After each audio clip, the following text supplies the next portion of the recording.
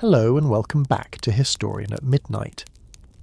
In July of 1499, a battered, storm-scarred little ship called the Berrio worked its way up the mouth of the river Tagus toward the city of Lisbon, and the handful of sailors still able to stand at her rail that morning were, by any honest description, closer to ghosts than to the confident royal explorers popular memory would later make of them. Their gums black and bleeding from a disease no doctor of the period could name, let alone treat, their teeth loosened or fallen out entirely, their bodies wasted down to something closer to a skeleton's outline than a living man's, survivors of a 2-year voyage that had set out from this same river with 4 ships, and something in the range of 170 men, and was now returning with 2 ships, and perhaps a third of that number still breathing.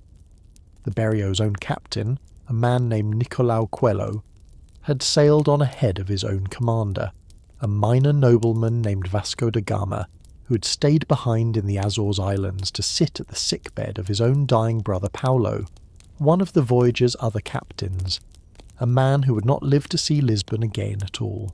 And so it was Coelho, not Gama, who first carried into the city the news that would, within the space of a single generation, turn a small, poor, sparsely populated kingdom clinging to the western edge of Europe into the master of a trading network stretching in an unbroken chain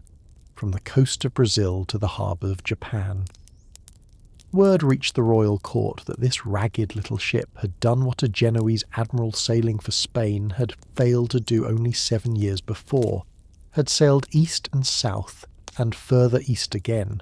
around the whole bottom of the African continent, and across an open ocean no European vessel had ever crossed, and had reached, at the far end of that impossible journey, the pepper and cinnamon and cardamom markets of India itself,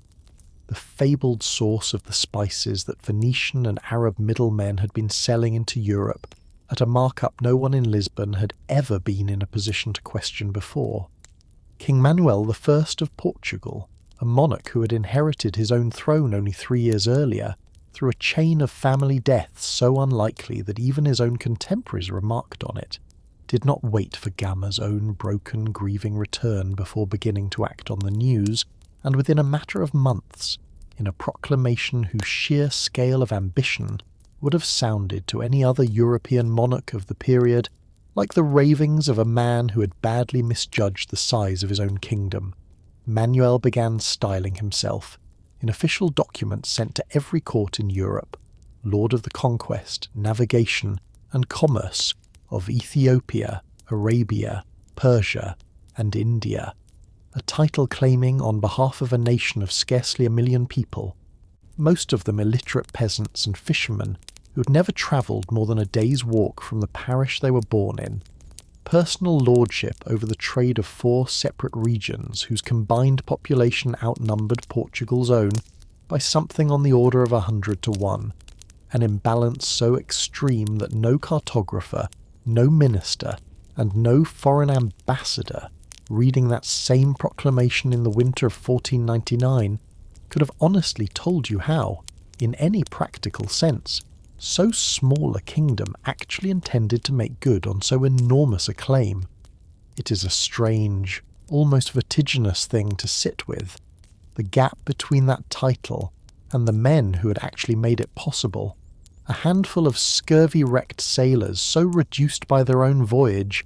that Portuguese chroniclers of the following generation would describe local officials in India mistaking them, on first sight, for beggars rather than the representatives of any king at all.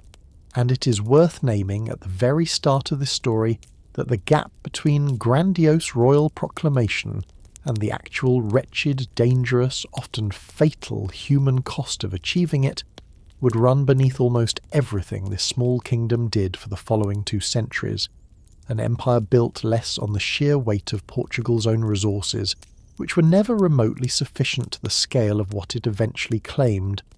than on a combination of genuinely extraordinary maritime skill, ruthless and often indiscriminate violence, and a willingness to gamble the lives of its own sailors, soldiers, and eventually millions of enslaved human beings on ventures that a more cautious kingdom would very likely never have attempted at all. This whole long night story is about how that gamble, made first by a tiny mountainous agriculturally poor kingdom on the far western rim of a continent that had, for centuries, regarded itself as the edge of the known world rather than its centre, produced the first genuinely global seaborne empire in human history, a network of forts, trading posts and colonies that would eventually touch 4 continents at once, decades before any other European power had crossed a single ocean, and about how that same empire, built by a nation that never had the population, the wealth, or the standing army to hold what it claimed by force alone, would spend the following 5 centuries losing what it had won, piece by piece, first to a foreign crown that swallowed Portugal whole for 60 years, then to Dutch and English rivals who took its Asian trading posts one by one, then to its own largest and richest colony, which simply grew up and walked away, and finally, in the second half of the 20th century, to a series of colonial wars in Africa that a small, poor, dictatorship-governed nation fought for 13 exhausting years before its own soldiers, in the end, turned their rifles into something closer to a peace offering than a weapon, ending in a single strange and largely bloodless spring, the very last of the great European overseas empires to finally let go. If there is a single image worth carrying with you through everything this story is about to tell, it might be the simplest one available to a nation built almost entirely along a single riverbank and a single stretch of Atlantic coastline.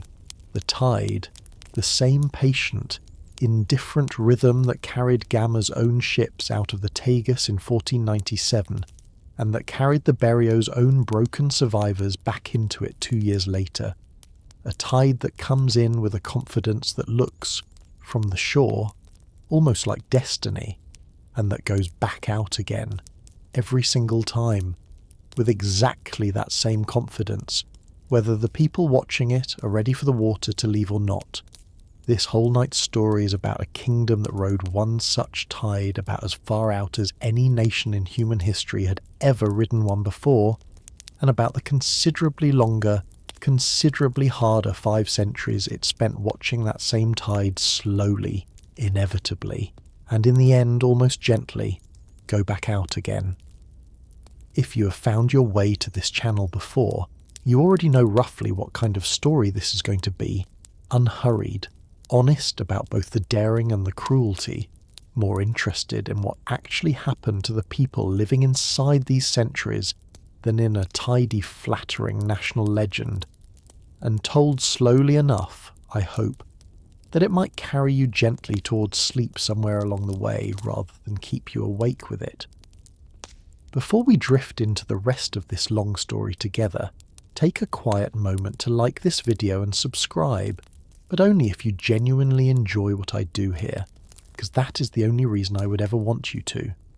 Please subscribe to this channel and help us in reaching 1,000 subscribers, a small milestone that would mean a great deal to this little corner of the internet, and a genuinely appreciated way of telling me that these long, unhurried histories are worth the time it takes to make them. If you would like to hear these stories a little earlier than everyone else, these episodes now go up first on Spotify for creators before they arrive anywhere else,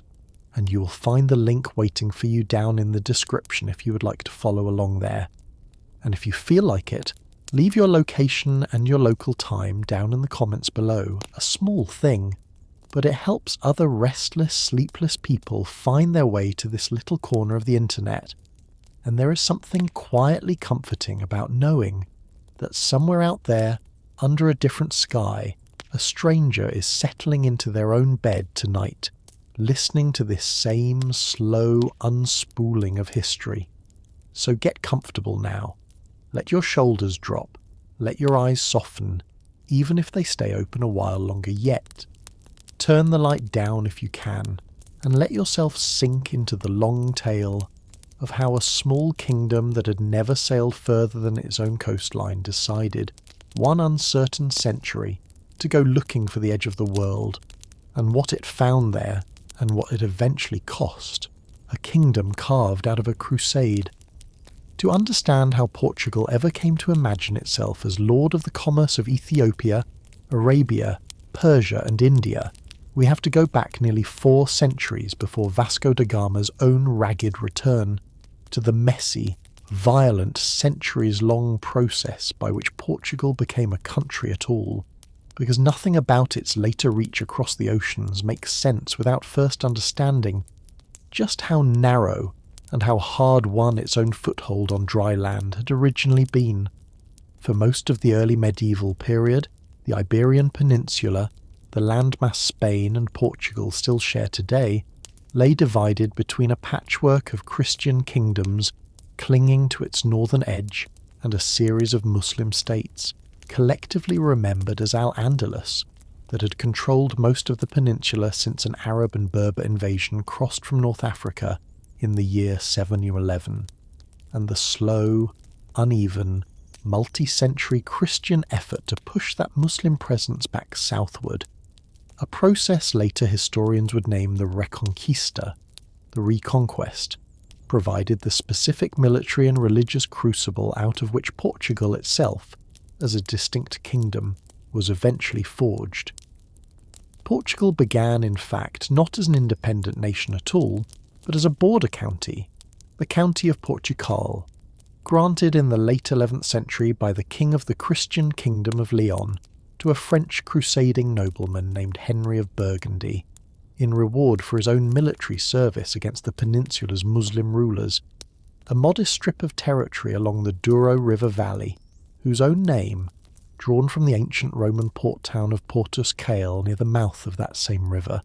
would eventually give an entire nation its own. It was Henry's son, a fiercely ambitious count named Afonso Henriques, who took the decisive step his own father had never quite dared, declaring himself, sometime around 1139, king of an independent Portugal, rather than a mere vassal county of Leon, a claim he backed up on the battlefield against his own royal cousins in Leon and Castile, with enough persistence that the Pope in Rome eventually recognised Portuguese independence outright in 1179, making Portugal one of the very oldest continuously bordered nation-states anywhere in Europe, a distinction it has held remarkably ever since, its borders essentially unchanged for the better part of 900 years, even as nearly every other European map around it was redrawn again and again by war, marriage, and revolution. Afonso Henriques' own reign, and the 2 centuries of Portuguese kings who followed him, remained defined almost entirely by the same slow, grinding southward reconquest that had produced the kingdom in the first place, a campaign fought town by town and fortress by fortress, down through the fertile Alentejo plains, and finally into the southernmost region of the Algarve, whose Arabic-derived name, meaning simply the West in the language of the Muslim rulers who had held it, Portugal's own kings inherited along with the territory itself once the last Muslim stronghold there fell in 1249, a conquest that made Portugal the first of the peninsula's Christian kingdoms to complete its own reconquest entirely, a full 2.5 centuries before Spain's own rulers would finally take the Muslim kingdom of Granada in 1492. It is worth naming, honestly, what that early completion actually meant for Portugal's own subsequent history, because a kingdom that had run out of Muslim territory to reconquer at home, hemmed in on every remaining land border by the considerably larger and more powerful kingdom of Castile, found itself facing, from the middle of the 13th century onward, a genuinely awkward strategic problem that a great many of its own later rulers would spend real energy trying to solve. A small nation, its own crusading and military energy still very much alive, with nowhere left on the peninsula to expand into, squeezed permanently between a much larger and often hostile Castilian neighbour to its east and an ocean, the vast and largely unmapped Atlantic, running the entire length of its own western coastline. That geography, a narrow strip of land with its back against a mountain range and its whole western face open to the sea, would matter enormously to everything this story has left to tell, because when Portugal's own restless expansionist energy finally found a new outlet a century and a half later, it had, quite literally, nowhere else to look but outward, across the water, toward a horizon no one in the kingdom had yet had any particular reason to cross. It is worth naming too one further institutional inheritance from this same long reconquest that would prove, a century and a half later, genuinely decisive to everything this story is about to describe, because the military religious orders that had fought alongside Portugal's own kings across the Reconquista did not simply disband once the fighting against Muslim rule finally ended. The Knights Templar, suppressed across nearly the whole of Catholic Europe in 1312, under considerable pressure from the King of France, who coveted the order's own substantial wealth, and who pressured the Pope into dissolving it, survived in Portugal alone in an altered but genuinely continuous form, the Portuguese crown moving quickly to reconstitute the order's own local branch, its own properties, and its own considerable accumulated wealth under a new name, the Order of Christ, an institution that remained, for the following 2 centuries, one of the wealthiest and most powerful landholding bodies in the entire kingdom, and whose own Grand Mastership, held by Prince Henry from 1420 onward, gave Henry direct personal control over exactly the kind of accumulated crusading wealth and crusading legitimacy that let him fund decades of expensive, frequently unprofitable exploratory voyages down the African coast, without ever needing to secure the Portuguese crown's own direct financial backing for each individual expedition. A detail worth sitting with because it means the entire age of Portuguese exploration. This story is about to follow was bankrolled, in no small part, by the surviving fortune of a crusading military order most of the rest of Europe had already extinguished a century earlier. A small kingdom looks at the sea. The specific crisis that finally pushed Portugal to look seriously at that horizon arrived in 1383, when the death of the reigning Portuguese king without a clear male heir threw the kingdom into a succession crisis that neighbouring Castile, sensing an opportunity to finally absorb its smaller neighbour outright, moved quickly to exploit, invading Portugal in support of a rival claimant with royal blood on both sides of the border. Portugal's own response to that invasion produced one of the genuinely formative moments of its national identity, a decisive Portuguese victory at the Battle of Aljubarrota in August of 1385, won by a considerably smaller Portuguese and English force against a Castilian army several times its size, a victory that secured Portuguese independence for the following 2 centuries and installed on the Portuguese throne an illegitimate royal half-brother of the previous king João, the founder of a new ruling house, the House of Avis, whose reign would preside directly over the opening act of everything this story is left to tell. It was in the aftermath of that same crisis, in fact, that Portugal formalised a diplomatic and military alliance with England, sealed by the 1386 Treaty of Windsor, and reinforced the following year by Joan's own marriage to an English princess, Philippa of Lancaster, an alliance that remains to this day the oldest continuously maintained diplomatic alliance anywhere in the recorded history of international relations, still formally in force more than 6 centuries later, a genuinely striking fact worth sitting with for a moment before this story moves on to considerably less peaceful matters. It is worth naming too that the same Battle of Aljubarrota this story has already described left behind, on the field where it was fought, one of Portugal's own most visited medieval monuments, a vast Gothic monastery, the Mosteiro da Batalha, the Monastery of the Battle, commissioned by João I himself in direct thanksgiving for the victory, and constructed over the following 2 centuries its own unfinished chapels, left deliberately open to the sky by a later king's changed priorities,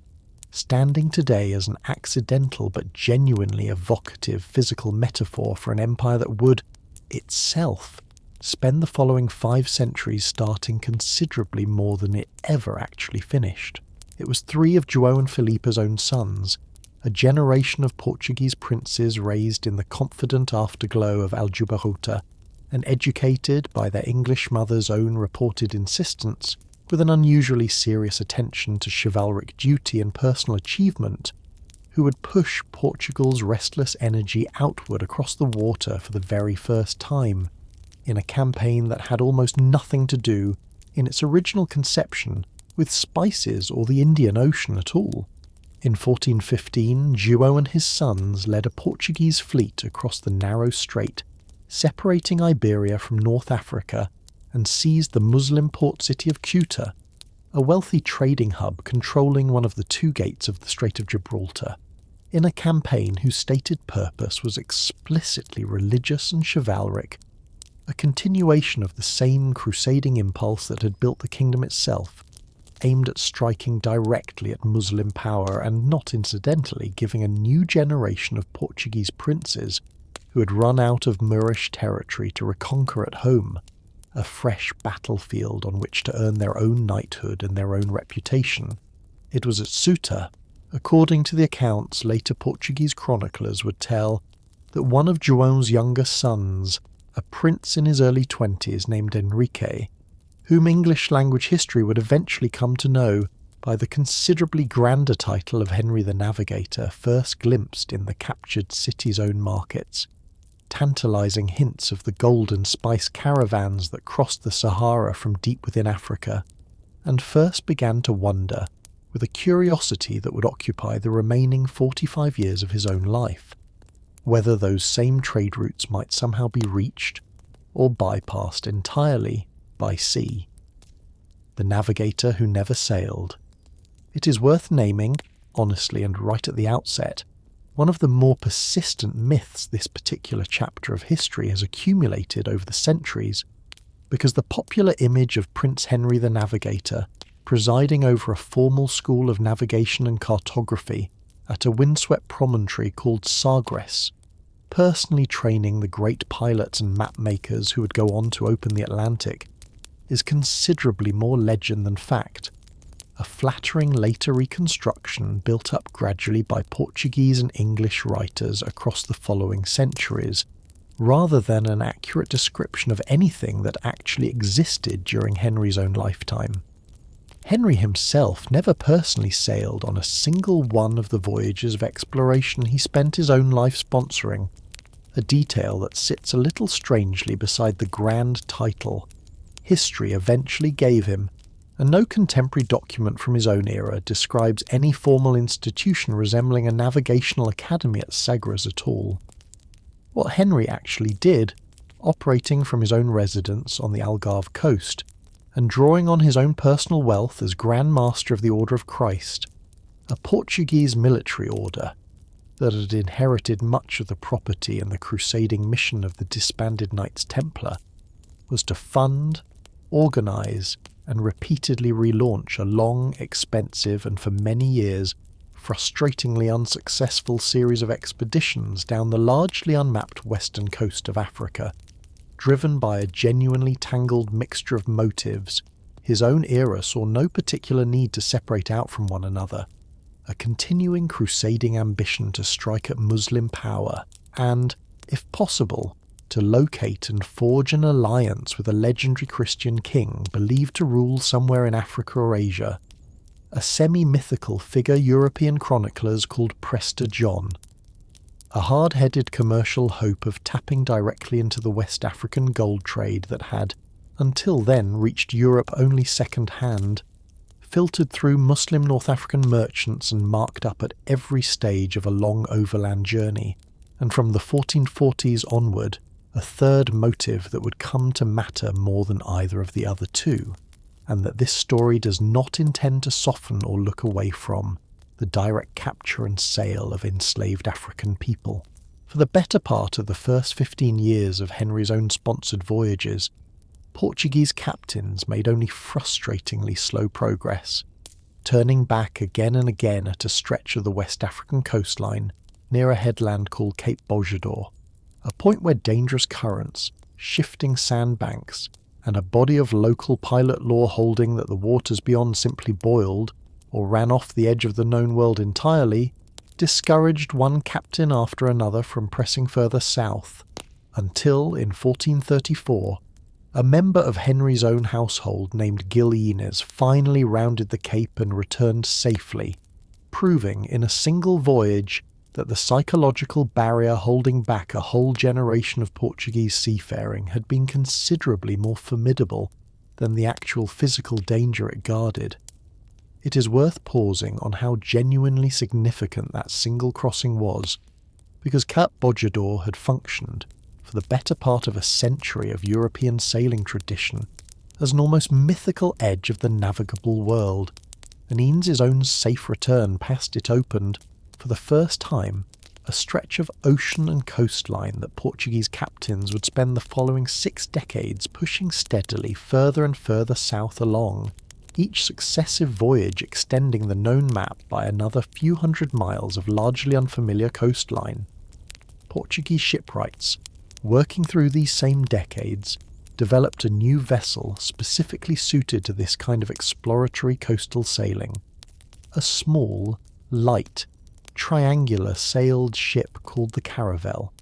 manoeuvrable enough to sail effectively against the wind, and shallow drafted enough to explore close inshore without running aground. A genuinely significant piece of maritime engineering that would remain the workhorse of Portuguese, and soon enough Spanish, oceanic exploration for the following century.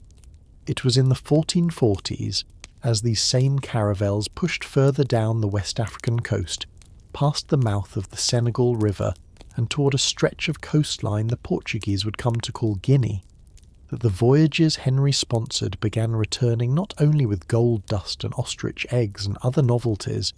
but with captured African people, seized initially in small raiding parties, and increasingly as local resistance to outright kidnapping stiffened. Purchased instead from African traders and rulers already operating their own regional networks of captivity and human trade along the coast and further inland. A Portuguese chronicler in Henry's own direct royal service, a man named Gomes Eanes de Zuara, was commissioned in the 1450s to write the first sustained history of these voyages, a work whose own account of an early slave auction held at the port town of Lagos in 1444, describing weeping mothers and children forcibly separated from one another on the auction block, even as Zuara's own narration insists that these same captives ought to feel grateful for having been delivered from spiritual darkness into Christian salvation, stands as one of the earliest and most uncomfortably revealing documents in the entire history of the transatlantic slave trade,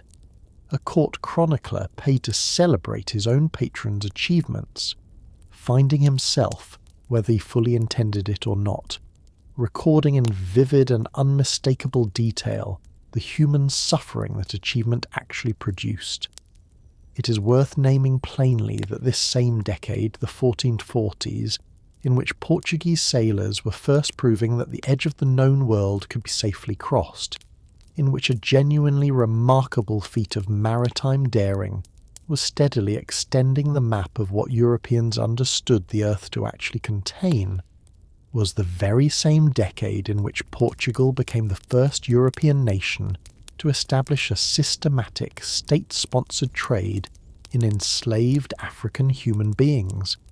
a trade that would, across the following 4 centuries, grow into the single largest forced migration in recorded human history, and this story has no intention of letting the genuine wonder of the navigational achievement crowd that darker fact out of the telling, rounding the world's edge. Henry the Navigator died in 1460, having spent nearly half a century and a very considerable personal fortune pushing Portuguese exploration roughly as far as the coast of modern Sierra Leone,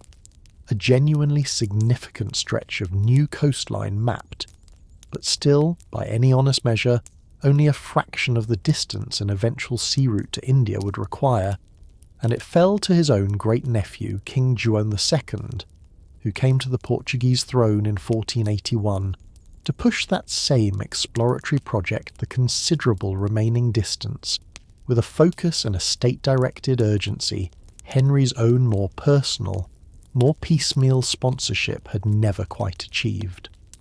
João, a monarch contemporaries and later historians alike would remember as one of the shrewdest and most single-minded rulers of the entire Portuguese royal line, understood, with a clarity his predecessors had lacked, that the real prize at the end of this whole exploratory project was not another few hundred miles of African coastline, but a direct sea route around the entire African continent to the spice markets of India. A route that would let Portugal bypass the long chain of Arab, Egyptian and Venetian middlemen who currently controlled every stage of the spice trade's overland and Mediterranean passage into Europe, and pocket, for the Portuguese crown itself, the enormous markup each of those middlemen currently charged along the way. Under João's own direct patronage, a captain named Diogo Cao pushed Portuguese exploration deep down the coast of what is now Angola in the mid-1480s, planting stone pillars called padrões, carved with the Portuguese royal coat of arms at each significant new landfall to mark the kingdom's claim, a practice that gives modern historians an unusually precise, physically documented record of exactly how far Portuguese exploration had reached at each stage of this whole long project.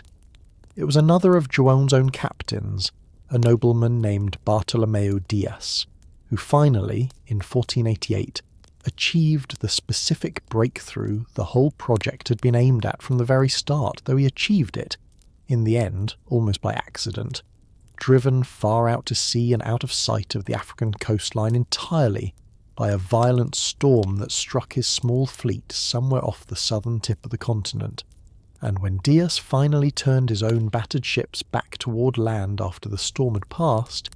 he found, to his own considerable astonishment, that the African coastline he rediscovered now ran east and then north rather than continuing south. Proof, unmistakable once he understood what he was actually looking at, that he had been blown clean around the southernmost point of the entire African landmass without ever having seen it. Dias pressed a short distance further along this newly discovered eastern running coast before his own exhausted crew, having been at sea for the better part of a year already and facing dwindling supplies, forced him to turn back toward Portugal, and it was only on that return voyage that Dias actually sighted and named the dramatic headland his outbound storm had carried him past unseen, a cape he himself, in a moment of genuinely exhausted candour his own king would soon overrule, named the Cape of Storms, in honest tribute to the violent weather that had so nearly destroyed his entire expedition.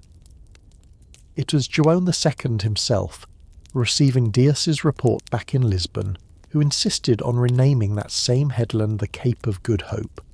a piece of royal rebranding that captured rather neatly exactly how the Portuguese crown had learned to think about its own long, expensive, often disastrous exploratory project by this point, less as a sequence of individual sailors' personal ordeals than as a single, continuous national investment, whose most recent, most promising milestone deserved a name that pointed forward rather than one that dwelled on what it had actually cost to reach it. It is worth naming briefly exactly what kind of king was actually driving this whole exploratory project so relentlessly forward in these same years, because João II earned, from later Portuguese chroniclers, the admiring epithet the perfect prince for a single-minded ruthlessness that extended well beyond his own overseas ambitions and into the heart of his own royal court, facing a Portuguese high nobility that had grown, under his own father's considerably weaker reign, dangerously accustomed to acting as an independent check on royal authority, João moved with real and calculated brutality to break that same aristocratic power once and for all, personally stabbing to death, according to the most widely credited contemporary account, his own brother-in-law and cousin the Duke of Viseu in a private royal chamber in 1484, after uncovering what he considered credible evidence of a noble conspiracy against his own life and throne, and executing the following year the Duke of Bragança, the single wealthiest and most powerful nobleman in the entire kingdom, on similar charges of treason. A pair of killings that terrified the remaining Portuguese aristocracy into a submission no earlier Portuguese king had ever managed to extract from it, and that gave João's own crown a level of unchallenged, centralised authority over royal policy, including the enormous and enormously expensive gamble of continued oceanic exploration, that a monarch still fighting for his own throne against a genuinely independent nobility would very likely never have been able to sustain. A line across the ocean. It is worth naming here one further event from these same years that would shape everything Portugal did next just as decisively as Dias's own voyage had, because in 1492, only 4 years after Dias returned with proof that Africa could be sailed around, a Genoese captain named Christopher Columbus, sailing for Portugal's own increasingly powerful neighbour and rival, the newly unified Crown of Spain, returned from a westward Atlantic voyage claiming, with a confidence that would prove badly mistaken about the actual geography involved, but genuinely alarming to Portuguese ears regardless, to have reached the outer islands of Asia by sailing directly west across the ocean, rather than around Africa at all. Columbus had in fact first brought this same westward proposal to the Portuguese crown years earlier, and João II's own royal geographers, working from a more accurate estimate of the Earth's actual circumference than Columbus himself was using, had rejected the scheme as based on a serious miscalculation of the distances involved, a rejection that looked, in the very short term following Columbus's own triumphant Spanish-sponsored return, like a genuinely costly Portuguese blunder, though it would in fact prove, once the true scale of what Columbus had actually stumbled onto became clear, to have been the more scientifically sound judgment all along. Spain's own celebration of Columbus's return alarmed the Portuguese crown enough that João moved immediately and with real diplomatic urgency to secure Portugal's own existing claims against this sudden new Spanish rival, appealing to the Spanish-born Pope Alexander VI to formally divide the entire unexplored world between the two Iberian crowns before their competing exploratory ambitions collided at sea. Alexander himself, a Spanish-born pope of the Borgia family whose own election had depended heavily on Spanish political support, issued, across the following months of 1493, a rapid succession of papal bulls addressing the dispute, the first of them drawing a dividing line only 100 leagues west of the Cape Verde Islands, a proposal so generous to Spanish interest that João II's own ambassadors immediately protested it as inadequate to protect Portugal's own established African trade routes, forcing the direct royal-to-royal negotiation that would, within the following year, replace the Pope's own initial line with the more carefully calculated one this story is about to describe. The resulting agreement, negotiated directly between Portugal and Spain, rather than left entirely to the papal bulls Alexander had initially issued, and signed at the Spanish town of Tordesillas in June of 1494, drew an imaginary north-south line across the map of the entire Atlantic Ocean, granting Spain exclusive rights to explore and claim any new territory discovered west of that line, and Portugal exclusive rights to everything discovered east of it, a division so sweepingly confident in its own scope that it purported to settle the ownership of continents no European had yet even glimpsed. It is worth naming honestly exactly how much diplomatic skill João's own negotiators brought to that Tordesillas meeting, because the line the two crowns eventually agreed on sat considerably further west than the Pope's own original proposal, a shift of roughly 270 additional leagues into the Atlantic that Portuguese negotiators pushed for, with an insistence Spanish diplomats at the time found puzzling, since neither side, at the moment the treaty was signed, had any confirmed knowledge that a substantial landmass sat anywhere near that revised line at all. Only 6 years later, when a Portuguese fleet bound for India happened to make an unplanned landfall considerably further west than any previous Portuguese voyage had sailed, would the true, and for Portugal genuinely fortunate, significance of that extra westward shift become clear. It is worth naming too, plainly, what the Treaty of Tordesillas did not do,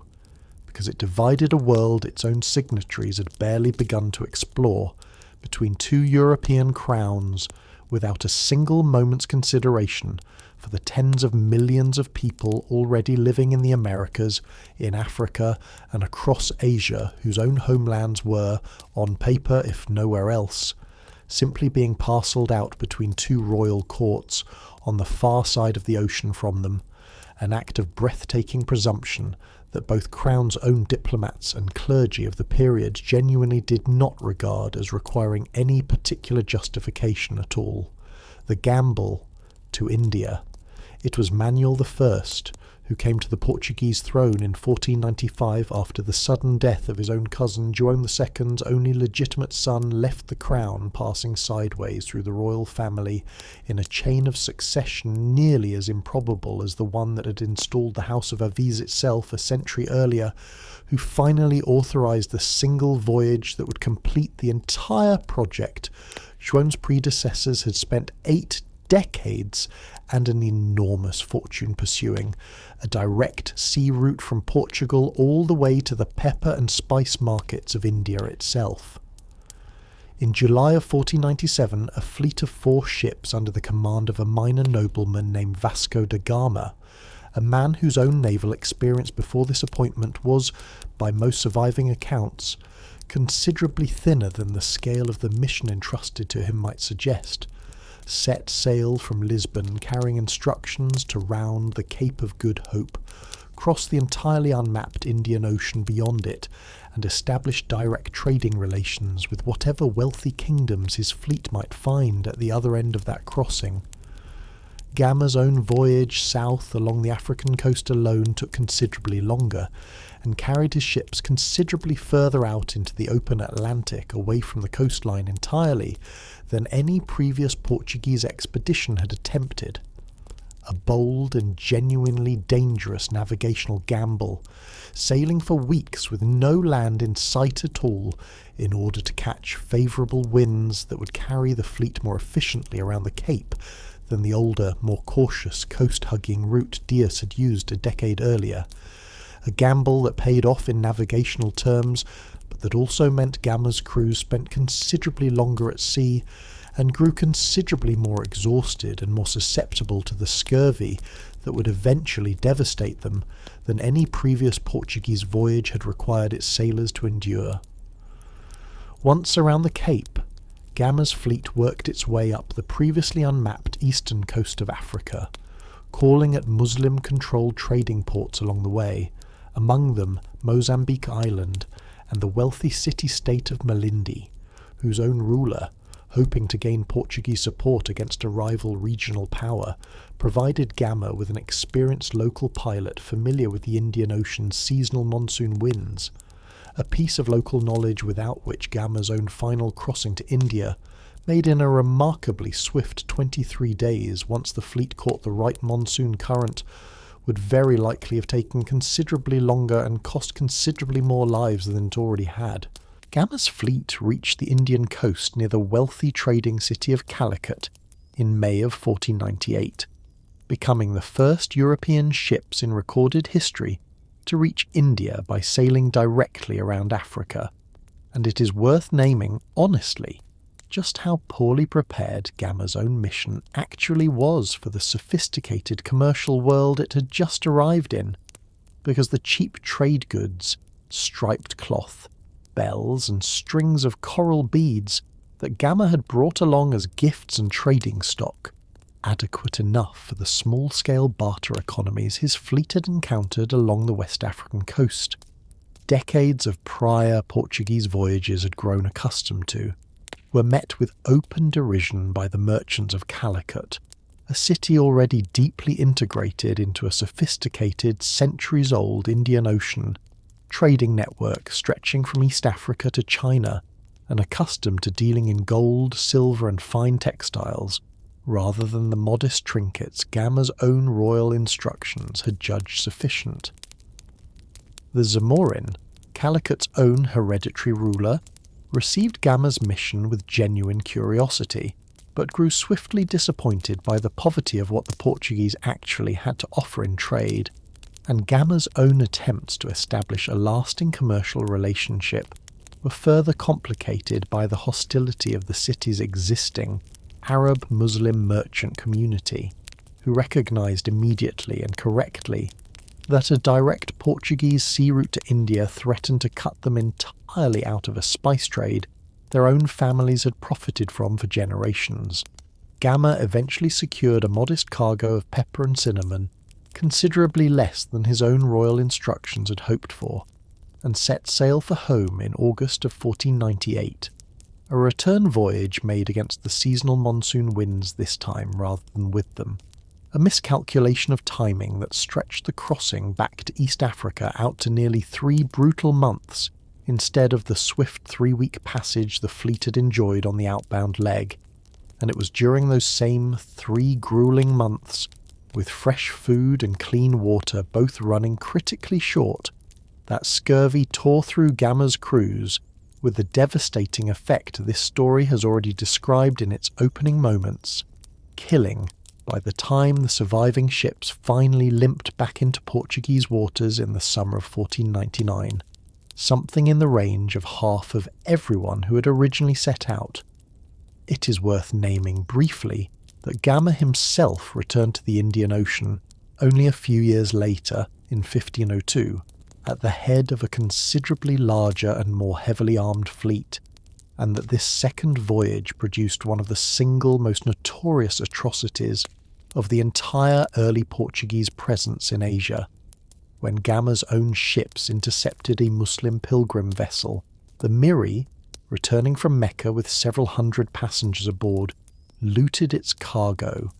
and then, according to multiple surviving contemporary accounts, set the ship ablaze with a large share of its own passengers, women and children among them, still trapped below deck, a massacre Gama himself reportedly justified as a deliberate reprisal against the same Calicut merchant community that had frustrated his own first voyage's commercial ambitions 4 years earlier, and an episode that stands alongside Albuquerque's own conquest of Goa. This story is about to describe as an early and unmistakable demonstration that the Portuguese presence in the Indian Ocean intended from a remarkably early stage to secure its own commercial position through calculated terror as readily as through trade. Lord of the conquest, navigation, and commerce. Gama himself finally reached Lisbon in early September of 1499, weeks after his own crew's initial return, delayed by the death of his brother Paulo in the Azores, and by his own evident need for time to grieve before facing the triumphant royal reception awaiting him, and King Manuel, whatever the modest actual cargo Gama's expedition had brought home, understood immediately the far larger strategic prize the voyage had actually secured, proof, for the first time in European history, that a direct sea route to the wealth of Asia existed, and that Portugal, and Portugal alone among the crowns of Europe, currently knew how to sail it. It was in the months immediately following Gama's return that Manuel adopted the sweeping title this story opened with, Lord of the Conquest, Navigation and Commerce of Ethiopia, Arabia, Persia and India, and began organising, with a speed and a scale of royal investment that dwarfed anything Henry the Navigator or even John II had ever commanded, a considerably larger follow-up expedition intended not merely to trade with India, but to establish there a permanent armed and, if necessary, violently enforced Portuguese commercial presence. That follow-up fleet, 13 ships strong and commanded by a nobleman named Pedro Álvares Cabral, sailed from Lisbon in March of 1500, and it is worth naming here one of the single most consequential accidents in the whole of this story, because Cabral's own outbound route, following the same wide Atlantic swing Gama had pioneered to catch favourable winds round the Cape of Good Hope, carried his fleet considerably further west than any previous Portuguese voyage, so far west in fact that in April of 1500 Cabral's lookout sighted, entirely unexpectedly, a landmass no European expedition had ever reported before, a stretch of coastline that Cabral, uncertain whether he had found an island or a much larger continent, claimed formally for the Portuguese crown under the very Treaty of Tordesillas João II's negotiators had so carefully secured 6 years earlier, a treaty whose western line, as this story has already noted, happened, whether by genuine foresight or by extraordinary coincidence historians still debate, to fall just close enough to this newly sighted coastline that Portugal's own claim to it stood on considerably firmer legal ground than pure chance alone might otherwise have allowed. Cabral named the new land Ilha de Vera Cruz, the island of the True Cross,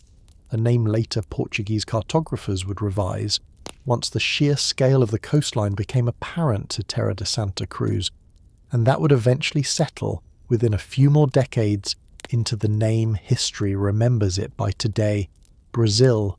drawn from a valuable red dye wood, pau-brasil, that Portuguese traders would soon begin harvesting from its forests in the very first stirrings of a colonial economy that would, across the following 3 centuries, grow into by far the largest, richest, and most populous piece of the entire Portuguese overseas empire. Cabral himself, having claimed this unexpected new territory in only a matter of days,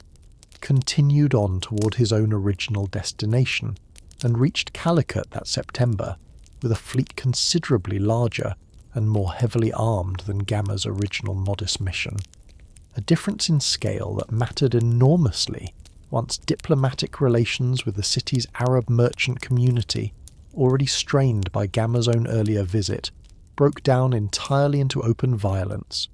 Cabral's own factory and trading post in Calicut sacked by a mob incited by hostile local merchants, and Cabral responding in turn by bombarding the city itself from his own ships and seizing several Arab merchant vessels in the harbour, an escalation that set, within the space of that single violent season, the entire pattern the following century of Portuguese activity in the Indian Ocean would follow, trade and conquest arriving together inseparably, rather than one following peacefully after the other. Stone grown from a spice ledger. It is worth pausing for just a moment on the physical monuments this exact golden decade left behind, because Manuel's own sudden wealth found expression not only in ships and fortresses, but in stone, in a distinctive architectural style that art historians would come to name Manuelin directly after him, an exuberant, densely decorated late Gothic style whose carved doorways and window frames incorporated, again and again, maritime imagery, twisted ropes, coral, armillary spheres, and knotted cordage rendered in stone, as though the whole building itself were meant to look as though it had just been hauled up dripping from the sea. Manuel commissioned the grandest surviving example of this style, the Jerónimos Monastery at Belém on the western edge of Lisbon, funded in large part by a tax levied directly on the spice trade this story has already described, begun in 1501, the year after Cabral's voyage, on the very site where Gama's own crew was said to have spent their final night in prayer before setting out for India in 1497, and a companion fortress, the Belém Tower, built in the following decade to guard the same stretch of river the royal fleets had sailed out from, its own carved stone rhinoceros gargoyle, modelled on a living animal shipped to Lisbon from India in 1515 as a royal gift, and the first rhinoceros seen in Europe since antiquity. standing as a small, strange and rather charming physical record of exactly how far and how strange the goods and curiosities flowing back from this new empire had already become by the second decade of the 16th century. Both buildings survive today, remarkably, having outlasted the earthquake. This story will turn to shortly relatively unscathed, and both now stand, fittingly, as UNESCO World Heritage Sites and as two of the most visited monuments in the whole of modern Portugal, stone ledgers, in effect, of a single spectacular decade of spice wealth that the empire itself would spend the following 5 centuries slowly spending back down, the furnace of the mind. Before this story follows Portuguese fleets any further into the Indian Ocean,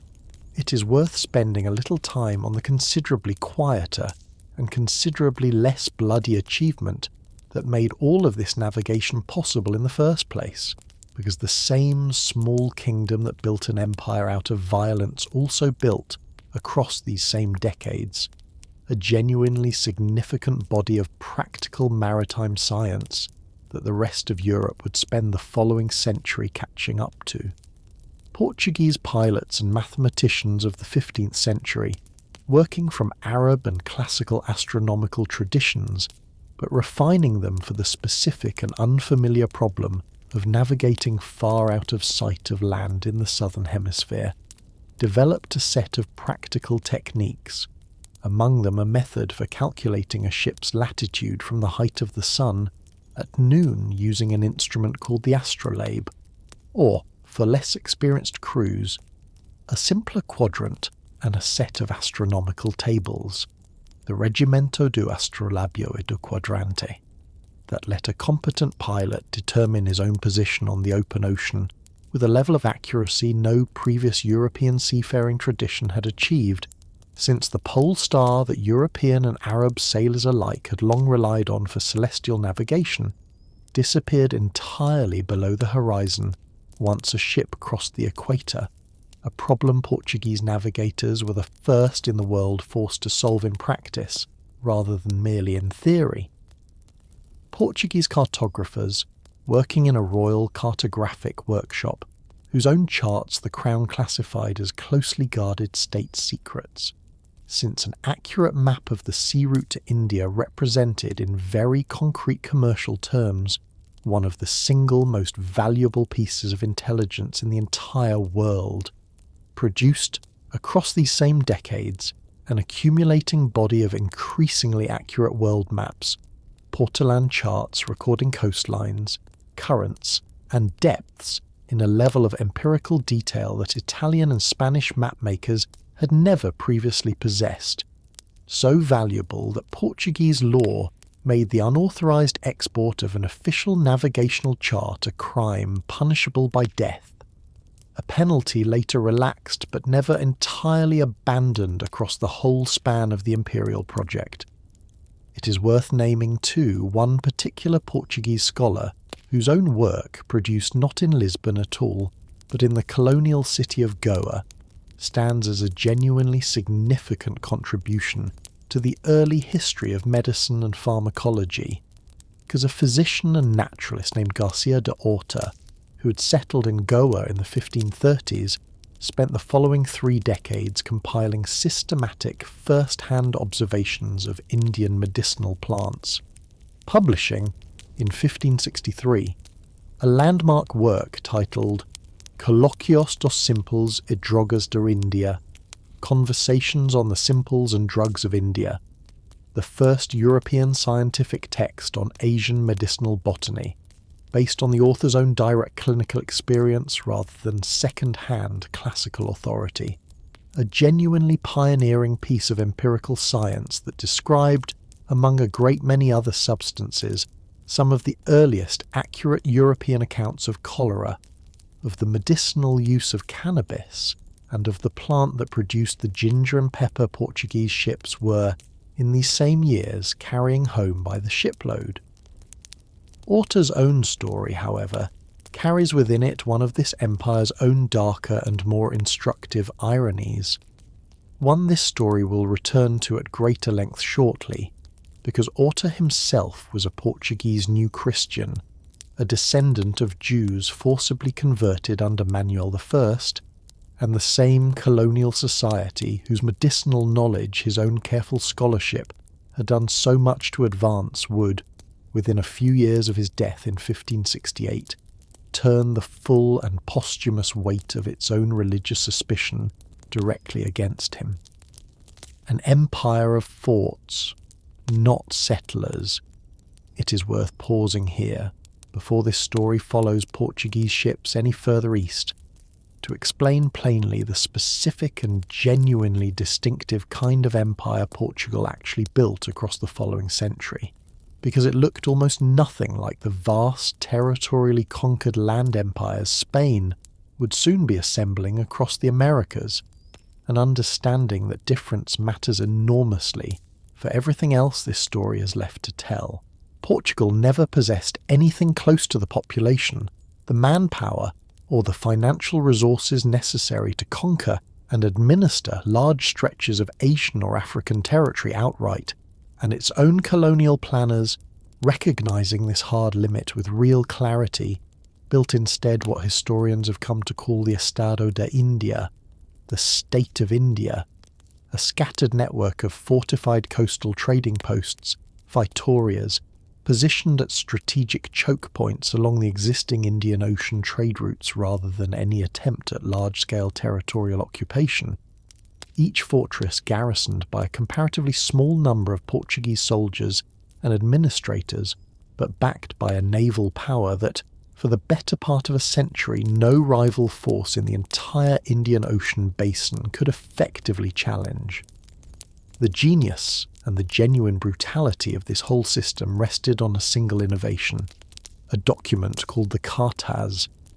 a Portuguese-issued pass that every merchant ship in the Indian Ocean, regardless of its own nationality or its own cargo, was required to purchase and carry if it wished to sail these waters without being stopped, boarded, and, if it lacked the proper pass, burned or sunk outright by patrolling Portuguese naval squadrons,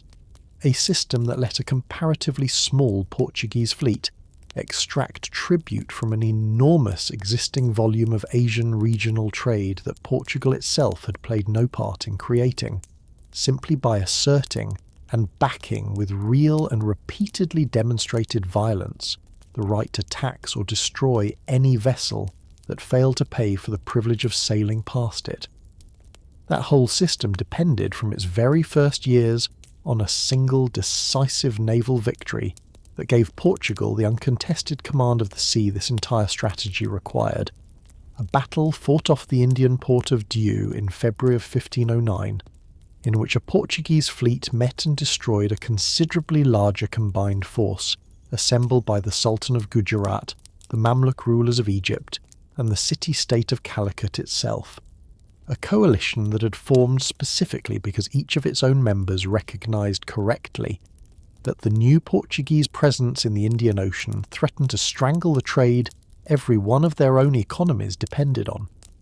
The Portuguese victory at Diu, won substantially through a combination of superior ship-mounted artillery and gunnery discipline that the coalition fleet, built around older vessels designed more for troop transport and boarding actions than for sustained cannon exchange, simply could not match, broke the last serious naval coalition capable of directly challenging Portuguese sea power in the Indian Ocean for the following century.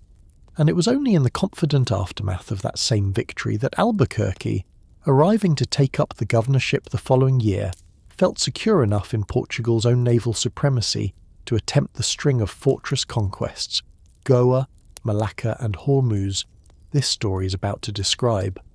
The architect who turned this whole strategy into a genuinely functioning empire was a nobleman named Afonso de Albuquerque, appointed governor of Portuguese India in 1509.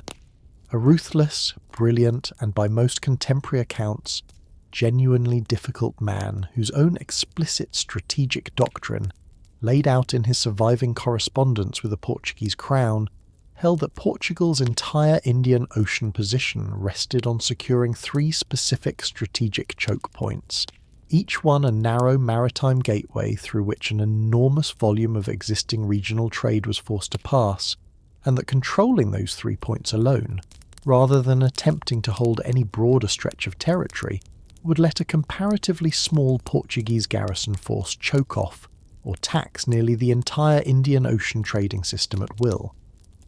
Albuquerque captured the first of his 3 keys, the wealthy port city of Goa on India's western coast, in 1510, seizing it from a local Muslim ruling dynasty in a campaign marked by real and, by Albuquerque's own unapologetic account, deliberately exemplary brutality, a massacre of the city's Muslim garrison and population that Albuquerque himself described in a letter to King Manuel as a necessary demonstration that would ensure no future Indian ruler dared resist Portuguese demands without first weighing the fate Goa's own population had just suffered. And Goa, once secured, became the permanent capital and administrative headquarters of the entire Estado de India, a role it would continue to play for the following 4.5 centuries. Albuquerque captured his second key, the fabulously wealthy trading city of Malacca, positioned on the strait through which nearly all seaborne trade between the Indian Ocean and the Spice Islands and China, further east, was forced to pass in 1511, again through a campaign of considerable violence against a city whose own Muslim sultan had, only a few years earlier, executed a group of Portuguese envoys sent to negotiate peacefully, and Malacca's capture gave Portugal, in a single stroke, effective control over the single most valuable choke point in the entire maritime trade between the Indian Ocean and East Asia. And Albuquerque secured his third key, the strategically vital Strait of Hormuz controlling access between the Indian Ocean and the Persian Gulf in 1515, completing, within a span of only 5 years, a genuinely remarkable feat of imperial engineering. 3 fortified strongholds, each held by a Portuguese garrison, numbering, in most cases, only a few hundred to at most a few thousand men, that together allowed Portugal to exert real, if never total, control over trade routes carrying goods between 3 separate continents, an empire that ruled the sea lanes rather than the land, and that depended for its entire existence on maintaining a level of naval and technological superiority no single rival power in the Indian Ocean world could yet match, a superiority that would not, as this story will eventually show, last forever. It is worth naming briefly that the Ottoman Empire, which had absorbed Egypt and the old Mamluk Sultanate's own considerable naval resources in 1517, mounted the single most serious challenge to that Portuguese naval supremacy across the following decades, sending fleets from the Red Sea to besiege Portuguese Diu in 1538 and to contest Portuguese control of the Persian Gulf approaches through the middle decades of the 16th century, a prolonged and genuinely costly rivalry that neither side ever fully won outright, but that Portugal, drawing on its own superior familiarity with the specific waters of the Indian Ocean and a continuous, if increasingly strained, supply line back to Lisbon, managed to hold to a rough strategic stalemate for the better part of a century, buying the Estado da India considerably more time than its own always thin resources might otherwise have earned it. The far shore. Portuguese ships did not stop at India, and it is worth following one further, considerably longer thread eastward, before this story turns to what the new spice route actually did to the European economy, because Portugal's own reach eventually extended all the way to the coast of China, and, in one of the genuinely stranger episodes this whole story has to offer, to Japan itself. Portuguese traders first reached the southern Chinese coast in the 1510s, and after several decades of uneasy, informally tolerated commerce, secured, around 1557, permission from local Chinese authorities to establish a permanent settlement on a small peninsula the Portuguese called Macau, a trading post Portugal would go on to hold, in one administrative form or another, for the following 4.5 centuries, longer than any other single piece of the entire overseas empire this story has followed. It was almost entirely by accident that Portuguese sailors first reached Japan at all, a small trading vessel blown off its intended course by a storm in 1543 and driven onto the shore of a small Japanese island. An arrival Japanese chroniclers of the period recorded with genuine fascination, since the shipwrecked Portuguese carried with them a weapon, the arquebus, that no one in Japan had previously encountered, and that a number of Japanese warlords, in the middle of their own long civil war, adopted and began manufacturing domestically with a speed that would, within only a few decades, help reshape the entire balance of Japanese feudal warfare. Portuguese traders, and close behind them, Jesuit missionaries following the same path Francis Xavier had already blazed across India and Southeast Asia, established a genuinely substantial presence in Japan across the following century, missionaries converting, by some contemporary estimates, several 100,000 Japanese subjects to Christianity in a period later Japanese and Western historians alike would come to call the Christian century, a conversion drive concentrated especially in the southern port city of Nagasaki, which grew under a combination of Portuguese trading investment and Jesuit missionary administration from a small fishing village into one of Japan's most important commercial ports, its own harbour filled, for a period of decades, with the Portuguese carracks that carried Chinese silk to Japan and Japanese silver back to China, and eventually on to Europe, a triangular trade that made a small number of Portuguese merchant families and Jesuit administrators alike genuinely wealthy. That whole arrangement collapsed with a speed and a finality that offers one of this story's starker illustrations of just how quickly an empire built on a host nation's tolerance, rather than its own military conquest, could be swept away the moment the tolerance ran out, because Japan's newly unified Tokugawa shogunate, growing increasingly suspicious across the early 17th century that Christian conversion functioned as a foothold for eventual European conquest, a suspicion sharpened considerably by the shogunate's own observation of how readily Spanish and Portuguese missionary activity elsewhere in Asia and the Americas had preceded outright territorial annexation, moved first to restrict and then, following a brutal 1637 and 1638 uprising by persecuted Japanese Christians on the Shimabara Peninsula, that the shogunate's own forces crushed, with a death toll numbering in the tens of thousands, to eliminate the Portuguese presence in Japan entirely, expelling every Portuguese trader and missionary from the country in 1639, and executing the following year a Portuguese diplomatic delegation sent from Macau specifically to negotiate a resumption of trade. 61 of the 62 envoys beheaded on the shogunate's own direct order, a single survivor deliberately spared and sent home specifically to carry word of the massacre back to Macau, an unmistakable warning that Japan's own 2 centuries of near-total self-imposed isolation from the outside world, which would not fully end until the following 2.5 centuries had passed, had begun. Macau itself survived this whole catastrophe, continuing to function as Portugal's principal remaining foothold in East Asian trade for the following 3.5 centuries, even after Japan's own doors had closed, its own small cosmopolitan population of Portuguese settlers, Chinese residents, and a genuinely distinctive mixed heritage community that developed its own Creole language, patois, still spoken by a small number of Macanese families today, a living linguistic fossil of exactly the kind of cultural blending this whole empire produced wherever it took root long enough. It is worth naming, too, that Macau's own final chapter closed only a generation ago.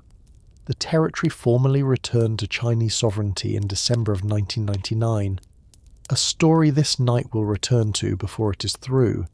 but it is worth planting the fact here, at the height of this empire's own eastward reach, that the very last piece of the entire structure this story is describing would, in the end, outlast every other Portuguese possession in Asia by a margin of centuries. It is worth naming too exactly why Macau alone managed to survive so many centuries of upheaval that swept away every other Portuguese Asian holding this story has already described. Because unlike Goa or Malacca, Macau had never actually been taken by conquest at all, but rather settled by Portuguese traders with the ongoing, revocable permission of successive Chinese governments, first the Ming dynasty, and then, after 1644, the conquering Qing, a legal and diplomatic arrangement that left Portugal in effective control of the territory's own local administration, while formal Chinese sovereignty over it, never fully renounced by Beijing at any point across the following 3.5 centuries, gave China its own enduring and eventually decisive claim to reclaim the peninsula whenever it judged the moment right, exactly as it finally did in 1999, a very different colonial relationship from the fortress conquest this story has followed elsewhere, and one that meant Macau, alone among Portugal's Asian possessions, was never actually lost to a rival European power at all, since no rival power's own claim to the territory had ever been recognised by its actual Chinese sovereign in the first place. The Spice Road rerouted, it is worth naming plainly exactly what this new Portuguese sea route actually did to the centuries-old trading system it had inserted itself into, because the economic consequences reached far beyond the Indian Ocean itself and rippled all the way back into the heart of Mediterranean Europe. For centuries before Gama's voyage, the spice trade that carried pepper, cinnamon, cloves and nutmeg from South and Southeast Asia into European markets had travelled by a long, expensive, multi-stage overland and short sea route, passing through Arab and Persian middlemen, through the Mamluk-controlled ports of Egypt, and finally into the hands of Venetian merchants, who held, by the 15th century, something close to a monopoly on the final, most profitable leg of that whole chain's distribution into the rest of Europe, a monopoly that had made Venice one of the wealthiest and most powerful city-states on the entire continent. Portugal's new direct sea route threatened to cut every one of those middlemen out of the chain at once, and while the actual economic disruption unfolded rather more slowly and unevenly than the Portuguese crown's own most triumphant early proclamations suggested, since Venetian and Egyptian merchants proved considerably more resilient competitors than Lisbon had initially expected, and continued shipping substantial volumes of spice by the old overland route for decades to come, the direction of the trade centre of gravity had nonetheless shifted, permanently and unmistakably, away from the Mediterranean and toward the Atlantic, a shift that would, across the following century, help drain some of Venice's own commercial preeminence away, even as it built in Lisbon an entirely new European centre of spice wealth that the city's own modest medieval infrastructure was almost comically unprepared to handle. The Portuguese crown itself, moving quickly to capture as much of this new trade's value as possible, declared the entire spice trade a royal monopoly, funneling every cargo that arrived from India through a single state institution in Lisbon, the Casa da India, the House of India, which handled the trade's licensing, taxation and distribution on the Crown's own direct behalf, and which grew, within only a few decades, into one of the single largest and most lucrative bureaucratic institutions in the whole of Europe.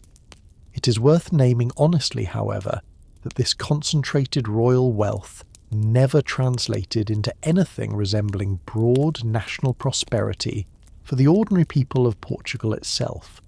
a kingdom whose own domestic agricultural and manufacturing base remained, throughout this entire golden age of overseas trade, genuinely modest, so that the Crown, chronically short of the working capital needed to actually finance each year's fleet of India-bound ships, even as spice revenue flowed in from the previous year's voyages, found itself borrowing repeatedly and at considerable cost from foreign banking houses the German Fugger and Welser families and Italian financiers among them, a pattern of royal debt that meant a very substantial share of the actual profit generated by Portugal's own hard-won spice monopoly, ended up, in the end, in the hands of bankers in Augsburg and Antwerp, rather than circulating through the Portuguese economy that had risked so many lives to secure it in the first place. Antwerp itself, in fact, grew across these same decades into the primary European distribution hub for the spices Portuguese ships carried home, a role the Flemish port city played with a commercial sophistication Lisbon's own more modest merchant infrastructure never quite matched. A detail worth naming because it shows, in miniature, a pattern this whole story will keep returning to. A Portugal that proved extraordinarily skilled at the dangerous, difficult work of actually opening new trade routes by force and by daring,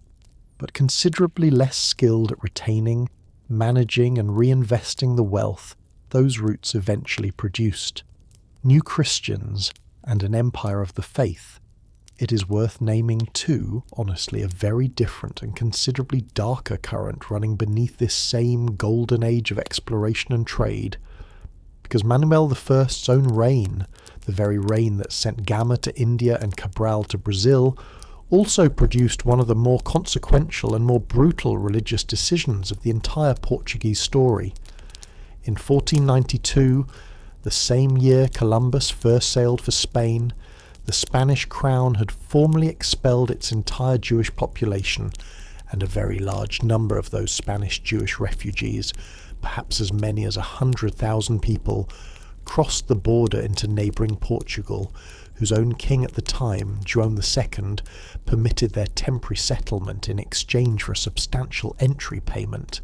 a decision that swelled Portugal's own existing Jewish community,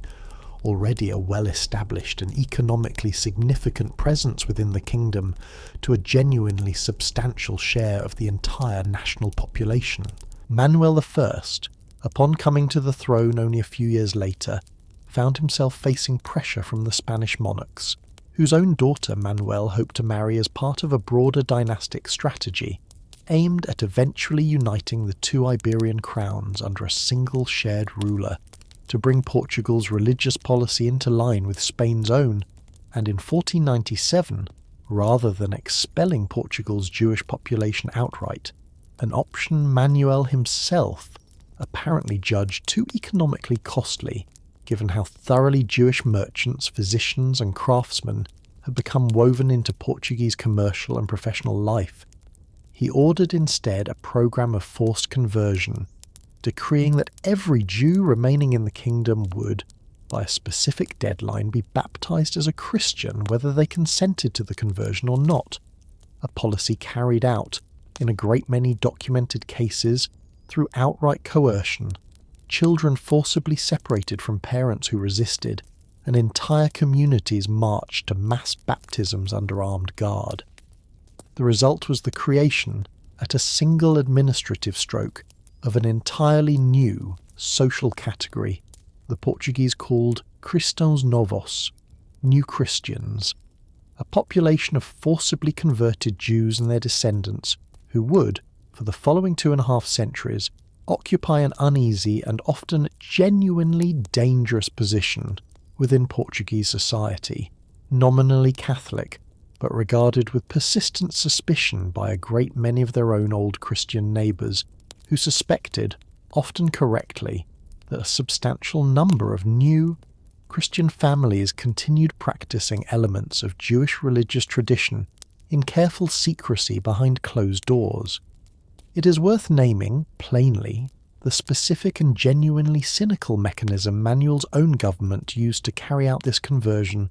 because it reveals a monarch considerably more interested in retaining his own kingdom's skilled Jewish population than in honouring the letter of his own decree. Manuel initially announced that Jews unwilling to convert would simply be required to leave Portugal by a fixed deadline, a formal option that mirrored Spain's own 1492 expulsion, and that a great many Portuguese Jewish families, having already fled Spain for exactly this reason 5 years earlier, understandably intended to take gathering at the port of Lisbon, with what possessions they could carry to board the ships that were meant to carry them onward into a fresh exile. When the deadline arrived, however, royal officials, acting on instructions historians have since traced directly back to Manuel himself,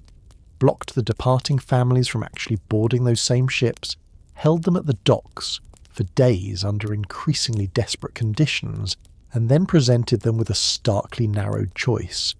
baptism on the spot or indefinite detention,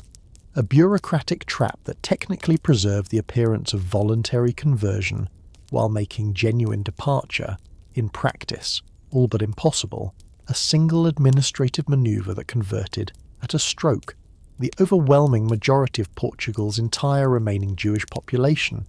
and that a great many later historians have identified as considerably more calculated and in its own way considerably more cynical than Spain's own blunter policy of outright expulsion 5 years before. That suspicion hardened, across the following decades, into formal state persecution, when Portugal, following Spain's own earlier example, established its own Inquisition in 1536, an ecclesiastical tribunal empowered to investigate, try and punish suspected heresy, and which turned its attention from nearly its very first years of operation overwhelmingly toward the new Christian population, prosecuting thousands of individuals across the following 2 centuries for the crime of secretly practicing Judaism, a great many of them tortured into confession, and a significant number burned alive in public ceremonies called autos da fe, acts of faith, staged as elaborate civic and religious spectacles that drew large crowds and that the Portuguese crown itself often attended as a matter of ceremonial obligation. It is worth naming plainly that the Inquisition's reach extended in time all the way to the furthest edges of Portugal's new overseas empire, establishing a particularly notorious tribunal at Goa in 1560, a colonial branch of the Inquisition, whose own prosecutions targeted not only suspected new Christians who had emigrated to India, but a considerably broader range of alleged religious offences among the colony's mixed population of Portuguese settlers, converted Hindu and Muslim residents, and enslaved people, a tribunal so feared for its own severity and its own secretive procedures that even contemporary European observers from other Catholic nations sometimes described the Goa Inquisition as among the harshest anywhere in the Catholic world. Its own physical headquarters, a building local residents came to call, in a phrase that survived long after the institution itself was finally abolished in 1812, simply the palace of the Inquisition. It is worth naming plainly the scale this single colonial tribunal actually reached across its own 2.5 centuries of operation, because the Goa Inquisition tried something in the range of 16,000 individuals over its entire lifetime, a number that included not only suspected secret Jews, but Hindu converts accused of continuing to practice elements of their own earlier faith, Portuguese settlers accused of bigamy or witchcraft, and, in one of its more grimly telling categories of prosecution, Christian converts credibly accused of nothing more than owning or reading books written in Sanskrit or Konkani, a policy of cultural as much as religious suppression that led, across these same decades, to the deliberate destruction of a considerable and now permanently unrecoverable body of pre-colonial Goan literature and Hindu religious texts, a loss historians can describe only in general terms because the very records that might have specified exactly what was destroyed were destroyed along with everything else. It is worth holding both halves of this same religious empire in view at once, because the Portuguese crown that funded a genuinely global missionary effort, sending Jesuit priests, Francis Xavier among the most celebrated of them, to preach across India, Japan and China in these same decades, and that understood its own overseas expansion in its own official language as a sacred project of spreading the Christian faith to the furthest corners of the earth, was simultaneously, and without any apparent sense of contradiction, burning its own forcibly converted subjects alive at home for practising in secret the very faith the crown itself had once forced their own grandparents to abandon. It is worth naming, plainly, one specific and genuinely horrifying episode from the very early years of this same forced conversion policy, because it shows how quickly official religious suspicion could curdle into outright mob violence, even without any formal inquisition yet in place to authorise it. In April of 1506, only 9 years after Manuel's own forced baptisms, a severe drought and an outbreak of plague had left Lisbon's population anxious, frightened, and, as a Dominican friar preaching in a city church that same week, openly encouraged, primed to look for someone to blame, and when a small disturbance broke out among a crowd gathered at a new Christian family's home over an ambiguous religious image some worshippers took for a miraculous sign, and others dismissed as a trick of the candlelight, the friar's own preaching, amplified within hours by rumour and by a mob that had already been circling the city's new Christian quarter with mounting hostility, turned into 3 days of organised massacre. Foreign sailors from ships docked in the harbour, joining local residents in dragging new Christian men, women and children from their homes and from the very churches where a number had sought sanctuary, and killing them in the street. A death toll later chroniclers placed somewhere in the range of 2,000 people. A pogrom carried out entirely without any legal or religious authorization at all, when the horrified king, learning of it only after the violence had run its own course, later punished by executing a small number of its ringleaders, though the punishment did remarkably little to prevent the far more systematic state-sanctioned persecution the Inquisition would formally institutionalize only 3 decades later. A genuinely bitter, posthumous irony befell Garcia de Orta too, the pioneering physician and botanist this story has already introduced, because his own scientific achievement brought him no lasting protection at all from the same suspicion that had already claimed so many other new Christian lives. Roughly a decade and a half after Orta's own death in 1568, the Goa Inquisition, acting on testimony extracted from Orta's own sister under torture, posthumously convicted him of secretly practicing Judaism, and in 1580 had his remains exhumed from consecrated ground and publicly burned in an auto da fe, his own ashes scattered into the Mandovi River, a punishment inflicted not on a living man capable of confession or recantation, but on a corpse, and on the memory of a scholar whose own careful, empirical descriptions of Indian medicine had, only 17 years earlier, represented one of the genuine intellectual triumphs of the entire Portuguese presence in Asia. A single life that captures, about as starkly as any other individual story this night has to offer, exactly how completely this empire's own genuine achievements and its own capacity for cruelty could coexist inside the very same institutions, and sometimes inside the very same family. The captive king. It is worth turning now for a moment to a single Portuguese monarch whose own reign and whose own death would very nearly undo everything this story has described so far, because the crisis that followed him would cost Portugal its own independence for the following 60 years. Sebastião, who came to the Portuguese throne as a child in 1557 following the early death of his own father, grew, across a sheltered and by most contemporary accounts, genuinely eccentric upbringing at the hands of Jesuit tutors, into a young king consumed by an intense, almost obsessive religious and chivalric fervour, a monarch who never married, who showed little interest in the practical business of governing a kingdom whose overseas empire was, by this point in the 1570s, already showing real signs of strain, and who instead fixed his own considerable royal energy on a single grand ambition, leading a Portuguese crusade into North Africa to conquer Morocco, and, in his own genuinely sincere conviction, strike a decisive blow for Christendom against the Muslim world his own great-grandfather's generation had first crossed to Ceuta to confront. Against the advice of a great many of his own senior councillors, who warned that the kingdom's finances and its available manpower were badly overstretched by the ongoing demands of maintaining the Estado de India and the Brazilian colony alike, Sebastião personally led a Portuguese army, swelled with foreign mercenaries and inexperienced conscripts, into Morocco in the summer of 1578, intervening in a local succession dispute on behalf of a deposed Moroccan sultan seeking to reclaim his own throne.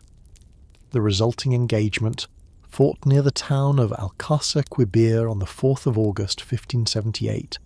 and remembered ever since as the Battle of the Three Kings, since all three of the rival monarchs involved, Sebastião himself, the deposed sultan he had marched to restore, and the reigning Moroccan ruler defending against them, would die within the same single day of fighting, ended in a total and catastrophic Portuguese defeat.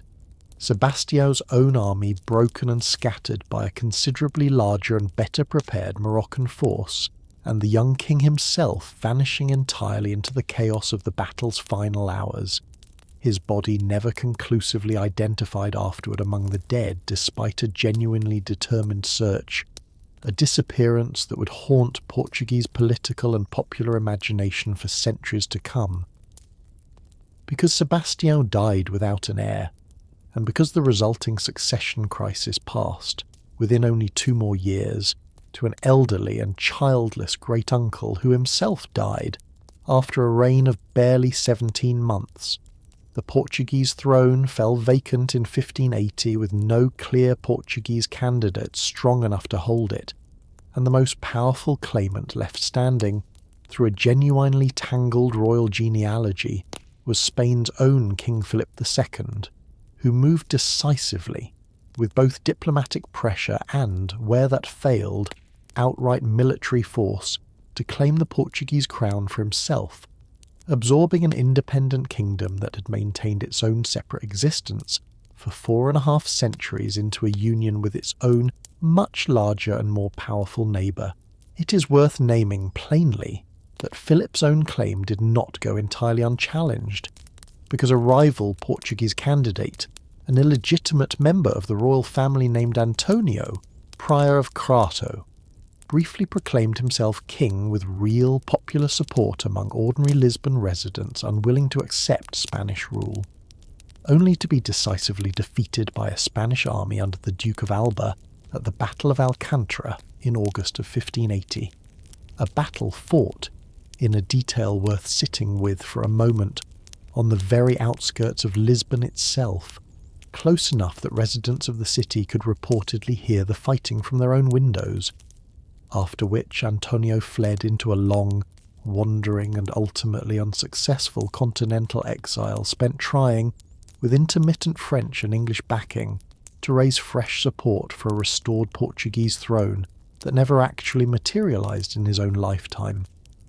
Philip himself, for his own part, moved with real political care once his own conquest was secured, summoning the Portuguese Cortes to the town of Tomar in 1581 and swearing before its assembled representatives to preserve Portugal's own laws, its own currency, its own overseas empire, and its own separate administration, a set of formal guarantees, remembered in Portuguese history as the Philippine Accords, that Philip himself largely honoured during his own lifetime, even as his son and grandson, ruling in considerably more difficult and more expensive wartime circumstances, would find those same guarantees very much harder to sustain. It is worth naming, too, one of the stranger and more genuinely poignant afterlives this particular catastrophe produced, because the mystery surrounding Sebastião's own vanished body gave rise, across the following century, to a genuine popular religious movement called Sebastianismo, a folk belief, held with real sincerity by a great many ordinary Portuguese people living under the following decades of foreign rule, that the young king had not actually died at Alcácer Quibir at all, but had instead vanished into a hidden, enchanted exile, and that he would, at some unspecified future moment of the nation's own deepest need, return out of the mist to restore Portuguese independence and Portuguese glory alike. A myth so persistent that a string of impostors claiming to be the returned Sebastião actually appeared across Spain and Italy in the years following his death, each one, in turn, exposed and executed. And a myth whose basic emotional shape, a lost golden age and a promised half-mystical restoration, would echo on through Portuguese popular culture for centuries after the specific king who inspired it had been forgotten by nearly everyone except historians. 60 years under a foreign crown. The 60 years that followed, remembered in Portuguese history as the Philippine dynasty, or, considerably more bluntly, as the Babylonian captivity in an even more pointed later Portuguese phrase drawing on the same biblical imagery of a whole people carried off into an unwanted foreign exile, saw Portugal governed, formerly as a technically separate kingdom retaining its own laws, its own currency, and its own overseas empire, but ruled in practice by the same Spanish Habsburg monarchs who wore the Spanish crown, Philip II and after him, his son and grandson, Philip III and Philip IV, an arrangement that left Portugal's own overseas possessions dangerously, and, as it would soon prove, catastrophically exposed to every enemy Spain's own considerably larger and more aggressive foreign policy had accumulated. It is worth naming, plainly, exactly what that exposure actually cost Portugal, because a kingdom whose entire prior foreign policy had been built around careful neutrality and a jealously guarded monopoly on its own specific trade routes now found itself dragged, entirely against its own separate interests, into Spain's own sprawling and increasingly costly wars, above all Spain's long and bitter conflict with the newly independent Dutch Republic, a conflict in which the Dutch, denied their traditional access to the Iberian spice markets they had previously purchased from, precisely because Spain now controlled Portugal's own ports, resolved to simply seize the Portuguese trading empire outright, rather than continue paying for its goods second-hand. It is worth naming too, honestly, the considerably more immediate and more personal tax burden this same union placed directly on ordinary Portuguese subjects, because the Spanish Habsburg crown, chronically short of funds to finance its own European wars, levied a series of extraordinary wartime taxes on Portugal across these same decades that fell, as such taxes so often did across early modern Europe, disproportionately on ordinary merchants, farmers and townspeople, rather than on the nobility, a burden resented keenly enough that a popular Portuguese revolt against new Spanish taxation broke out in the northern city of Evora in 1637. 3 years before the Braganza nobility, this story is about to describe, finally moved against Spanish rule themselves, a lower-class uprising crushed by Spanish troops, but one that later Portuguese historians have identified as genuine, if ultimately unsuccessful, proof that resentment of this whole 60-year arrangement ran well beyond the noble conspirators whose own restoration this story will remember most vividly. The Dutch assault on Portugal's own scattered, thinly garrisoned Asian and Atlantic possessions unfolded across the following 6 decades, with a speed and a thoroughness that exposed, with real and painful clarity, exactly how fragile the whole Estado da India model, built on naval superiority rather than genuine territorial depth, had always actually been once a rival power finally matched or exceeded that same naval strength. A newly formed Dutch East India Company, considerably better capitalised and considerably more ruthlessly commercial in its own organisation than the ageing, debt-burdened Portuguese crown monopoly it now set out to displace, seized the wealthy Spice Islands trade in Indonesia from Portuguese hands in the early decades of the 17th century, captured the strategically vital port of Malacca, the very city Albuquerque had bled to secure a century earlier, in 1641 after a prolonged siege and steadily displaced Portuguese trading posts across Ceylon, the island now known as Sri Lanka, through a long and bitter campaign that finally drove the last Portuguese garrison from the island in 1658. A separate English force, exploiting the same Iberian Union that had left Portugal's overseas holdings so thoroughly overstretched, seized the strategically important Strait of Hormuz outpost from Portugal in 1622, in cooperation with a resurgent Persian ruler, eager to reclaim the fortress for himself, permanently ending Portuguese control over the third of Albuquerque's own 3 original strategic keys, and further Portuguese losses followed even after the union with Spain itself had ended, an Omani Arab fleet, taking advantage of Portugal's own continued post-war weakness, driving the last Portuguese garrisons from the East African coastal ports of Muscat in 1650, and, 4 decades later, Mombasa's own great fortress of Fort Jesus in 1698, closing off the whole of the East African coast north of Mozambique to any further Portuguese presence at all. And across the Atlantic, a newly formed Dutch West India Company launched a sustained and, for a period of roughly a quarter century,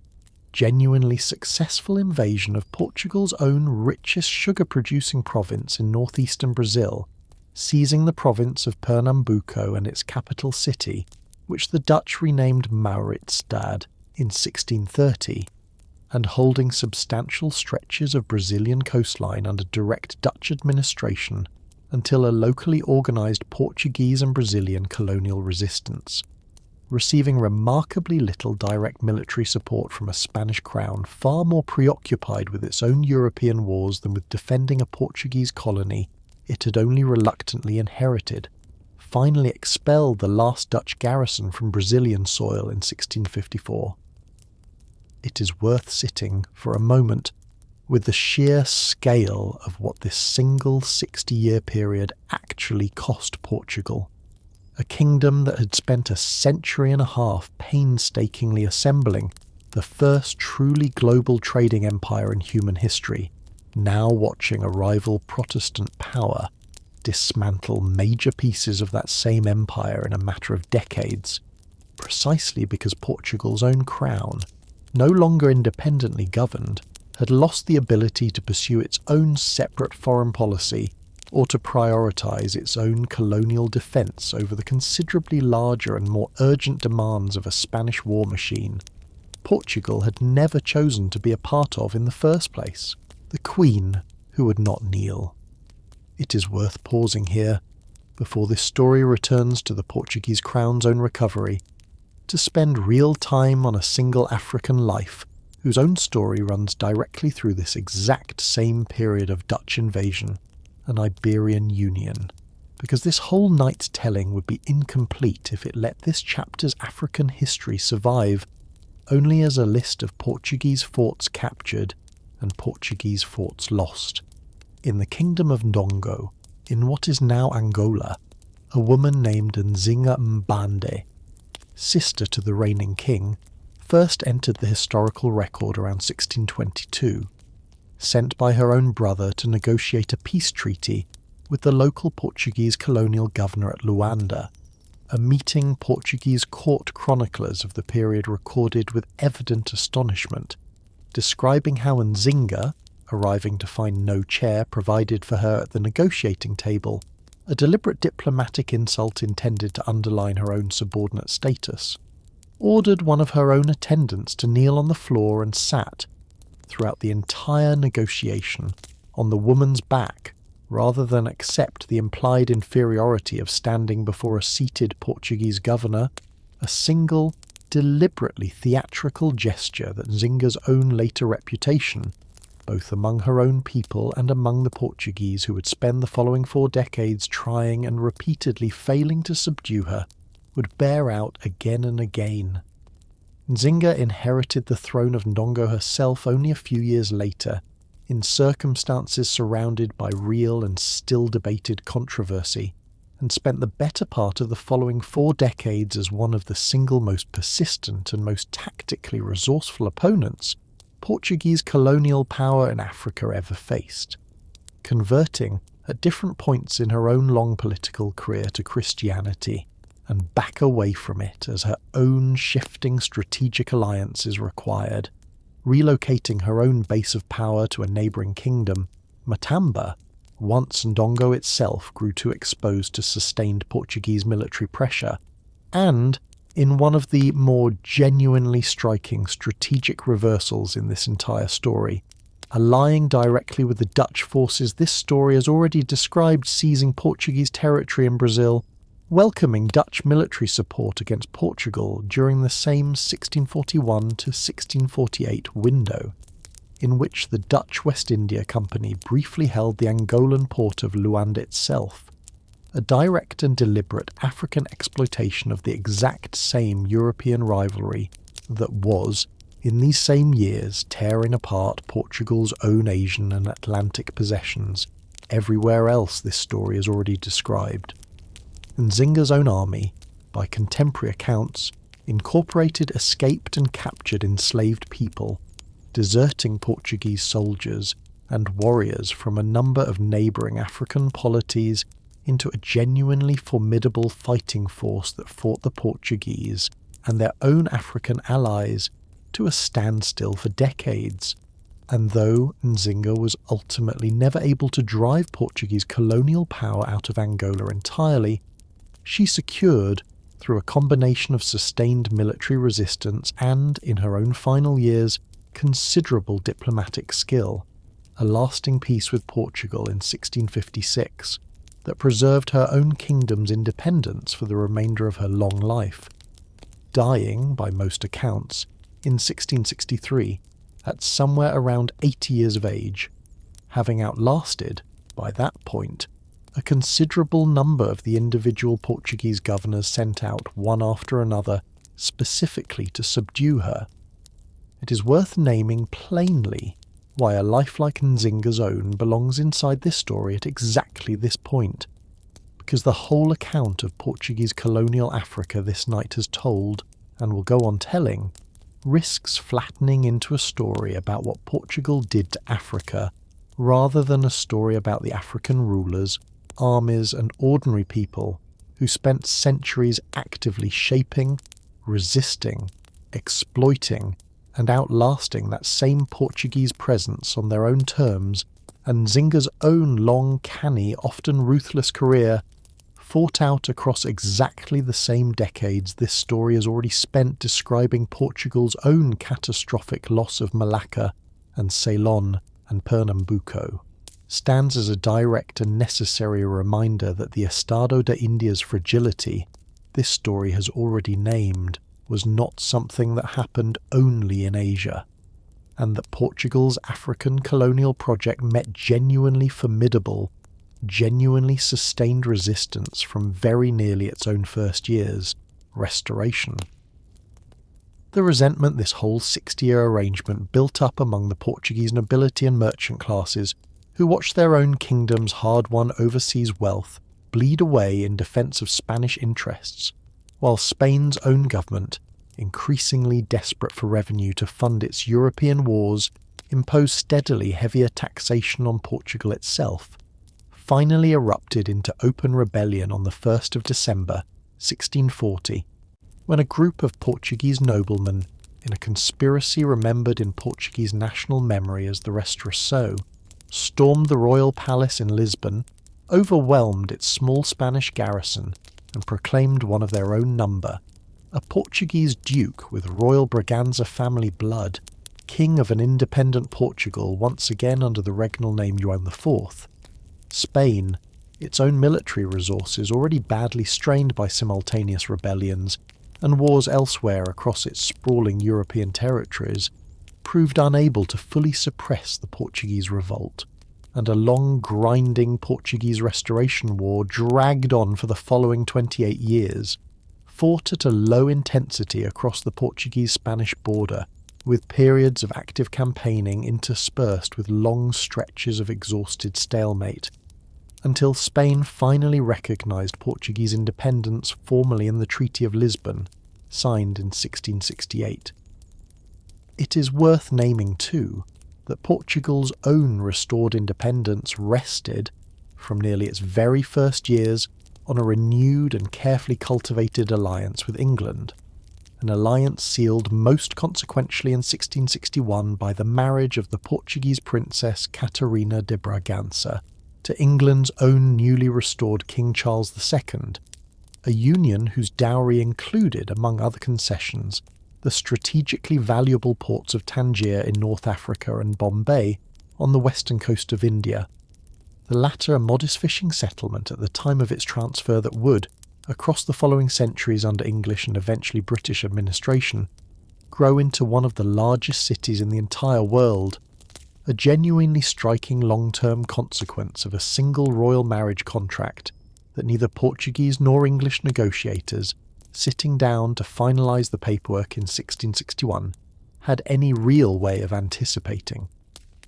It is worth naming, too, one small and rather charming cultural export that travelled to England alongside Catarina de Bragança herself, because the new English queen brought with her a personal fondness for tea, at the time still a novelty in England known chiefly through Portugal's own long-established trading contacts with China, and Catarina's own visible enthusiasm for the drink at the English court is widely credited by food historians with helping popularise tea drinking among the English aristocracy in the first place, a small but genuinely traceable thread connecting a Portuguese royal marriage contract to what would, within a century, become one of the most recognisably English cultural habits in the entire world. It is worth naming too that the decisive military turning point of the whole Restoration War arrived only in its final years, at the Battle of Monte Claros in June of 1665,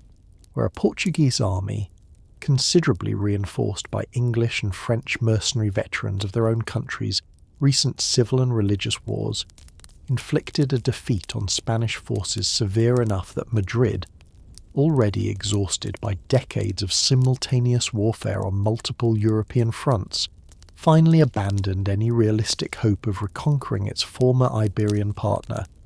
a victory that arrived just in time to secure, 3 years later, the formal peace this story has already named: gold, diamonds, and the Bandeirantes. It was Brazil, rather than the shrinking and increasingly precarious Asian possessions this story has already followed, through their long decline, that would become, across the century and a half following Portugal's restored independence, by far the single most valuable piece of the entire Portuguese overseas empire, and it is worth naming plainly the specific and genuinely transformative discovery that made that colony's wealth so extraordinary. Portuguese frontiersmen operating out of the southern Brazilian settlement of São Paulo,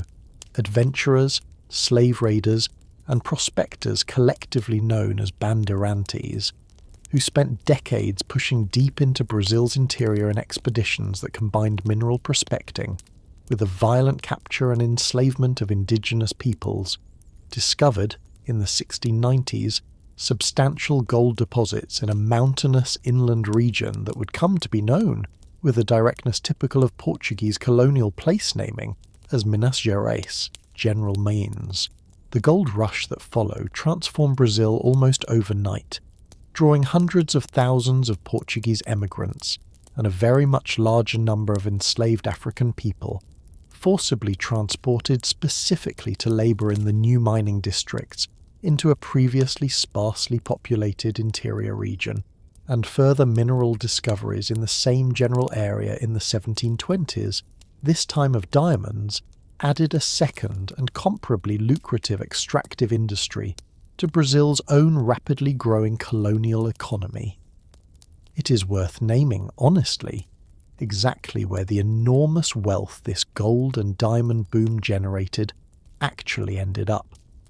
because the pattern this story has already traced with the earlier spice trade repeated itself here with an almost eerie consistency,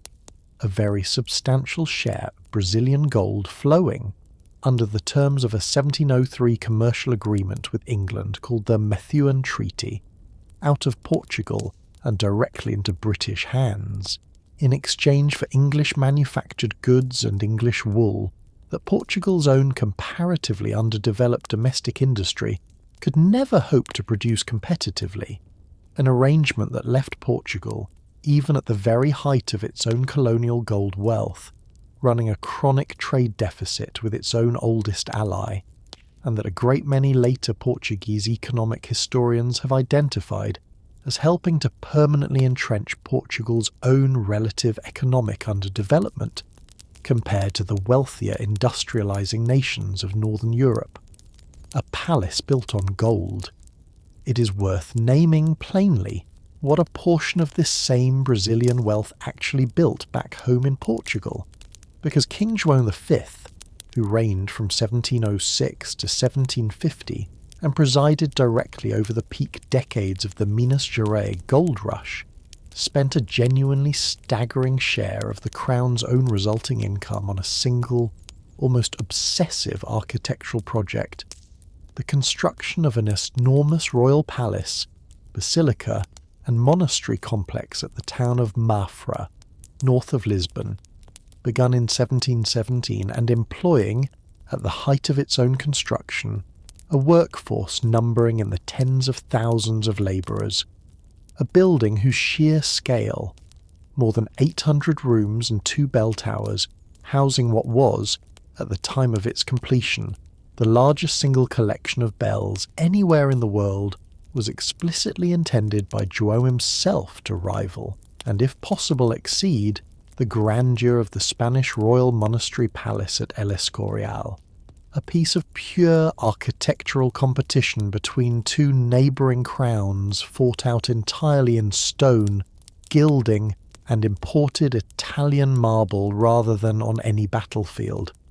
It is worth naming too, honestly, that João's own reign, for all its dazzling Baroque extravagance, invested remarkably little of this same gold windfall into anything resembling productive domestic industry or agricultural improvement, a pattern of conspicuous royal consumption rather than genuine national development that a great many later Portuguese economists have identified as a second, self-inflicted layer added directly on top of the structural trade imbalance the Methuen Treaty had already locked in, so that Portugal emerged from its own 18th century gold age with a magnificent palace at Mafra, a rebuilt and earthquake-resistant capital. This story will turn to shortly, and remarkably little else to show in broader economic terms for one of the largest windfalls of precious metal any European kingdom had ever received. The triangle in the hold.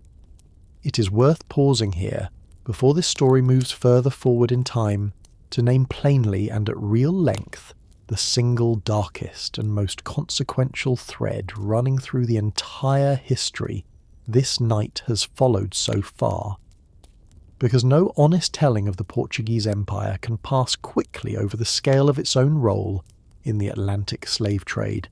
a role considerably larger and considerably longer in duration than that of any other single European nation.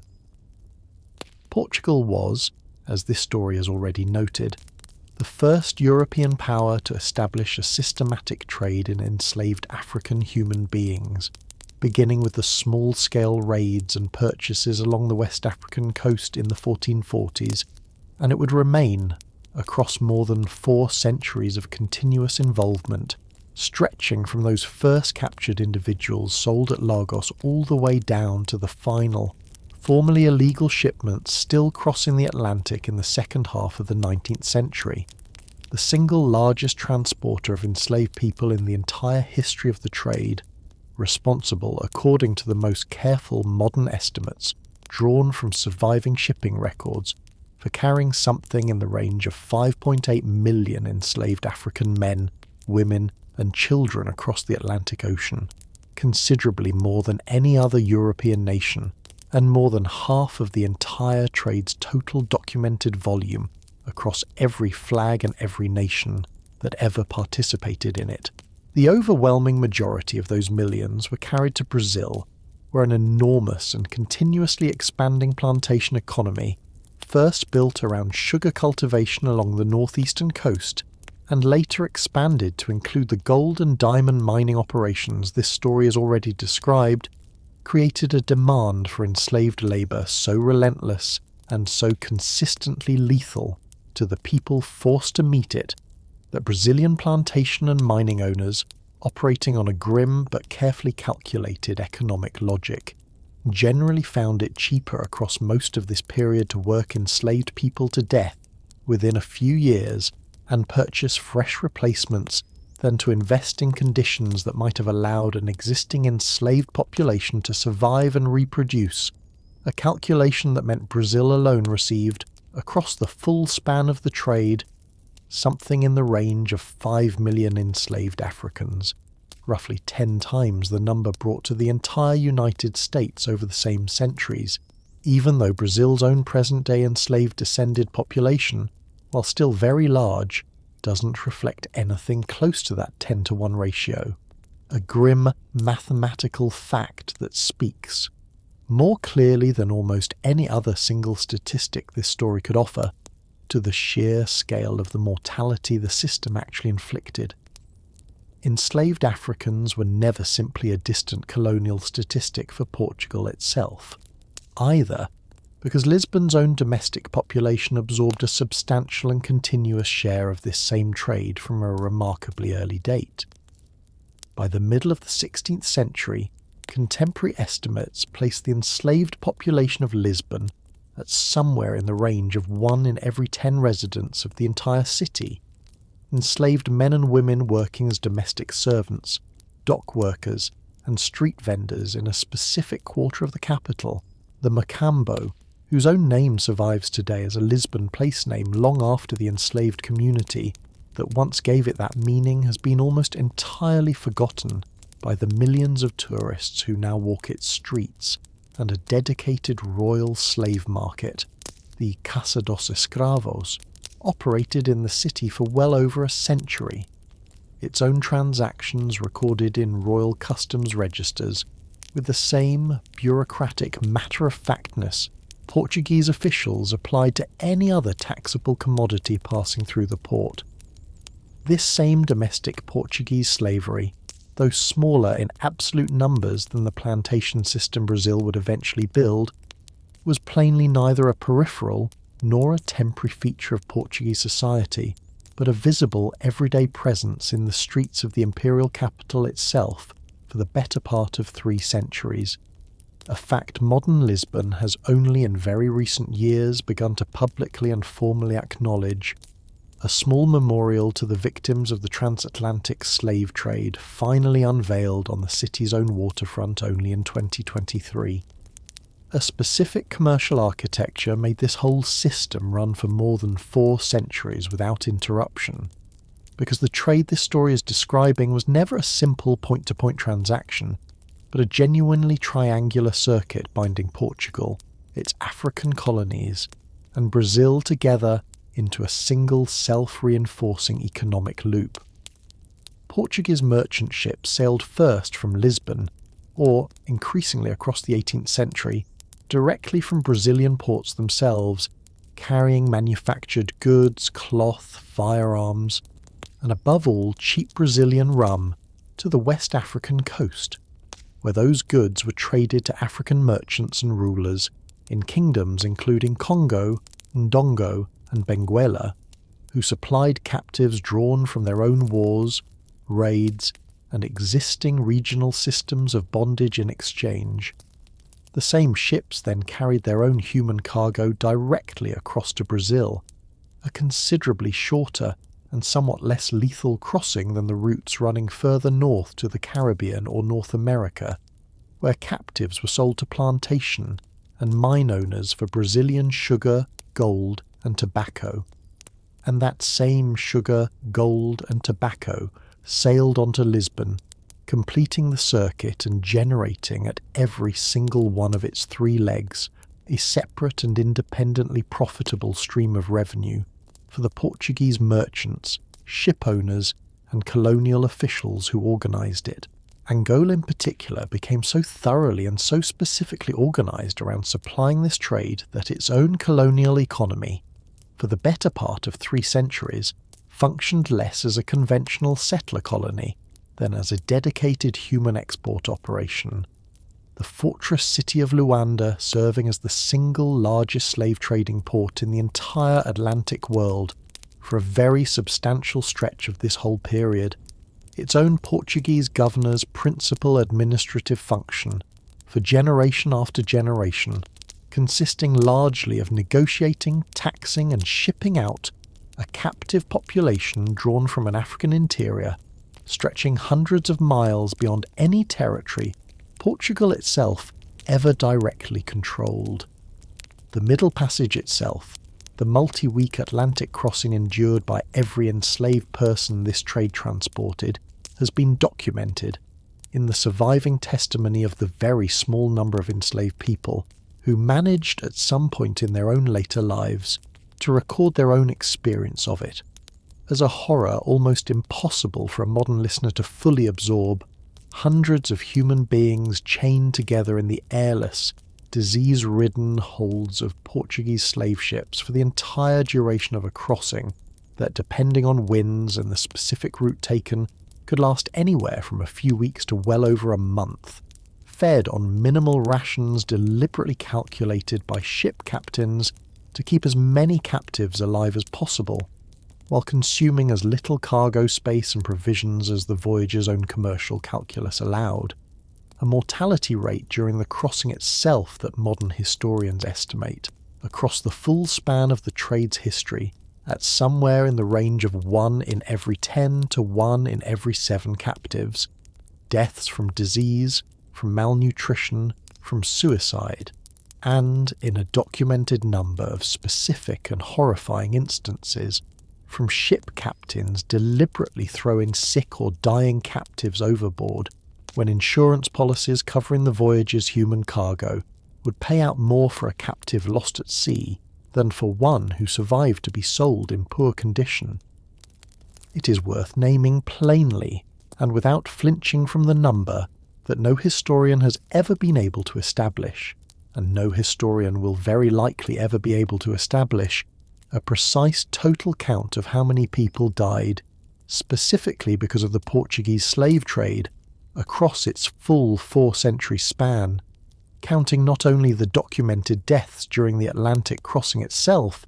but the deaths during the often equally brutal marches to the African coast that preceded shipment, and the deaths, in the millions, that followed in the plantations, mines and households of Brazil and Portugal's other colonies once a ship surviving human cargo had actually been sold.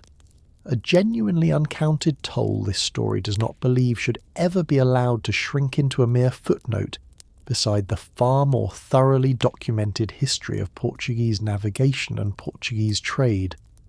A republic in the forest. It is worth naming plainly that enslaved people transported to Brazil did not simply accept the system this story has just described, and that some of the most sustained and most genuinely remarkable resistance to slavery anywhere in the Americas grew directly out of Portuguese Brazil's own interior. Beginning sometime around the turn of the 17th century,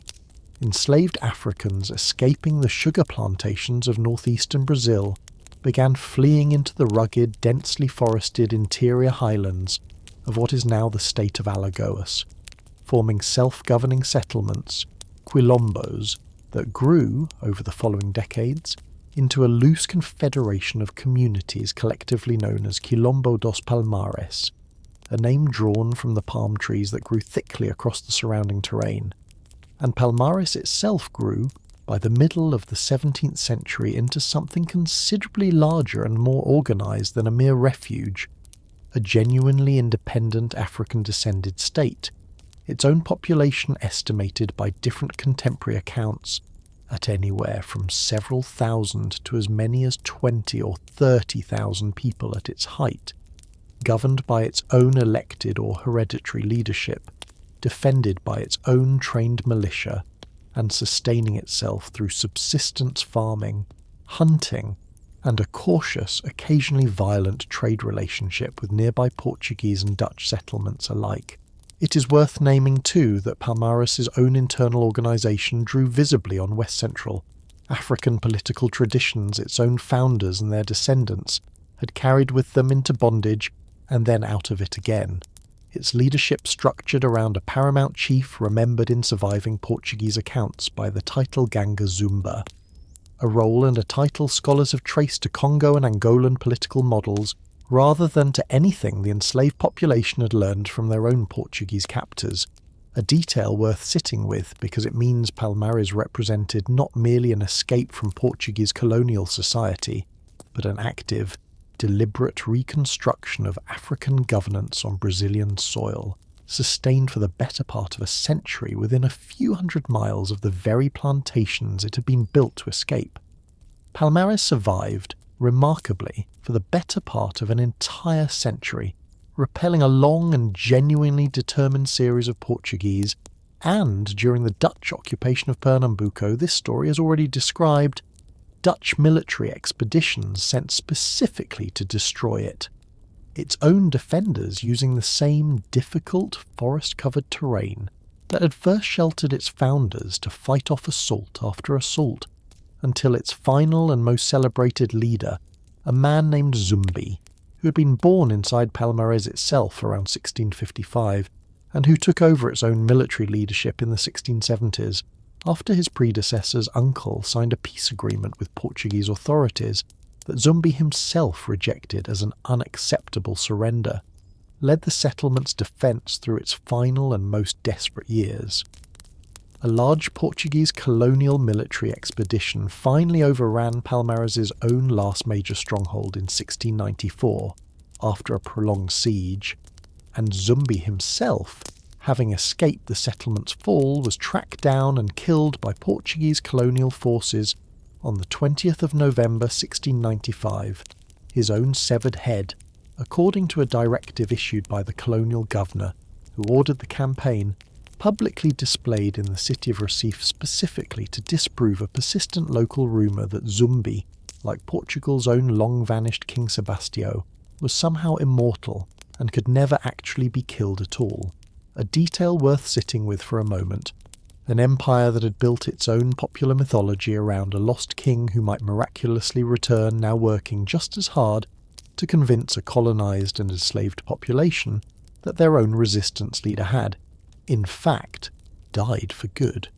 It is worth naming finally how directly Zumbi's own memory still reaches into the present day,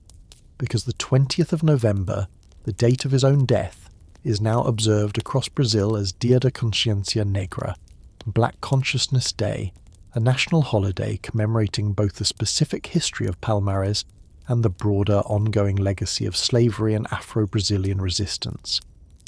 This whole section of the story has tried to hold in view a direct, still-living thread connecting a 17th century forest republic to a modern nation still working through the inheritance, the trade this story has already described, in such unflinching detail actually left behind. Ordinary voices. It is worth pausing for a moment on a handful of individual voices from among the millions who lived, and very often died, inside this whole vast system, because a number as large as 5.8 million people can too easily flatten, in the retelling, into pure abstraction, and this channel has always tried to resist letting that happen. A small number of formerly enslaved people who eventually gained their freedom in Brazil or in Portugal itself, left behind fragments of testimony recorded by missionaries, by court officials during legal disputes over their own status, or, in a handful of remarkable later cases, in their own hand once they had gained literacy, describing the specific sensory details of a life the surviving official shipping ledgers never bothered to record. The particular ache of a branding iron applied to mark a captive as company property before ever boarding a ship, the disorientation of arriving in a Brazilian port town where no one spoke a language the newly arrived captive understood, the small, carefully guarded acts of resistance, a slowed pace of work, a deliberately broken tool, a religious ritual practiced in secret that blended African and Catholic tradition into something the enslaved population's own owners never fully recognized or understood, that let individual enslaved people preserve some fragment of their own dignity and their own cultural identity inside a system explicitly designed to strip both away entirely. It is worth naming too a very different kind of ordinary voice this same empire produced in enormous numbers: the degradados, convicted criminals whom the Portuguese crown, rather than executing or simply imprisoning, routinely sentenced instead to exile in the most dangerous and unfamiliar corners of its overseas empire. Men deposited alone or in small groups on unfamiliar coastlines, with instructions to learn the local language, establish trading relationships with local rulers, and report back whatever they learned. A genuinely desperate and often fatal form of colonial reconnaissance that nonetheless produced, across the following decades, some of the earliest and most detailed surviving Portuguese accounts of societies along the African and Brazilian coasts, written by men whose own crimes back home had condemned them to a life sentence of dangerous, lonely and rarely well-documented service to an empire that had, in a great many cases, simply discarded them, what it actually felt like. Before this story carries you into the earthquake that finally cracked this whole golden age open, it is worth pausing for a few quiet minutes to reconstruct what ordinary daily life inside this empire actually felt like to the people living through it,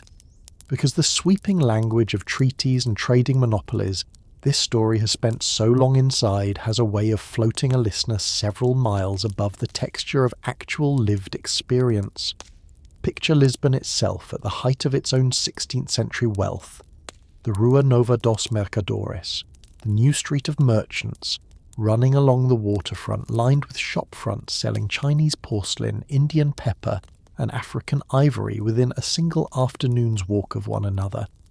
A city whose own harbour, at the height of the Spice Fleet's annual return, filled with enormous top-heavy carracks called naus riding low in the water under the weight of their own cargo, their arrival greeted in good years by crowds gathered along the waterfront to watch the ships come in, and, in bad years, by a very different and considerably more anxious crowd waiting for news of a fleet that had sailed the previous spring and simply never returned at all, since the Carrera da India, the India Run, claimed, across its own multi-century operation, something in the range of 1 in every 6 or 7 outbound voyages to shipwreck, disease or disaster, a mortality rate for ordinary sailors that ran, year after year, at a level a modern reader would find genuinely difficult to accept as a routine and unremarkable cost of doing business. Picture too the particular rhythm of a Portuguese sailor's own life aboard one of these same ships, months at sea on rations of hard biscuit crawling with weevils and salted meat, gone increasingly rancid as a voyage wore on, fresh water carefully rationed and often foul, long before a ship reached its next landfall, the constant grinding physical labour of working sail and pump in a wooden vessel that leaked, by design, and by the simple physics of its own construction, more water than any modern sailor would consider seaworthy, and the specific, creeping dread of scurvy, a disease no one aboard fully understood that could turn a fit, able-bodied crewman into someone unable to stand within a matter of weeks, once a voyage stretched past its expected length, exactly as it had for Vasco da Gama's own first crew this whole story opened with. And picture, at the very opposite end of the social scale entirely, a sugar plantation in Brazil's own northeastern captaincy of Pernambuco at the height of its own 17th century prosperity, a great house, the Casa Grande, standing at the centre of an estate whose fields, worked from before dawn until after dark by enslaved labourers under an overseer's direct and often violent supervision, fed a sugar mill running, during the harvest season nearly around the clock, its own boiling houses filled with a heat and a noise that contemporary accounts describe as closer to a vision of hell than to any ordinary workplace, a single estate's own wealth resting, in the most direct and literal sense imaginable, on human bodies worked without pause until they broke, It is worth naming too the very different texture of daily life inside the fortified Portuguese trading posts scattered across the Indian Ocean and East Asia. Small, often isolated garrison communities where a Portuguese soldier or merchant might spend years, or an entire working lifetime, thousands of miles from home, in a settlement whose own population, by the middle of the 16th century, had already grown genuinely mixed. Portuguese men marrying and very often simply cohabiting with local Goan, Malay or Japanese women in numbers substantial enough that a distinctive Luso-Asian Creole culture, its own food, its own devotional practices, its own Portuguese-derived Creole languages took root in Goa, in Malacca, and in Macau alike within only a generation or two of each city's own conquest. A genuinely significant and often overlooked dimension of this whole empire, since Portugal, never possessing anywhere near enough of its own population to settle these distant outposts with Portuguese families alone, built an empire that was, from a remarkably early stage, considerably more racially and culturally blended than the empires England, France and the Netherlands would go on to build in the same regions. A blend in this story does not intend to romanticize, since it grew directly out of a profound imbalance of power between Portuguese men and the women. Free and enslaved alike, they married or simply took, but that nonetheless produced communities, cuisines and languages that still exist, in recognizable form, in Goa and in Macau today. Picture too a very different and considerably more recent scene, an ordinary rural village in northern Portugal in the middle decades of the 20th century, under Salazar's own Estado Novo. A scene contemporary visitors and later social historians alike have described as startlingly, almost deliberately unchanged from the countryside. Earlier centuries of this story have already walked through. Women washing clothes by hand in a communal stone tank because indoor plumbing had not yet reached the village at all. Children who might complete no more than 3 or 4 years of formal schooling before joining their own families in the fields. A parish priest whose own moral authority over the community's daily life. The regime's own official ideology treated as a positive social good, rather than something requiring modernization. And, at the edge of the village, a handful of houses standing conspicuously larger and better, maintained than their neighbours, built with money sent home by a son or a husband working abroad in a French factory or a German mine. The same emigration this story has already described translated quite literally into brick and mortar, a physical reminder standing in the middle of the poorest countryside in Western Europe of exactly how far this once global empire's own ordinary descendants now had to travel simply to build a slightly better house than their own parents had lived in. The city that fell in 6 minutes.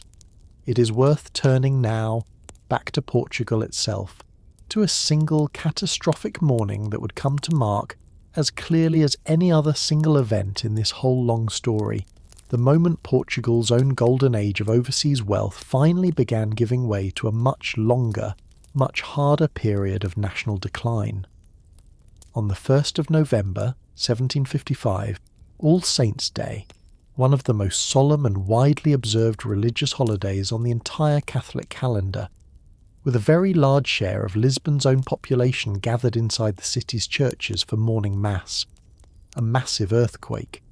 One modern seismologist estimates at somewhere in the range of magnitude 8.5 to 9 on the modern scale used to measure such events, struck the city with almost no warning, its epicentre somewhere out in the Atlantic off the Portuguese coast, and the shaking itself, which contemporary accounts describe as lasting somewhere between 3 and 6 minutes,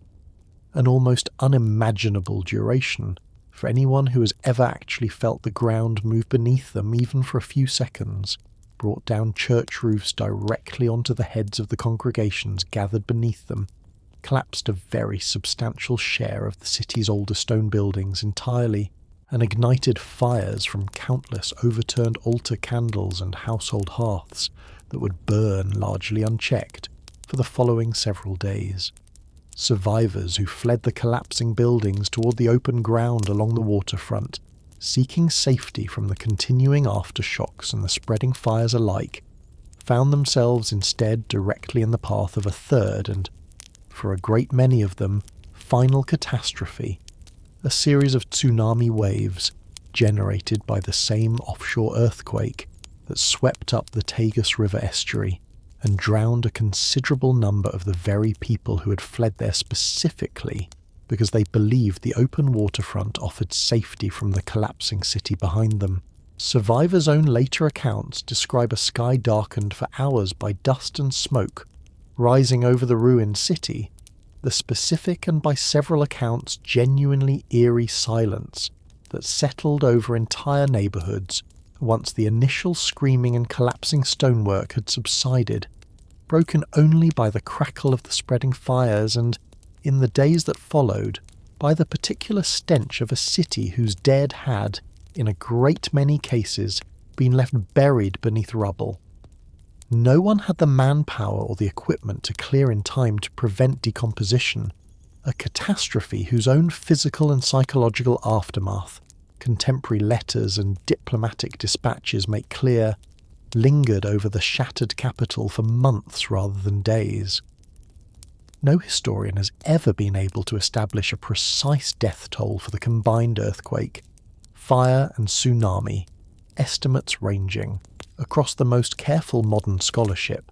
from a conservative figure of perhaps 10,000 dead within the city of Lisbon alone to considerably higher estimates approaching 100,000 once the surrounding region and the earthquake's own separate, less thoroughly documented impact along the North African coast are included, a genuinely staggering toll for any 18th century natural disaster, and one that struck, in a further cruel coincidence, contemporary theologians across Europe found almost impossible not to comment on. Precisely the city's own churches, packed with worshippers on precisely the holy day when church attendance ran at its very highest, an event whose sheer scale and whose apparently indiscriminate cruelty helped fuel, across the following decades, a genuinely significant shift in European philosophical thinking about the nature of divine providence and human suffering, discussed at length by thinkers, including the French philosopher Voltaire, who used the Lisbon disaster as a direct and pointed challenge to the comfortable Enlightenment era assumption that a benevolent order governed the universe. The Portuguese response to the disaster fell, in practice, to a single extraordinarily capable royal minister, Sebastião José de Carvalho e Melo, better known to history by the title he would later be granted, the Marquis of Pombal, who, in the chaotic days immediately following the earthquake, took direct and largely unilateral control of the government's emergency response, reportedly summarising his own entire immediate strategy in a single blunt directive to bury the dead and feed the living, organising mass burials at sea to prevent the spread of disease from the enormous number of unrecovered bodies, establishing price controls to prevent merchants from profiteering off the desperate survivors' need for food and building materials, and, within remarkably short order, commissioning an entirely new, deliberately earthquake-resistant urban plan for rebuilding the devastated lower city, its buildings constructed around a genuinely innovative timber lattice framework, tested, according to a persistent and probably at least partly true later legend, by having soldiers march troops around a full-scale wooden model of the design to simulate seismic shaking before construction began in earnest, a rebuilt district whose broad, regular grid of streets still forms the core of downtown Lisbon today, and that stands as one of the earliest deliberately seismically engineered urban districts anywhere in the world. Pombal's own considerable talents extended well beyond disaster response, and it is worth naming too both halves of the considerably more complicated legacy he left behind as Portugal's effective ruling minister for the following 2 decades, because Pombal governed, throughout that whole period, as a genuinely committed Enlightenment reformer, and, simultaneously, as an increasingly ruthless and authoritarian one. On one hand, Pombal expelled the entire Jesuit religious order from Portugal and its empire in 1759, breaking what he regarded as an excessive and politically dangerous concentration of clerical power and educational control, reformed and considerably reduced the authority of the Portuguese Inquisition, abolished formal legal distinctions between old Christians and new Christians that had underpinned generations of discrimination against descendants of the forcibly converted Jewish population this story has already described, and, in 1761, formally abolished slavery within mainland Portugal itself, a genuinely significant reform, though it is worth naming honestly that this same abolition applied only to Portugal's own home territory, and did nothing whatsoever to slow, let alone end, the vastly larger and more lucrative slave trade still actively supplying Brazil, a distinction Pombal's own government drew with real deliberateness rather than any oversight. On the other hand, Pombal ruled with an increasingly heavy and often genuinely brutal hand toward anyone he judged a political threat, most notoriously in his response to an alleged 1758 assassination attempt against the king, which Pombal used as pretext for a sweeping purge of the powerful Tavora noble family and their associates, a purge that culminated in a public execution of the family's leading members, carried out with a calculated theatrical cruelty, breaking on the wheel and burning, designed explicitly to terrify any other Portuguese noble family that might consider challenging his own accumulating personal power and Pombal's own fall from office. Once the king who had backed him died in 1777 and was succeeded by a considerably less sympathetic daughter, came with real and immediate consequence Pombal himself stripped of his titles and banished from the royal court, his own reforms left standing but his own final years lived out in a disgrace that mirrored in miniature the same abrupt reversal of fortune this whole story has already shown you, happening to considerably grander figures than a single royal minister. The crown flees across the ocean. It is worth naming now one of the single strangest and most genuinely unprecedented episodes in the entire history of European colonialism, because in November of 1807, as a French army under Napoleon Bonaparte's own direct orders marched on Lisbon to punish Portugal for refusing to fully join France's continental blockade against British trade, the reigning Portuguese royal family, Prince Regent João, acting on behalf of his own mentally incapacitated mother Queen Maria I, made a decision no other reigning European monarchy of the entire Napoleonic period would attempt, choosing not to negotiate, resist or accept exile in a neutral European country, but to abandon the Portuguese mainland entirely and relocate the entire royal court, an extraordinary convoy of somewhere between 10 and 15,000 nobles, officials, clergy and royal household staff across the Atlantic to Brazil, escorted by a British naval squadron whose own government had a very direct interest in keeping Portugal's royal family, and Portugal's still valuable colonial trading network out of Napoleon's hands. The fleet sailed from Lisbon in genuine and visible chaos, French troops entering the city within days of the royal departure, and reached Rio de Janeiro in January of 1808. And it is worth pausing on the sheer, almost dizzying strangeness of what happened next, because for the following 13 years, the government of the entire Portuguese Empire, its king, its court, its central administrative bureaucracy, operated not from Lisbon at all, but from Rio de Janeiro, making Brazil, for the only time in the entire history of European colonialism, the actual metropolitan seat of power for the European empire that had colonized it. An inversion so complete that Rio's own modest colonial infrastructure had to be hastily and considerably expanded. New government buildings, a royal library, a botanical garden, and Brazil's first printing press all established within a matter of months to accommodate a royal court that had, quite literally, never expected to govern from anywhere but Lisbon. Picture for a moment the actual physical texture of that departure, because contemporary accounts describe a scene of genuine chaos rather than any dignified state procession,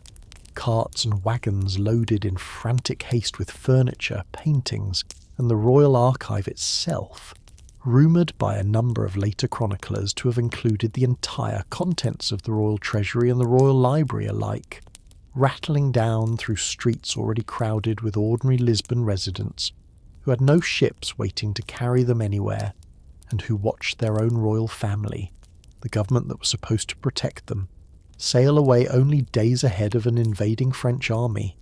a scene contemporary diarists on both sides of the departure described with a mixture of astonishment and, among those left behind, real and bitter resentment. The crossing itself proved almost as difficult as the departure. A fleet of some 40 ships scattered by a severe Atlantic storm only days out from Lisbon, several vessels blown so far off course that they required weeks longer than expected to complete a voyage already burdened by desperately overcrowded conditions, seasickness, and, among a court accustomed to the comforts of a European royal palace, a genuine and by several accounts almost comic culture shock at finding itself weeks later disembarking into the heat, the insects, and the entirely unfamiliar tropical rhythms of a colonial port town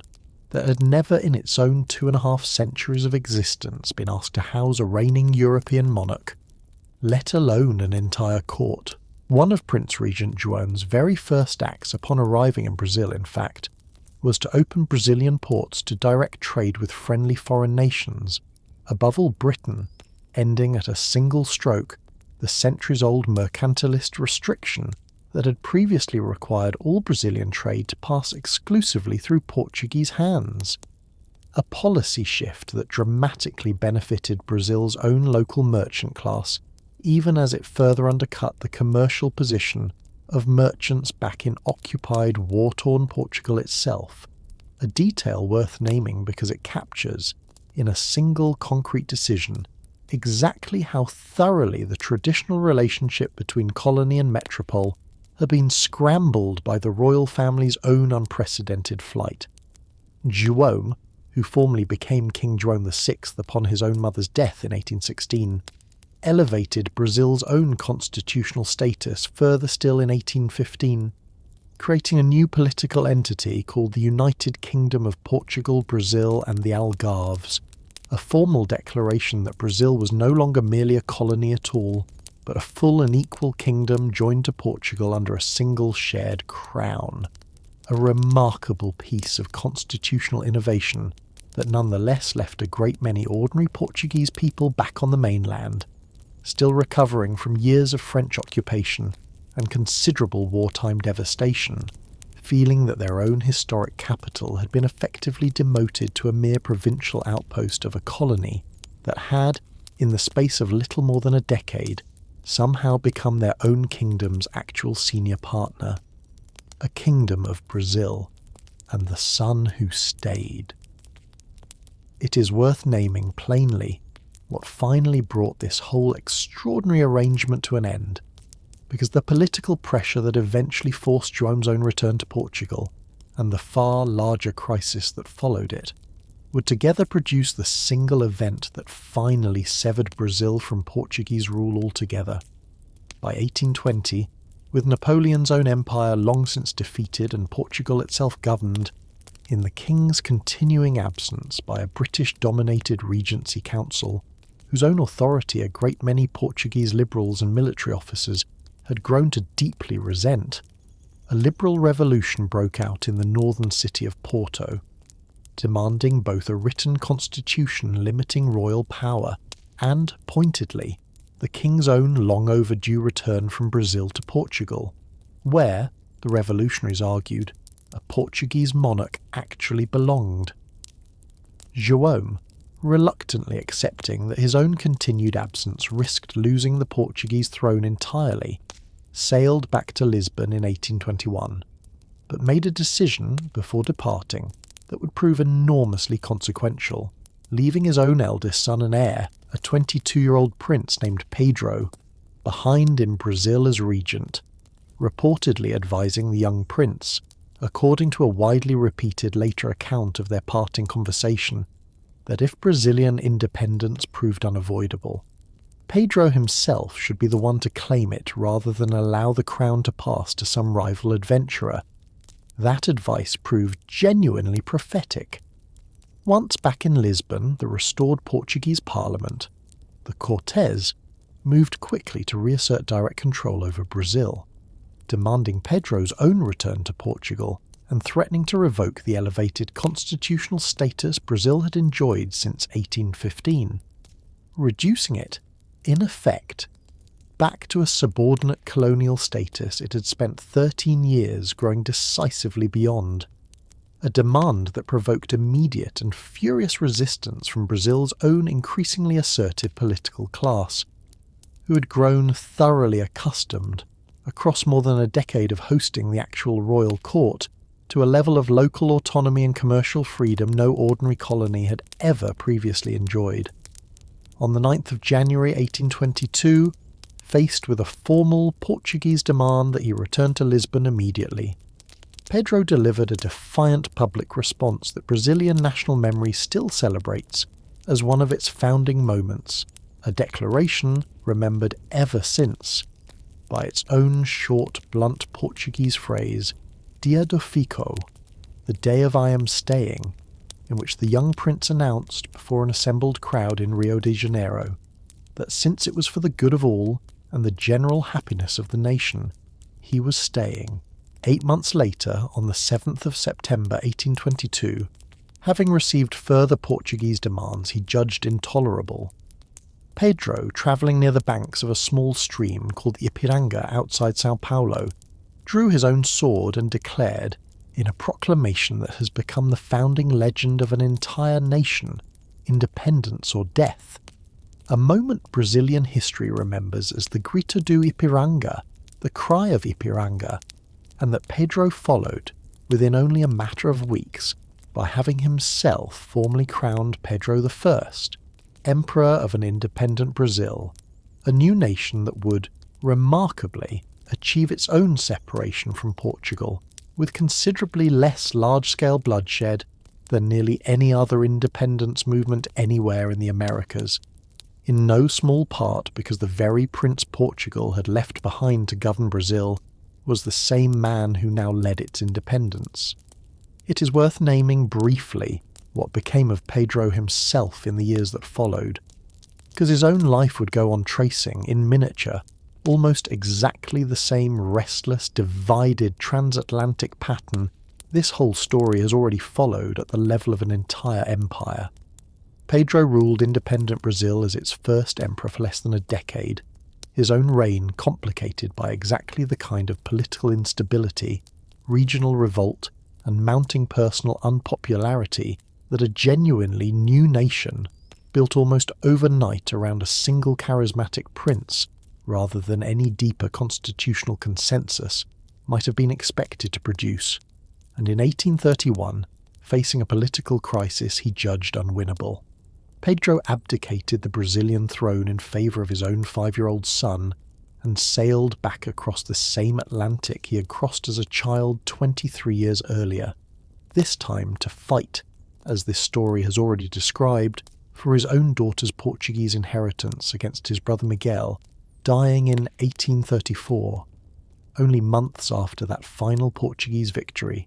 at 35 years old, a life spent almost entirely in motion between two thrones on two separate continents and worn down,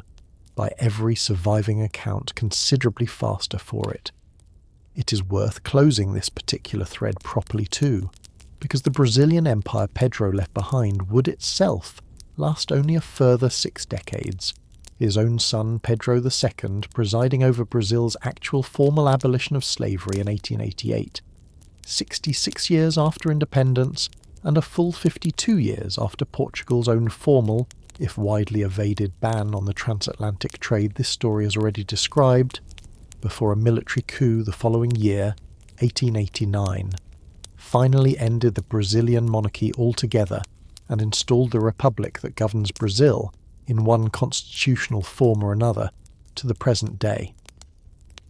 Brazil's departure meant something far more than symbolic or sentimental for the Portugal left behind, honestly, because the loss was genuinely, catastrophically economic. Brazil had been, for well over a century, by an enormous margin, the single most valuable piece of the entire Portuguese overseas empire, the source of the gold and diamond wealth that had built Lisbon's own most ambitious 18th century architecture, the destination for the overwhelming majority of the millions of enslaved people the Portuguese slave trade had transported, and, even setting aside the moral horror of that trade entirely, simply the largest single market and the largest single source of colonial revenue Portugal had ever possessed, and its loss, arriving only a few decades after Napoleon's own invasion, had already devastated the Portuguese mainland, left Portugal a considerably smaller, considerably poorer, and considerably less internationally significant power than it had been at any point since the very earliest years of its own overseas expansion 4 centuries earlier, a kingdom now reduced in practical terms to its own European territory, together with a scattering of considerably less lucrative remaining holdings in Africa and Asia, and a national self-image forced, across the following decades, to grapple honestly for the first time with just how much of its own former greatness had actually depended on a single colony that had, in the end, simply grown up and walked away, a shrinking Atlantic empire. The decades immediately following Brazilian independence brought Portugal itself precious little stability, because João VI's own death in 1826 reopened, almost immediately, a bitter succession dispute between 2 of his own sons, the same Pedro who now ruled as Emperor of Brazil, and a younger, considerably more conservative brother named Miguel, a dispute that hardened, across the following years, into outright civil war between Pedro's own liberal, constitutionalist supporters and Miguel's absolutist faction, a conflict remembered in Portuguese history as the Liberal Wars, fought intermittently between 1828 and 1834, and finally resolved in Pedro's own favour, though Pedro himself, having abdicated his Brazilian throne in favour of his young son, in order to return to Portugal and fight for his own daughter's Portuguese inheritance, would die only months after his own final victory, worn out, by most contemporary accounts, from the sheer physical and political exhaustion of fighting parallel political battles on 2 separate continents across the better part of 2 decades. It is worth naming, too, that these same decades brought increasingly forceful British pressure on Portugal to abandon the transatlantic slave trade this story has already described at such length. Pressure that culminated in Portugal's own formal legal abolition of the trade in 1836, a genuine and legally significant milestone that nonetheless did remarkably little, in immediate practical terms, to stop the trade's actual operation, since illegal slaving voyages, particularly those supplying Brazil, which did not itself abolish slavery until 1888, continued for decades afterward, smuggled past British anti-slavery naval patrols with a persistence that testified, as clearly as any other single fact this story could offer, to just how deeply the whole colonial economy this empire had built still depended on forced human labour, even as its own official legal position had formally turned against the practice. The whose ledger of a shrinking nation. It is worth setting down plainly before this story follows Portugal into its final African colonial adventure, exactly how unevenly the burdens of this long imperial decline actually fell across Portuguese society itself, because the Crown's own loss of Brazil and the Crown's own continuing colonial ambitions in Africa were never experienced the same way by a Lisbon banking family and by a subsistence farmer in the rural Portuguese countryside. 19th century Portugal remained, throughout this entire period of colonial contraction, one of the poorest and most agriculturally underdeveloped nations in Western Europe. Its own rural population, concentrated especially in the northern provinces, living on small holdings too fragmented by generations of inheritance division to reliably support a single family, in a countryside where illiteracy rates, well into the 20th century, remained among the highest anywhere on the continent, a poverty that pushed successive waves of ordinary Portuguese men and women toward the single most reliable escape valve, a poor, land-starved countryside has ever offered its own people, leaving.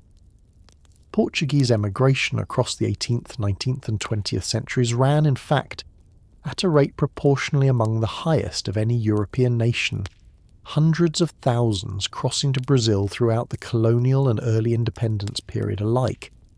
drawn by exactly the same land hunger and exactly the same hope of a fresh start that drove so much of Europe's own 19th century emigration elsewhere, and across the 20th century further waves leaving for the United States, for Portugal's own African colonies, and from the 1960s onward, in numbers large enough to genuinely alarm a government simultaneously trying to staff 3 separate colonial wars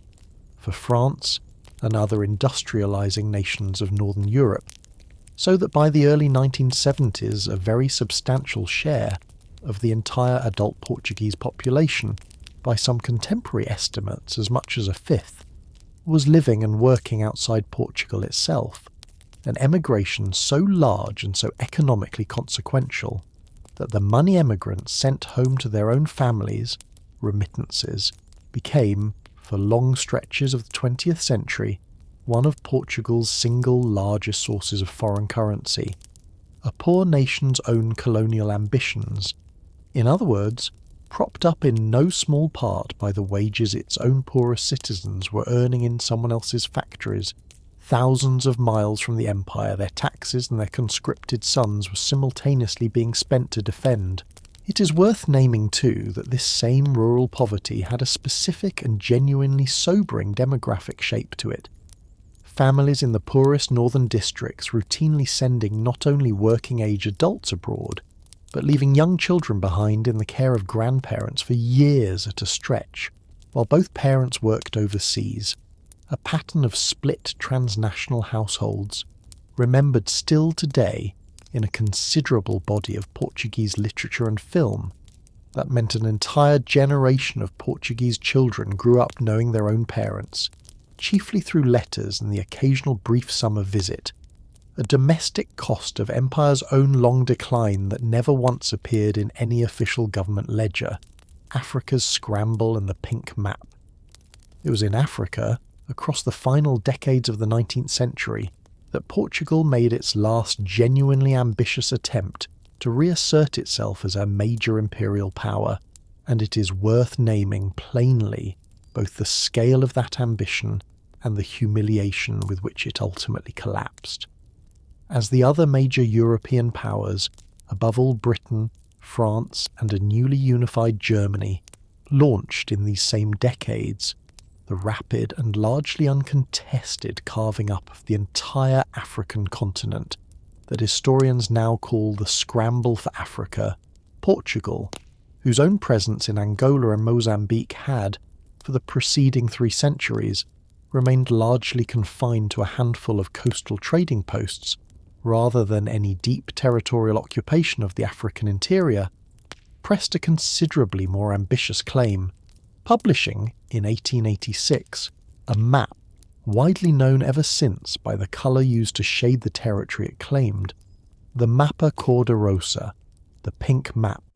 proposing a single continuous belt of Portuguese-controlled territory stretching directly across the entire width of the African continent, connecting Angola on the Atlantic coast to Mozambique on the Indian Ocean coast in one unbroken corridor.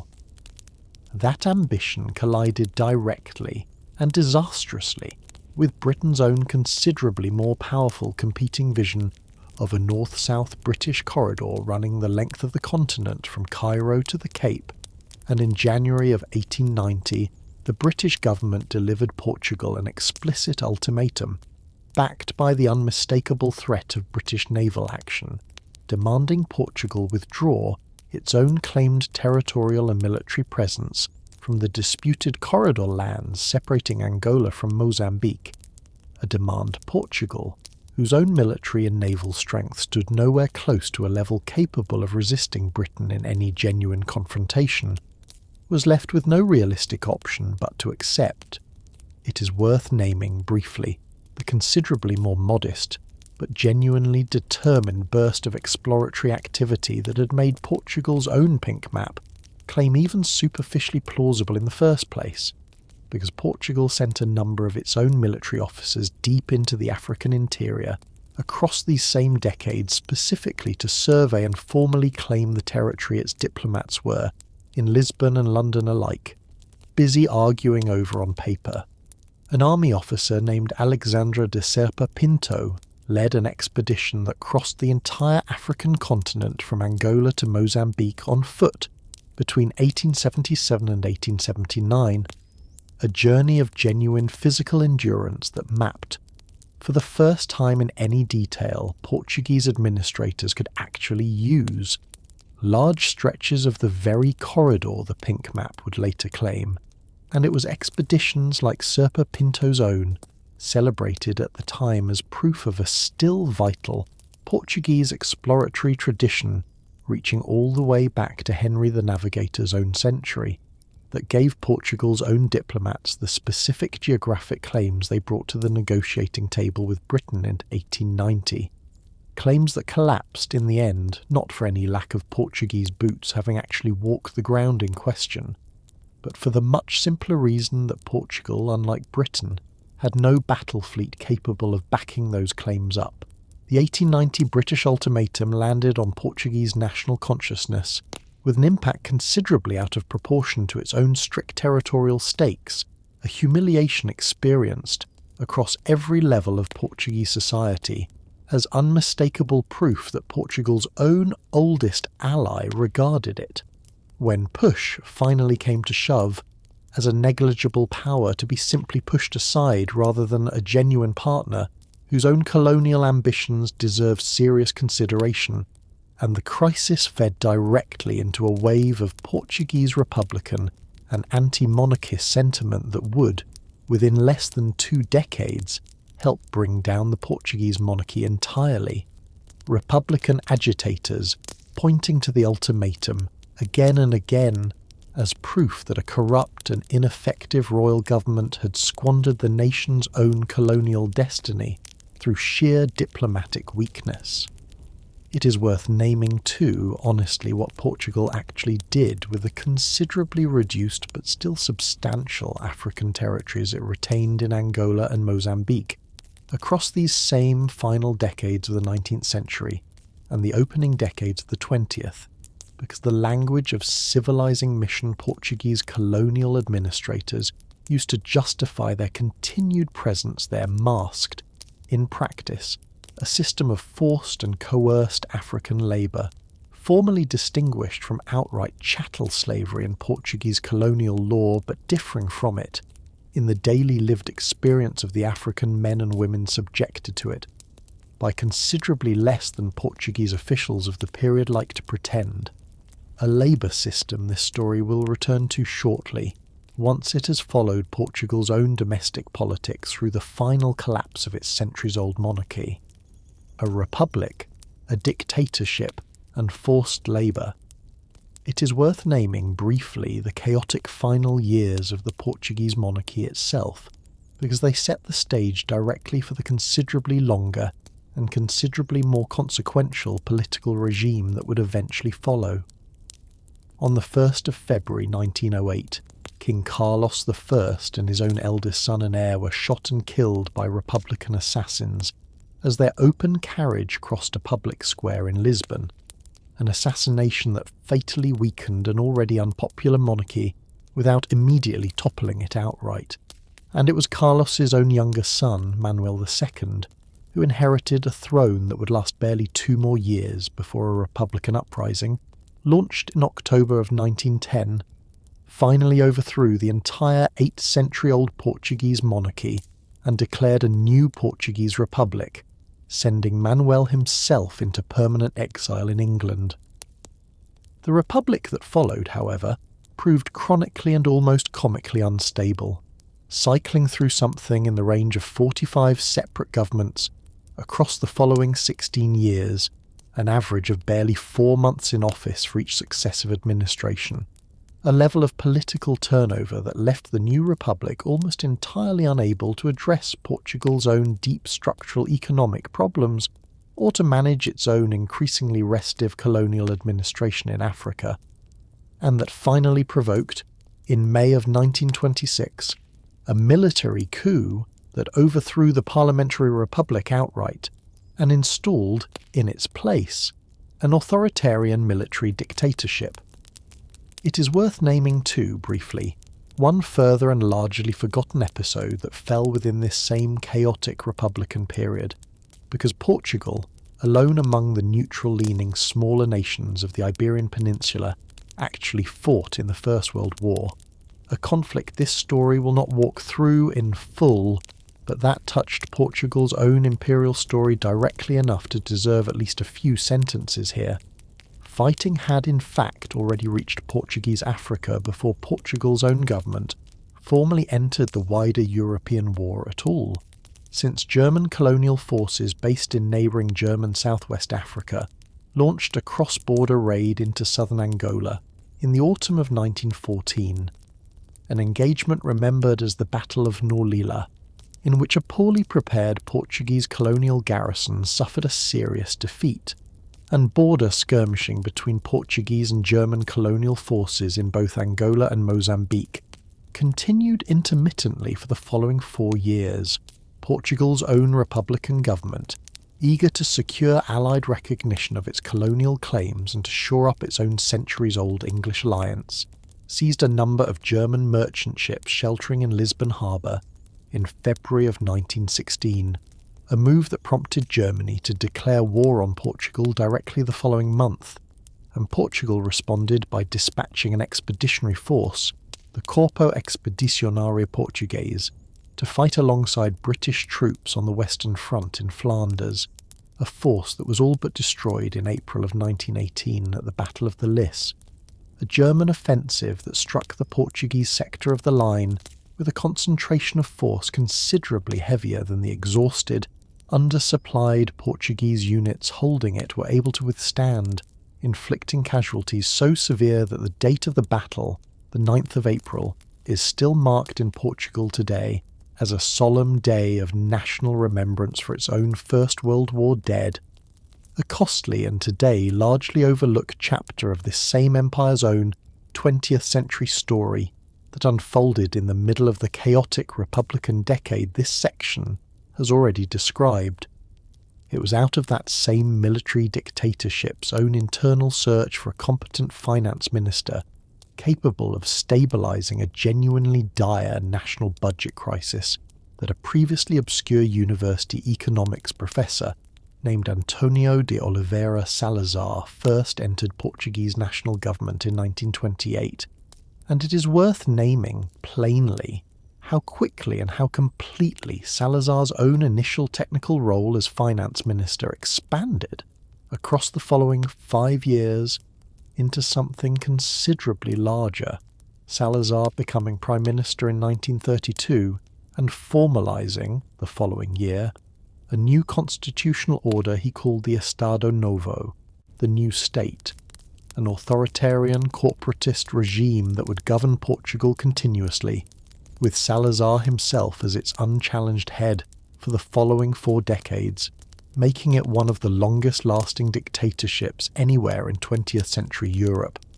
Salazar's own Estado Novo governed through a familiar authoritarian toolkit,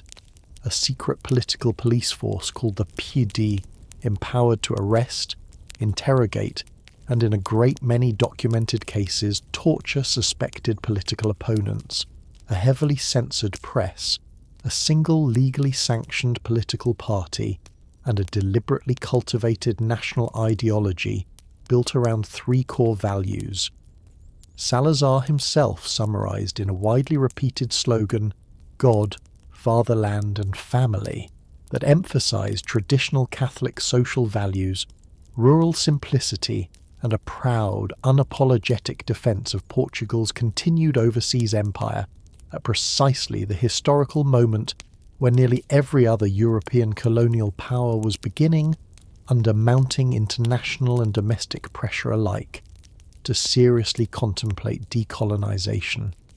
Salazar's own government imposed a specific economic model on Portugal itself across these same decades, and it shaped, in very concrete terms, the poverty a great many ordinary Portuguese families would go on living inside for the whole of the regime's 4-decade existence.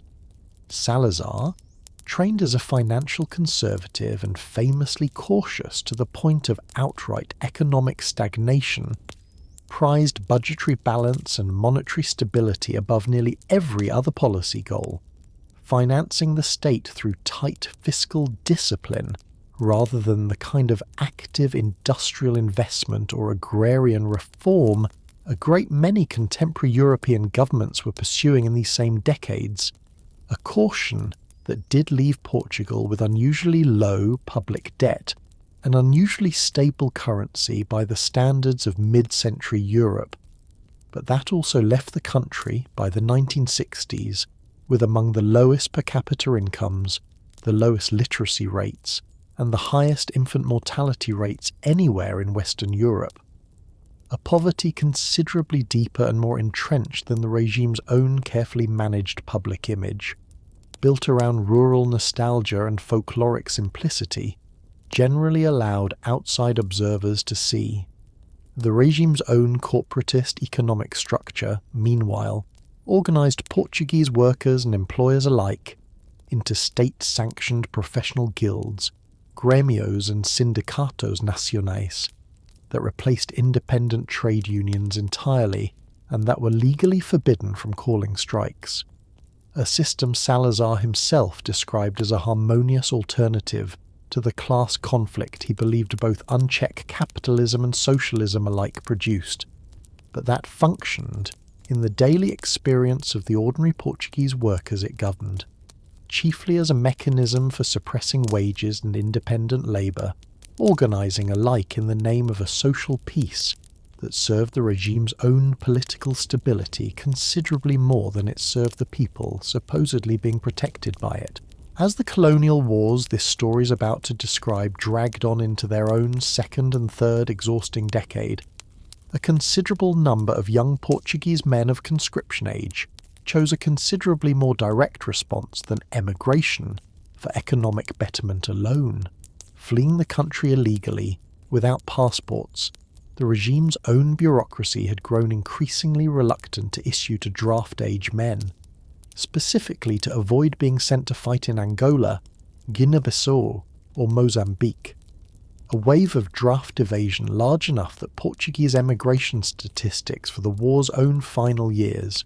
already swollen by ordinary economic emigration, included a substantial and largely undocumented additional current of young men crossing into Spain and onward into France specifically to escape conscription,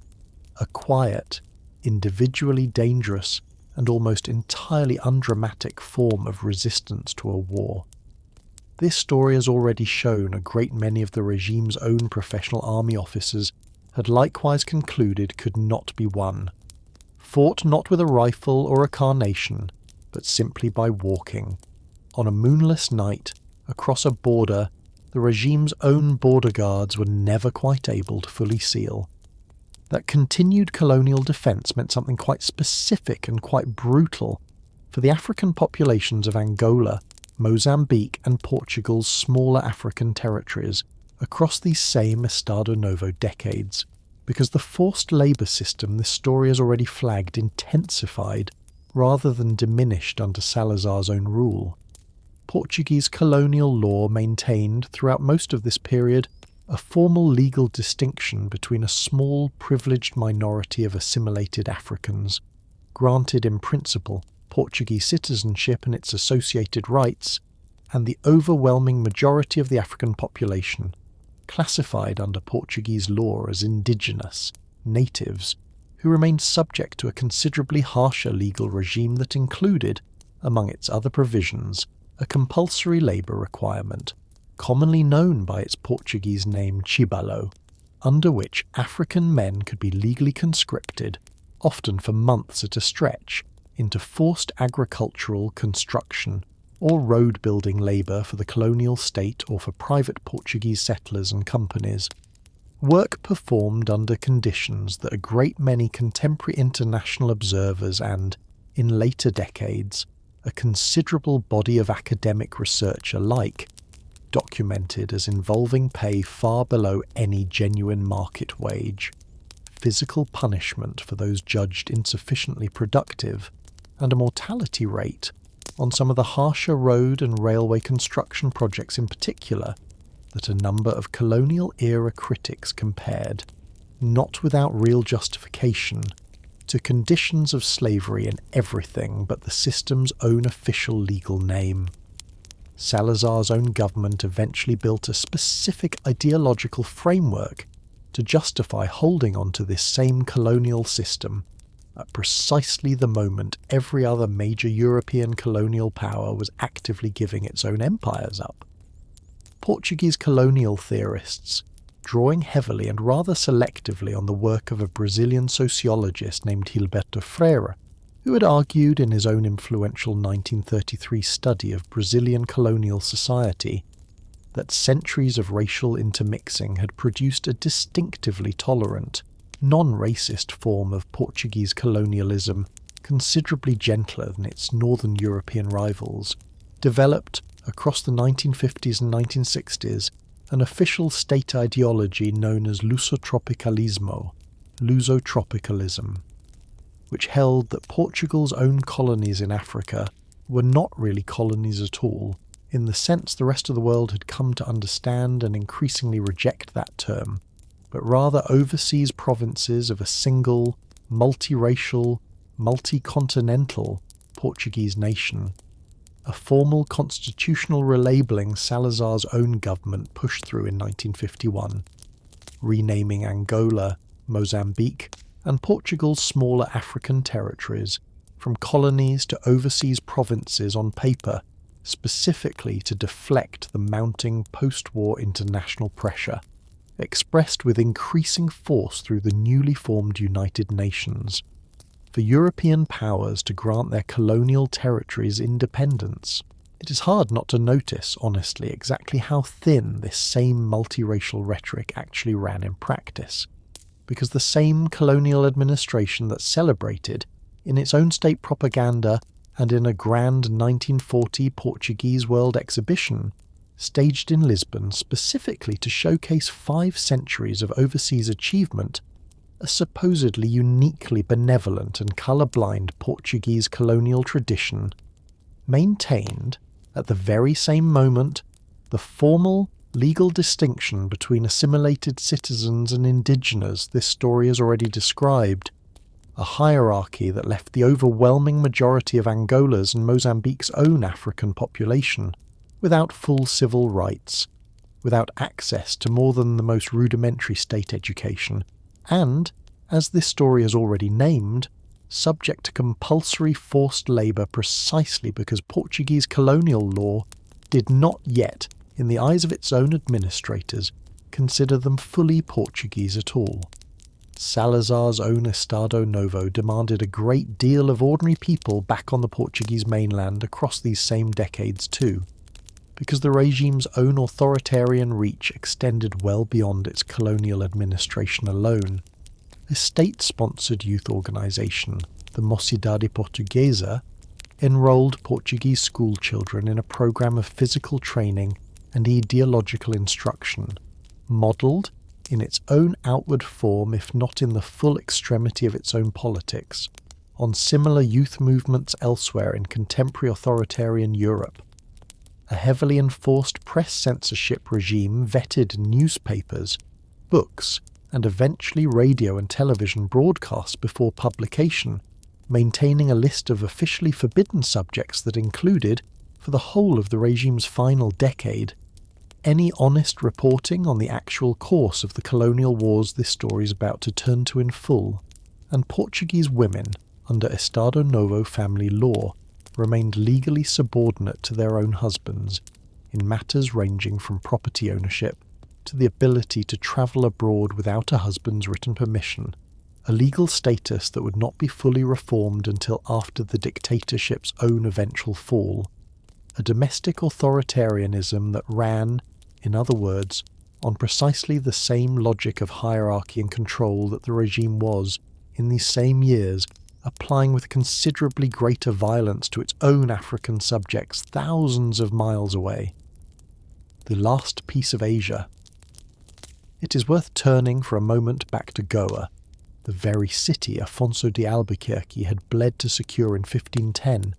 and that had served as the administrative capital of the entire Estado da India for the following 4.5 centuries, because its own final loss arrived in the very same year, 1961, that the colonial war in Angola this story is about to describe first broke out, a coincidence of timing that left Salazar's own government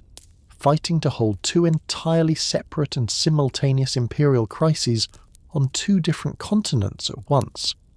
India itself had achieved its own independence from Britain in 1947, and its first Prime Minister, Jawaharlal Nehru,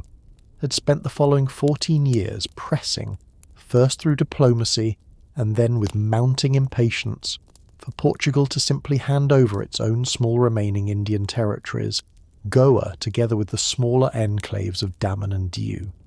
exactly as Britain and France had already ceded their own comparable Indian possessions in the years immediately following Indian independence. Salazar, however, treated Goa not as a negotiable colonial holding at all, but as an integral and non-negotiable piece of Portuguese national territory itself, formally reclassified, like Angola and Mozambique, as an overseas province rather than a colony, and repeatedly refused every Indian diplomatic overture, until Nehru's own government, its patience finally exhausted, launched a brief and overwhelming military invasion in December of 1961, codenamed Operation Vijay, sending Indian Army, Navy, and air units against a Portuguese garrison of scarcely 3,000 men who'd been explicitly ordered by Salazar himself, in a directive that reached Goa only shortly before the invasion began, to fight to the last man and the last bullet rather than surrender. The Portuguese Governor-General on the ground, watching his own hopelessly outmatched garrison collapse within 36 hours against a modern Indian force many times its own size, disobeyed that same directive and surrendered rather than see his own remaining soldiers killed in a battle already lost, a decision that ended in barely 2 days, 4.5 centuries of continuous Portuguese presence in India, and that Salazar's own government, humiliated and furious, refused for years afterward even to formally acknowledge, breaking diplomatic relations with India entirely, and continuing to list Goa on official Portuguese maps as an occupied Portuguese province for the following 13 years, a fiction the Estado Novo maintained right up until its own final collapse in 1974. Its own official maps, textbooks, and radio broadcasts continuing to describe Goa, Daman and Diu as integral Portuguese soil under temporary foreign occupation for well over a decade after every other government on Earth,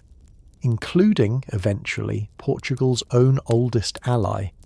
had simply stopped pretending otherwise, never once, in all that time, admitting in its own official language what every other government in the world had already recognised as an accomplished and irreversible fact.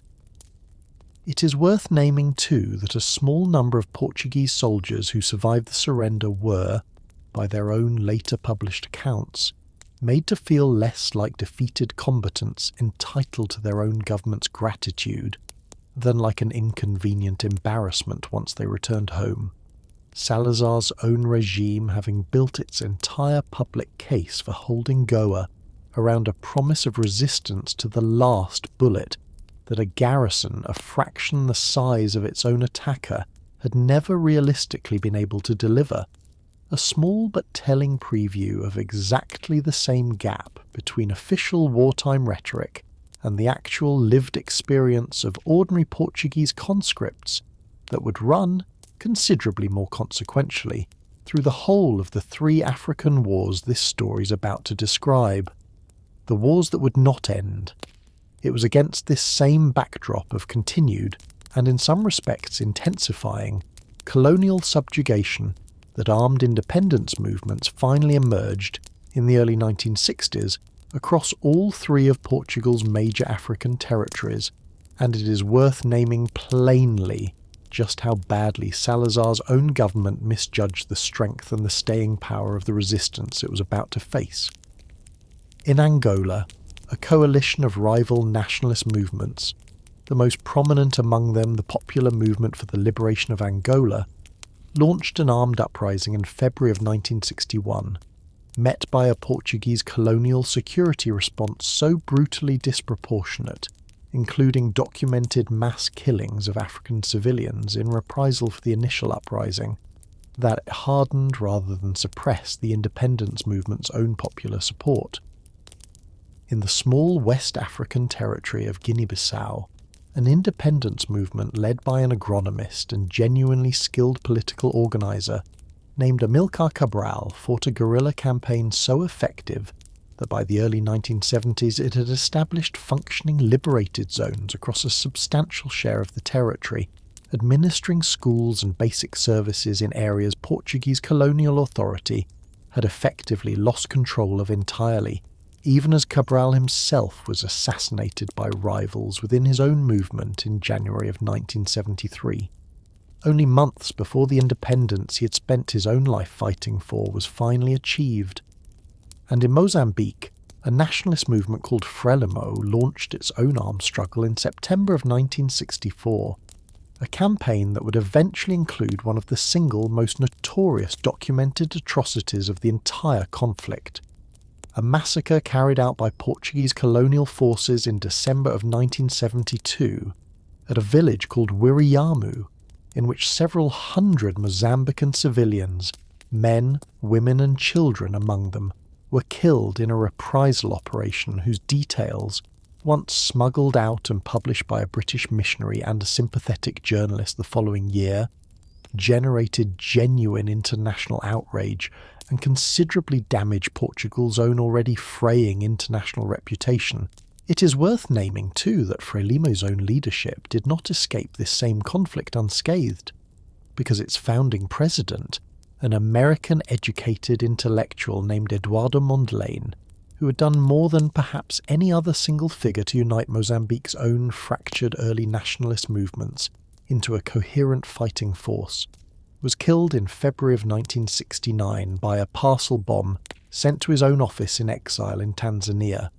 an assassination widely attributed, though never conclusively proven in a court of law, to Portuguese colonial intelligence operating with the kind of covert reach that a great many of Portugal's African colonial opponents came to regard as one of the regime's own most persistent and most feared weapons. It is hard not to notice, too, exactly what was actually at economic stake in this same protracted struggle,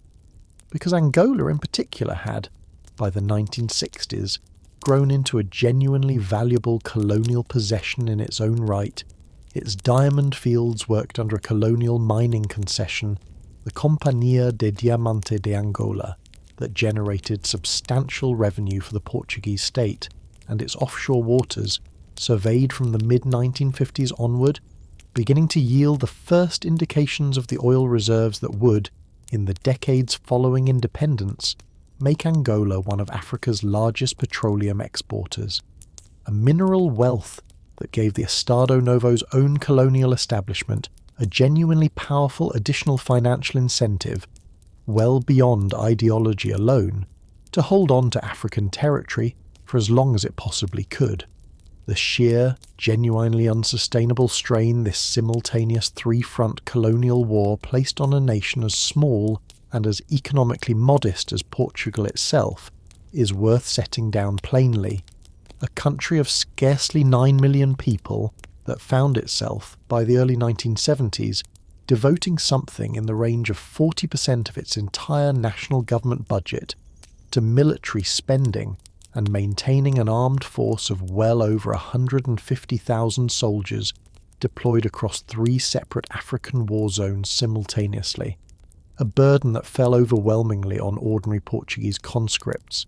a great many of them drafted straight out of secondary school for tours of duty that could stretch to 2 or more years of dangerous, exhausting, and increasingly unpopular counterinsurgency service in territory thousands of miles from home. A war so prolonged and so evidently unwinnable by the early 1970s that a growing number of Portugal's own professional army officers, the very men tasked with actually fighting it, had begun to conclude in private conversations that would soon carry enormous consequence, that the war could not be won by military means at all, and that continuing to fight it was steadily destroying the very nation it was supposedly being fought to preserve. Flowers in the rifles. It is worth naming now the specific morning that finally ended both this exhausting colonial war and the 4-decade Estado Novo dictatorship that had insisted on prosecuting it. Because the revolution that unfolded on the 25th of April 1974 remains, to this day, one of the genuinely rare examples in modern history of an authoritarian regime toppled with almost no bloodshed at all. In the very early hours of that morning, a clandestine organisation of mid-ranking military officers calling itself the Movimento das Forças Armadas, the Armed Forces Movement, formed originally out of the same officers' own growing disillusionment with the unwinnable colonial wars this story has just described, launched a coordinated military coup, seizing key government buildings, radio and television stations, and strategic points across Lisbon, using 2 pre-arranged popular songs,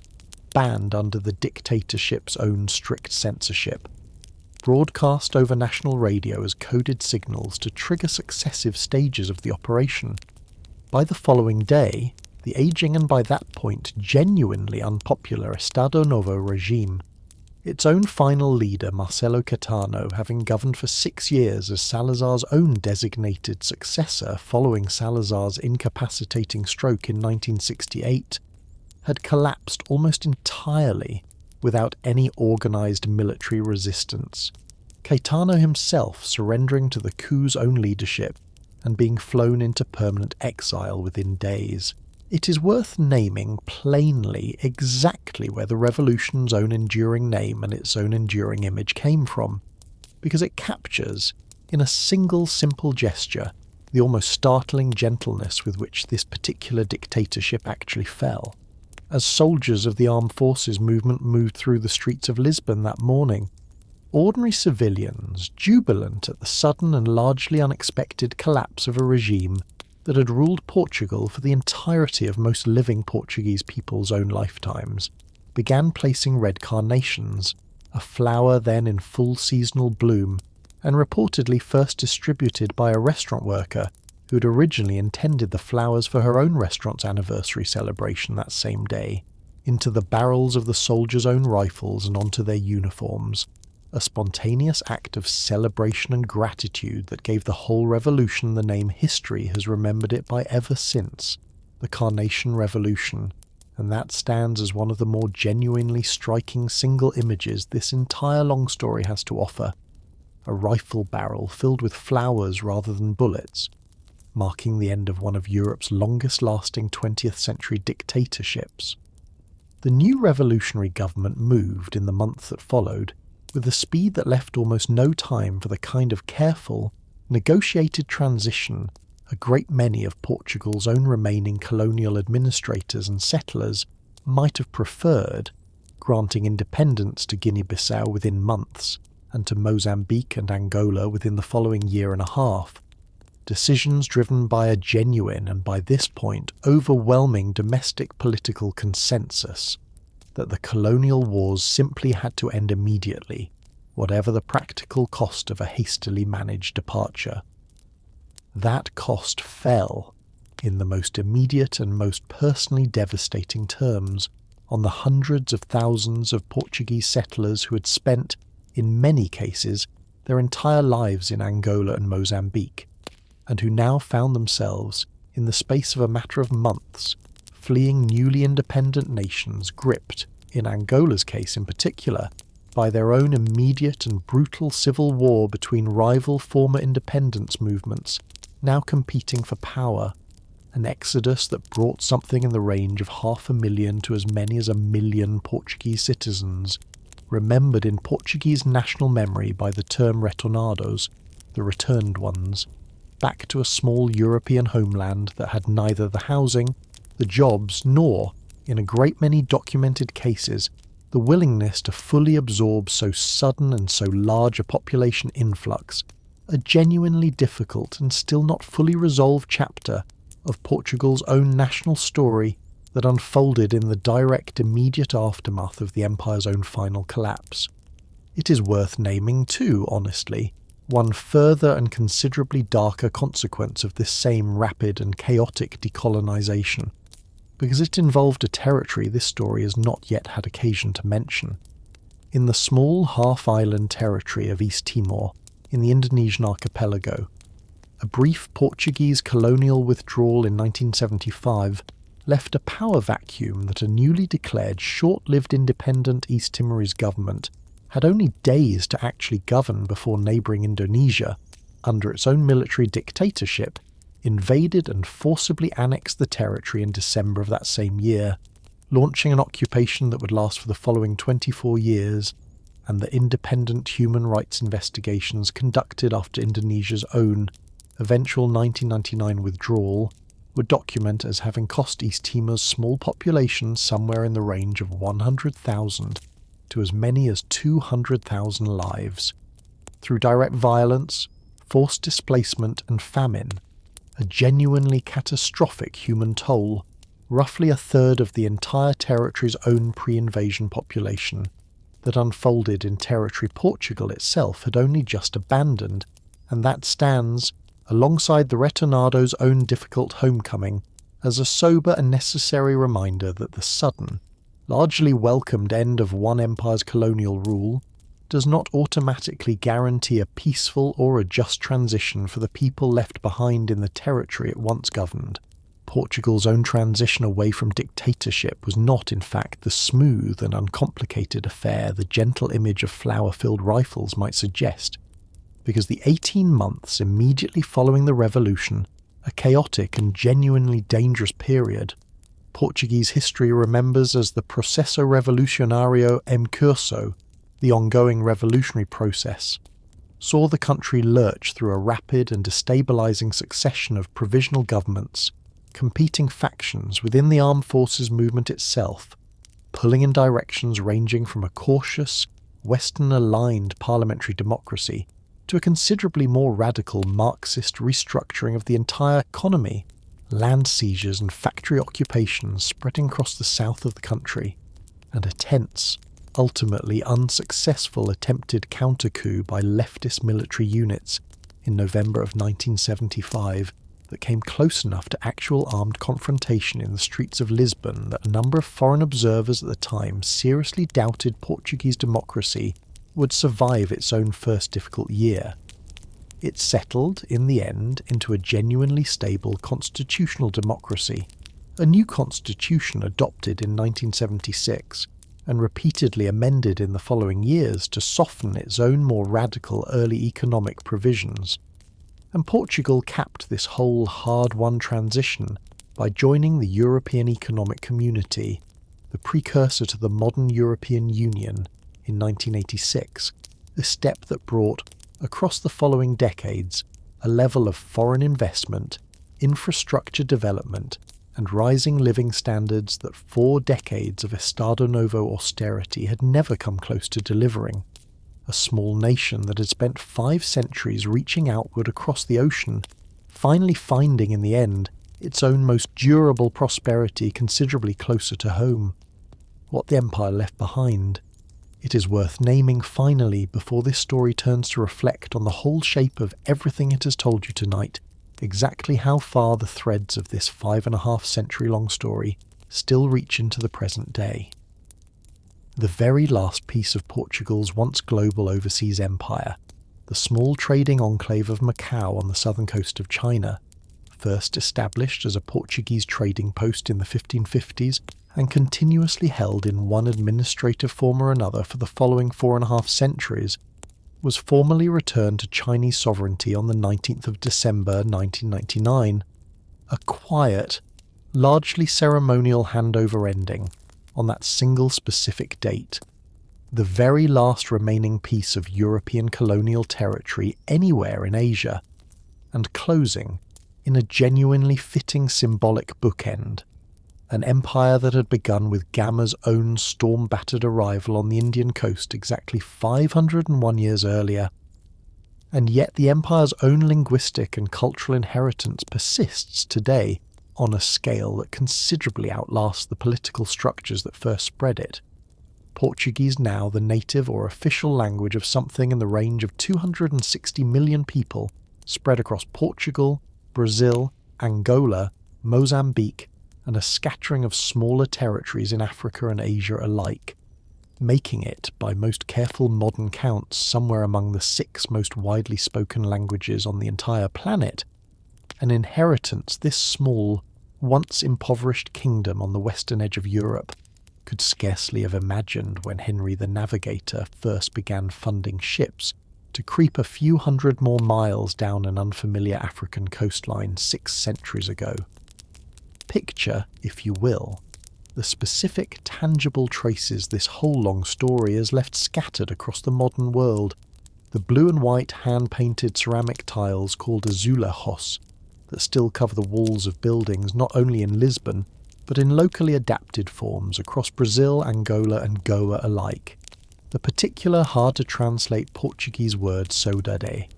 a melancholic longing for something absent or lost, that Portuguese speakers across the entire Lusophone world still describe as capturing a specifically national emotional inheritance, and that a great many Portuguese writers across the centuries have connected directly to precisely the kind of loss of Sebastião at Alcácer Quibir, of Brazil in 1822, of empire itself across the 20th century. This whole night's story is traced again and again, and the modern city of Rio de Janeiro, whose own graceful colonial-era downtown streets, laid out under a royal court that never expected to govern from anywhere but Lisbon, still bear the physical imprint of that single extraordinary 13-year historical accident in which the colonized briefly, and for the only time in the entire history of European empire, became the seat of the colonizer's own government. It is worth naming, too, one further and considerably more formal present-day institution this whole long history eventually produced, because in 1996, in the years following the wave of African independence this story has already followed, Portugal, Brazil, Angola, Mozambique, and the empire's other former African and Asian territories formed the Comunidade dos Países de Língua Portuguesa, the community of Portuguese language countries, a voluntary intergovernmental organisation built around exactly the shared language and shared history this story has spent so long describing, a body whose own members range from Portugal itself, a small nation of some 10 million people, to Brazil, a nation of well over 200 million. An organisation built, in other words, almost entirely backward from how the original empire's own hierarchy once ran. A former metropole now sitting as the considerably smaller partner in a linguistic family, whose largest member is the very colony that once fought a war to leave it. Picture, too, a contemporary Lisbon street market on an ordinary Saturday morning, stalls selling salt cod, bacalhau, prepared in the hundreds of distinct recipes Portuguese home cooks have developed for it across the centuries, even though the fish itself has never been caught anywhere near Portuguese waters. Its salting and drying techniques instead a direct inheritance of the same distant water fishing fleets that once provisioned ships bound for Brazil and India alike. Stalls selling a fiery pepper sauce called piri-piri, a Portuguese culinary signature whose own principal ingredient, the chili pepper, is itself a New World plant that reached Portuguese kitchens only because of the very transatlantic trade this story has already described at such length. And, a short walk away, the cellars of Porto, where a fortified wine first developed by English merchants in the late 17th century, specifically to survive the long sea voyage home under the trading privileges Portugal had granted Britain in exchange for military protection during the very Restoration War this story has already followed, still bears, in its own English name, Port, the direct linguistic fingerprint of an alliance now well into its 7th century. Modern Portugal has itself become, in the past 2 decades, a genuine destination for immigration from exactly the former colonies this story has followed, a reversal this whole night story might not have predicted at its own outset. Brazilian, Angolan, Mozambican, Cape Verdean and Goan communities now settled in Lisbon and Porto in numbers substantial enough to have visibly reshaped both cities' own daily street life, their own restaurants, churches and community associations, a genuinely striking final inversion of the whole 5.5-century arc this story has followed. An empire that once sent its own people outward by the hundreds of thousands, to rule, to trade and to settle distant shores, now finding itself in its own considerably smaller and more modest present, quietly and unofficially reunited with the descendants of the very populations its own ships first reached half a millennium ago. Portuguese football alone offers a small but genuinely vivid snapshot of everything this section has just described. A national team whose own most celebrated players across the past half-century, from Eusebio, born in colonial Mozambique and brought to Lisbon as a teenager in 1961, the very year the colonial wars this story has already followed began, to a considerable number of the current Portuguese national squad's own players of Angolan, Mozambican and Cape Verdean descent, carries, on the pitch, in a form millions of people watch without necessarily thinking about its own historical weight, the same demographic and cultural intermixing that 5.5 centuries of ships, forts, forced labour, and, in the end, forced departure, produced across an empire that once claimed lordship over the commerce of half the known world, and now survives, chiefly as a shared language, a shared cuisine, a shared game, and a shared, still unfinished reckoning with everything it actually cost to build. This reckoning has, in only the past few years, begun to take genuinely formal shape too, rather than remaining a matter of private conversation and academic research alone, because the Lisbon city government voted in 2017 to fund the construction of a permanent museum and memorial dedicated specifically to the history of Portuguese slavery, a project whose own planning and fundraising has moved forward slowly and not without real public controversy, since a meaningful share of Portuguese public opinion, according to contemporary polling, has continued to resist the idea that this particular chapter of national history deserves a dedicated monument at all. A live and ongoing argument unfolding in Portuguese newspapers and city council chambers, even as this story is being told, over exactly how a small nation that once ruled a quarter of the known world's oceans ought to remember what that rule actually required. An argument this story does not intend to settle on your behalf, except to say that the remembering itself, however contested, however overdue, is very probably better than the 5 centuries of comfortable silence that came before it. Both hands held open at once. It is worth pausing, before this story finally walks back over its own whole long shape, to hold both hands of this history open at once, because the Portuguese Empire that this whole night story has followed across 5.5 centuries was never only one thing, and a telling that remembers only its daring or only its cruelty is not, in either direction, honest. In one hand, sailors who crossed an open, uncharted ocean in ships smaller than a modern city bus, using instruments and astronomical calculations genuinely at the cutting edge of their own era's science, who mapped, for the first time in recorded human history, a continuous sea route linking Europe, Africa and Asia, and who built, out of a kingdom of scarcely 1 million people, a trading network that would eventually touch 4 separate continents at once, an achievement of pure navigational and organisational daring that later imperial powers Spain, the Netherlands, England and France alike would all, in one way or another, study and imitate. In the other hand, the same kingdom that pioneered the systematic transatlantic trade in enslaved human beings and remained, across more than 4 centuries, its single largest participant, that forcibly converted its own Jewish population and then burned a portion of their own descendants alive for secretly continuing to practice the faith that same forced conversion had stripped from them, that ruled its African colonies deep into the 20th century through a forced labour system a great many honest observers, then and since, have judged barely distinguishable from the slavery Portugal had, on paper, formally abandoned a century earlier, and that fought, for 13 exhausting and ultimately futile years, 3 simultaneous colonial wars to preserve that same system against African populations who wanted in the end nothing more complicated than their own independence. In one hand, a genuinely mixed, genuinely blended civilization built across Goa, Macau, Malacca and Brazil alike that produced Creole languages, syncretic devotional traditions and communities still living and still speaking recognisably Portuguese-derived tongues,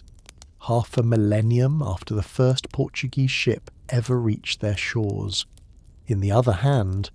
a colonial subject population in Angola and Mozambique that remained, right up until the empire's own final collapse in 1974 and 1975,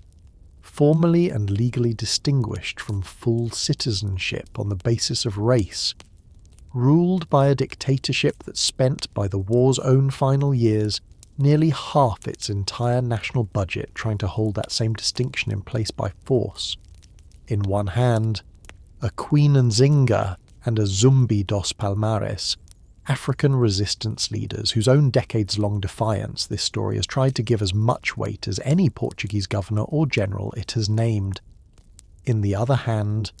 an empire that killed both of their causes' own immediate hopes in the end, however long each one first managed to hold out against it. It is worth naming too that these 2 hands were, across nearly the whole of this story, never actually separate at all, but the very same enterprise viewed from 2 different angles, which is, in the end, the genuinely uncomfortable lesson at the centre of this whole story.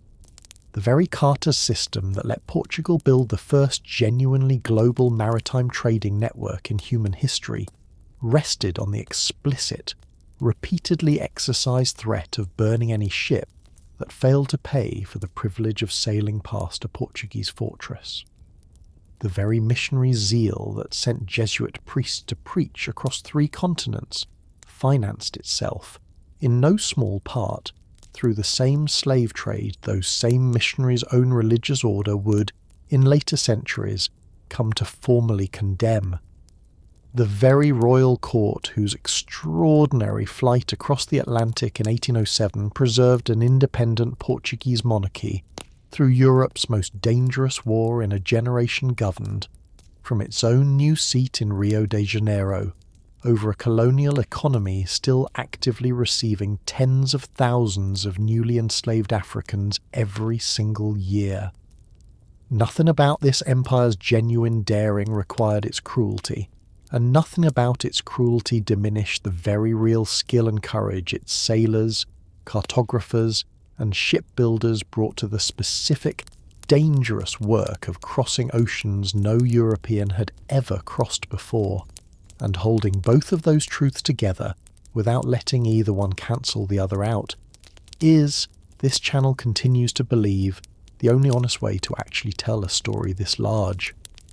How we know this. It is worth naming too, before this story closes, a little about where the version of events you have just heard actually comes from, and whose voices shaped it, because the people who first wrote this story down were never neutral observers standing outside it. Gomes Inês de Zurara, whose own royal commission to chronicle Henry the Navigator's voyages this story has already discussed, wrote as a paid court propagandist rather than a disinterested historian, and modern historians reading his own chronicle today have learned to separate his genuinely valuable eyewitness detail, drawn from interviews he personally conducted with returning sailors, from the celebratory, justifying framing he wrapped around even the earliest and most brutal slave-raiding voyages his own patron had sponsored. A later royal chronicler, João de Barros, spent decades of the 16th century compiling a monumental multi-volume history of Portuguese Asia, the Décadas da Ásia, a work of genuine scholarly ambition, drawing on ship logs, official correspondence, and interviews with returning captains, that later historians have sometimes called the Portuguese Livy in tribute to its own sweeping narrative scope, though Barros, like Zurara before him, wrote from deep inside the same imperial project he was documenting, with correspondingly limited interest in recording the perspective of the Indian, Malay, or African peoples whose own cities and coastlines Portuguese fleets were, in these same chronicles, busy conquering. And the single most celebrated work of Portuguese literature to emerge from this entire era, Luís de Camões's epic poem Os Lusíadas, published in 1572 and still regarded to this day as the Portuguese national epic in something close to the way Homer's own poems are regarded in Greece, tells the story of Gama's voyage to India in soaring, mythologically framed verse that celebrates Portuguese daring and Portuguese destiny with a genuine and enduring literary power, while passing over, in near total silence, the specific human cost that daring and that destiny actually exacted from the enslaved Africans, the burned New Christians, and the conquered peoples of Goa and Malacca, whose own experience finds no meaningful place inside Camões's own triumphant national verse. Camões himself actually lived a considerably rougher life while composing that same triumphant verse, briefly worth naming here, because the poet's own biography reads, in places, like a smaller-scale echo of the whole empire he was busy celebrating. Camões lost the use of one eye fighting the Portuguese crown's own forces in North Africa near Ceuta in the 1540s, sailed later to Portuguese India and China as a soldier and minor colonial official rather than as any celebrated man of letters, was imprisoned at least twice for debt and for brawling, and, according to a long-cherished Portuguese literary legend that later scholars have found impossible either to fully confirm or fully dismiss, survived a shipwreck off the coast of what is now Cambodia by swimming ashore with nothing saved from the wreck except the still unfinished manuscript of Os Lusíadas, held above the waves in one hand while he swam with the other. Camões finally returned to Lisbon in 1570, published his own epic 2 years later to genuine acclaim, and died in poverty only 8 years afterward, in 1580, the very year Portugal itself lost its own independence to Spain, a coincidence of timing later Portuguese writers have found almost too poetically apt to be entirely comfortable with. The national poet who gave Portuguese imperial ambition its own most enduring literary voice dying, forgotten and penniless, in the same year the nation whose glory he had spent his own hard life celebrating ceased, for the following 60 years, to exist as an independent country at all. For a very long time, the version of this whole history available to most readers outside Portugal itself, and to a great many readers inside it as well, was drawn almost entirely from exactly these kinds of triumphant, imperially framed Portuguese sources, while the perspective of the people this empire actually colonized, enslaved, and, in Angola, Mozambique and Guinea-Bissau alike, eventually fought brutal wars against, survived chiefly in oral tradition, in song, and in fragments of testimony, that professional Western historical scholarship was, for centuries, remarkably slow to seek out, collect, and take seriously as historical evidence in its own right, a genuinely significant and still ongoing corrective effort led in recent decades substantially by Brazilian, Angolan, Mozambican, and Goan historians themselves to recover a fuller account of this story than the chronicler's own celebratory paperwork alone could ever provide.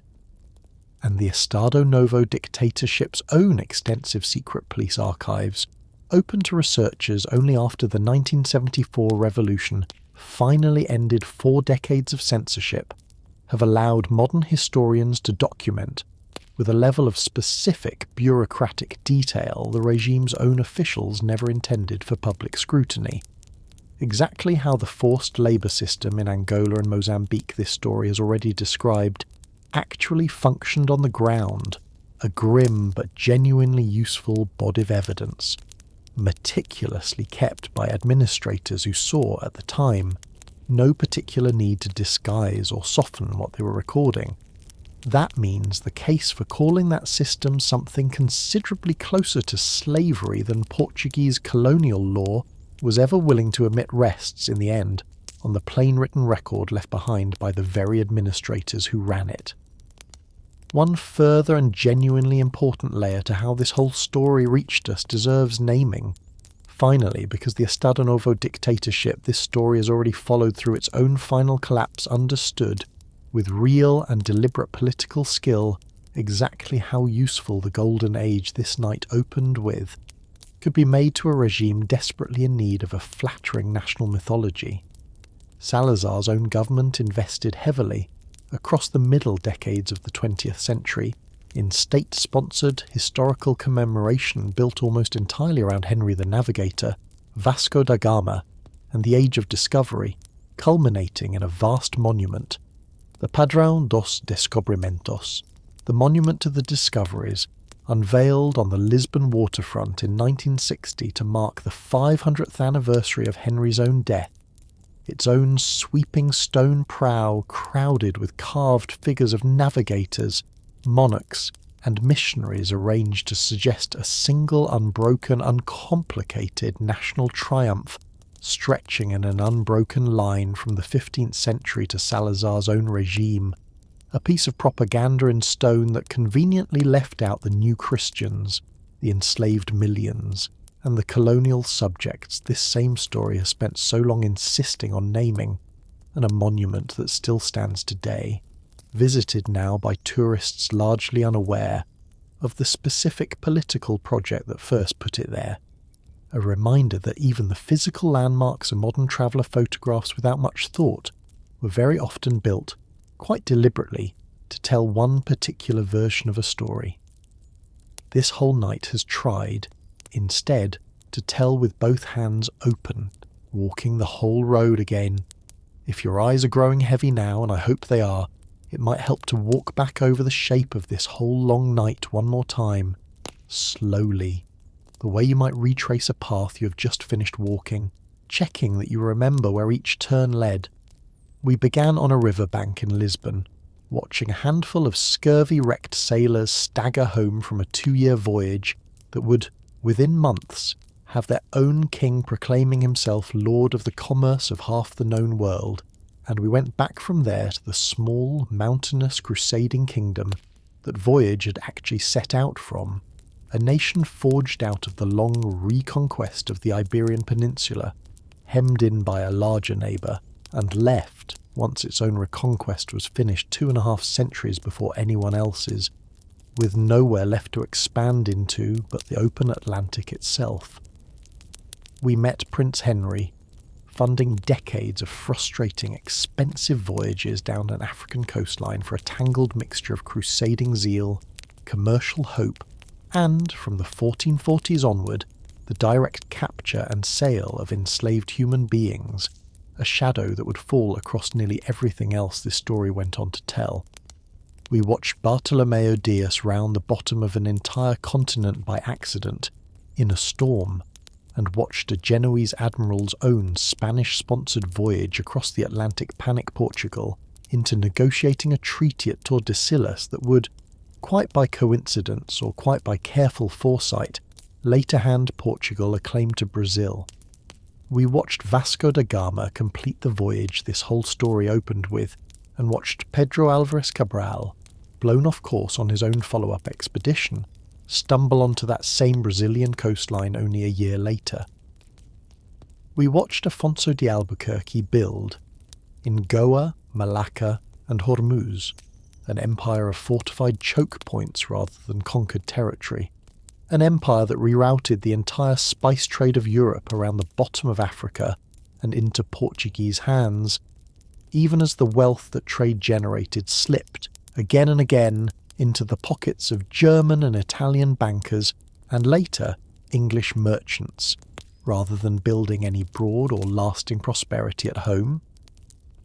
We followed Portuguese ships further still to Macau on the Chinese coast, and to a storm-tossed accidental landfall in Japan, watched a Christian mission flourish there for the better part of a century, before a suspicious shogunate expelled it entirely and executed the envoys sent to plead for its return, and we paused too over the quieter achievements of Portuguese navigational science and medicine, the astrolabes and classified charts that made the whole enterprise possible, and a new Christian physician in Goa named Garcia de Horta, whose own pioneering study of Indian medicine could not save him, more than a decade after his own death, from the Inquisition's own posthumous verdict. We paused too over a considerably darker current running beneath all of that daring, a forced conversion of Portugal's own Jewish population in 1497, an inquisition that would burn their descendants alive for centuries afterward, and a slave trade that would, by the time its long history finally ended, carry more enslaved human beings across the Atlantic under the Portuguese flag than under any other nations on earth. A horror this story has tried,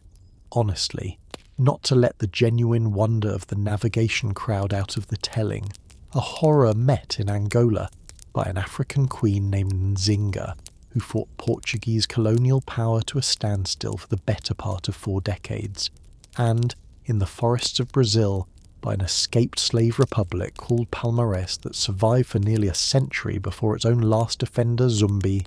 was killed, and his memory turned, ever since, into a national day of remembrance. We watched a young king vanish into the sands of Morocco, and a whole nation lose its own independence for 60 years as a consequence. Watched the Dutch and the English pick apart, piece by piece, an Asian trading empire, Portugal, no longer had the strength to defend on its own, and watch Portugal claw its own crown back in 1640, only to spend the following century and a half rebuilding its own fortunes largely on the gold and diamonds, and the enslaved labour that extracted them, of Brazil, wealth King João V poured in turn into an almost absurdly enormous palace at Mafra rather than into anything resembling the future. We sat with the earthquake that levelled Lisbon in 6 catastrophic minutes on a single All Saints' Day morning,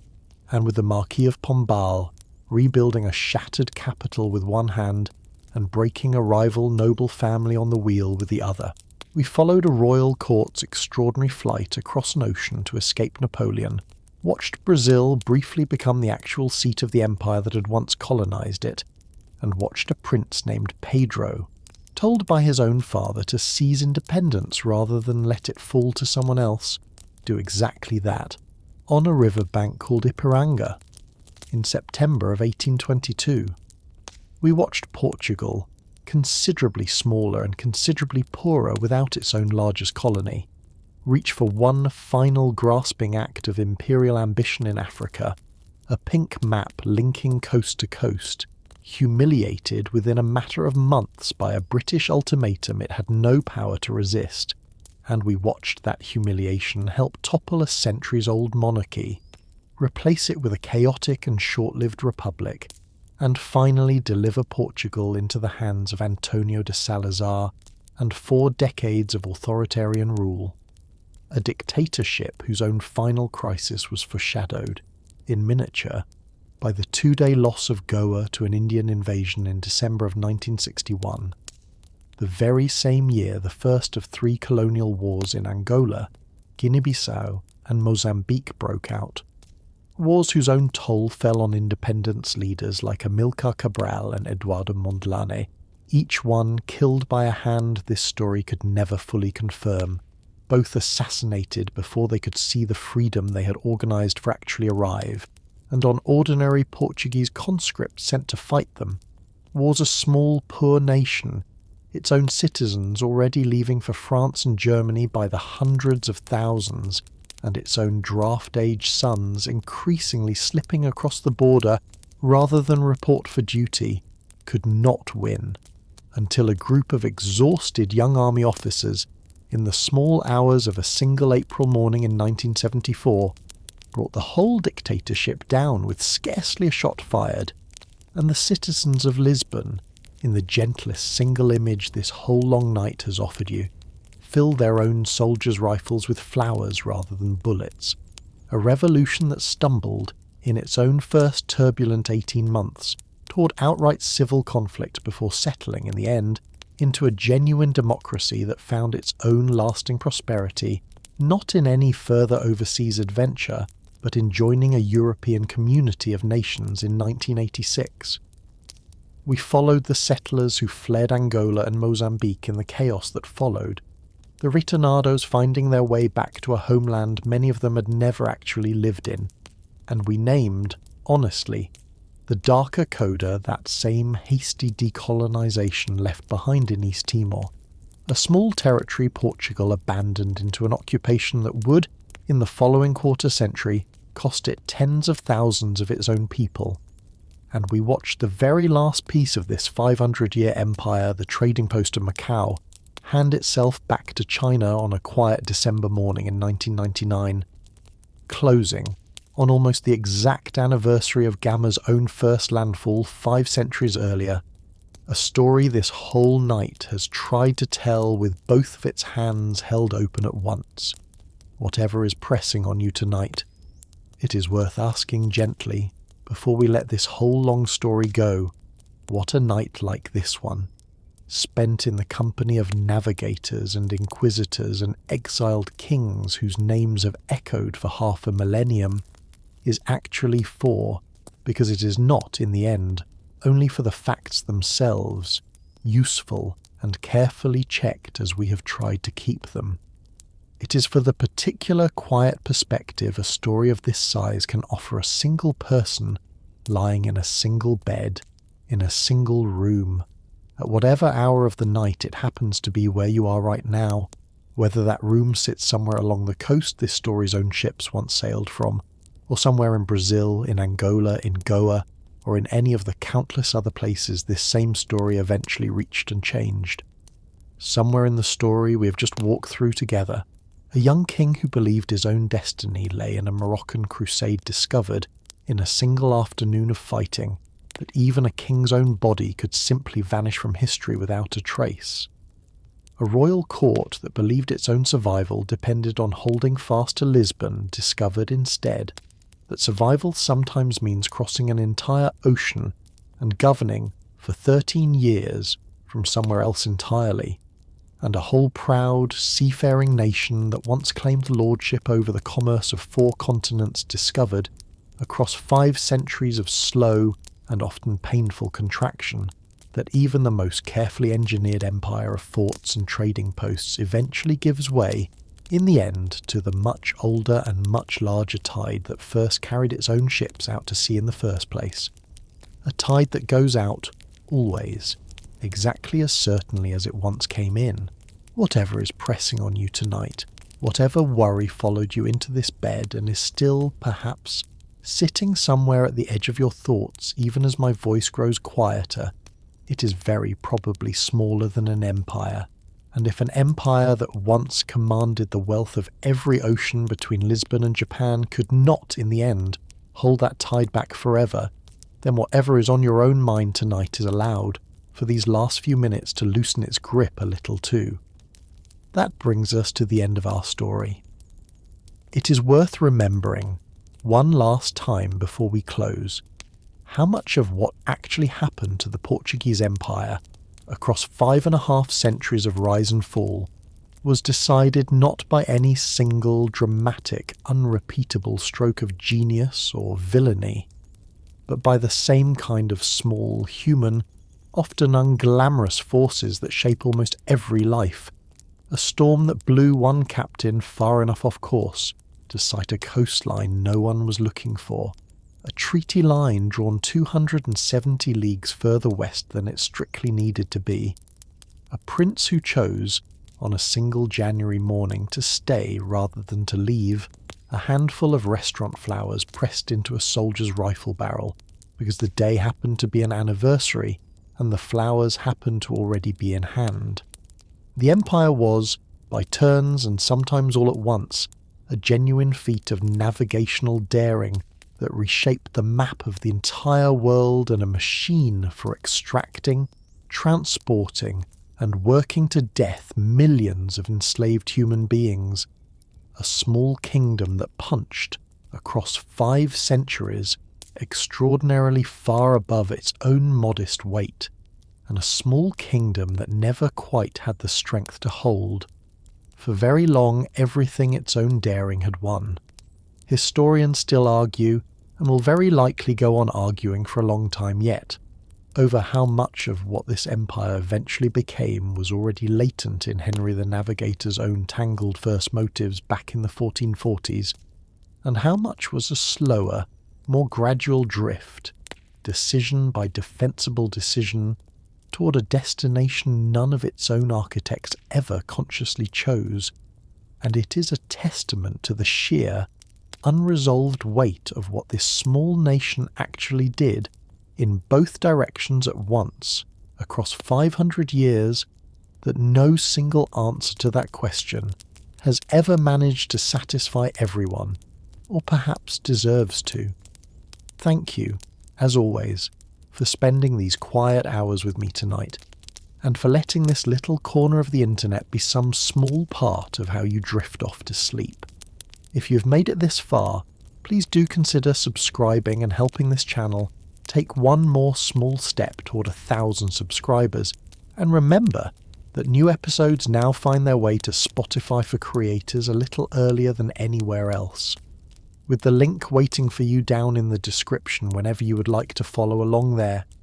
Close your eyes now, if you have not already. Let the tide of this whole long story finally go out, slow and quiet, the way every tide eventually does. Good night and sweet dreams.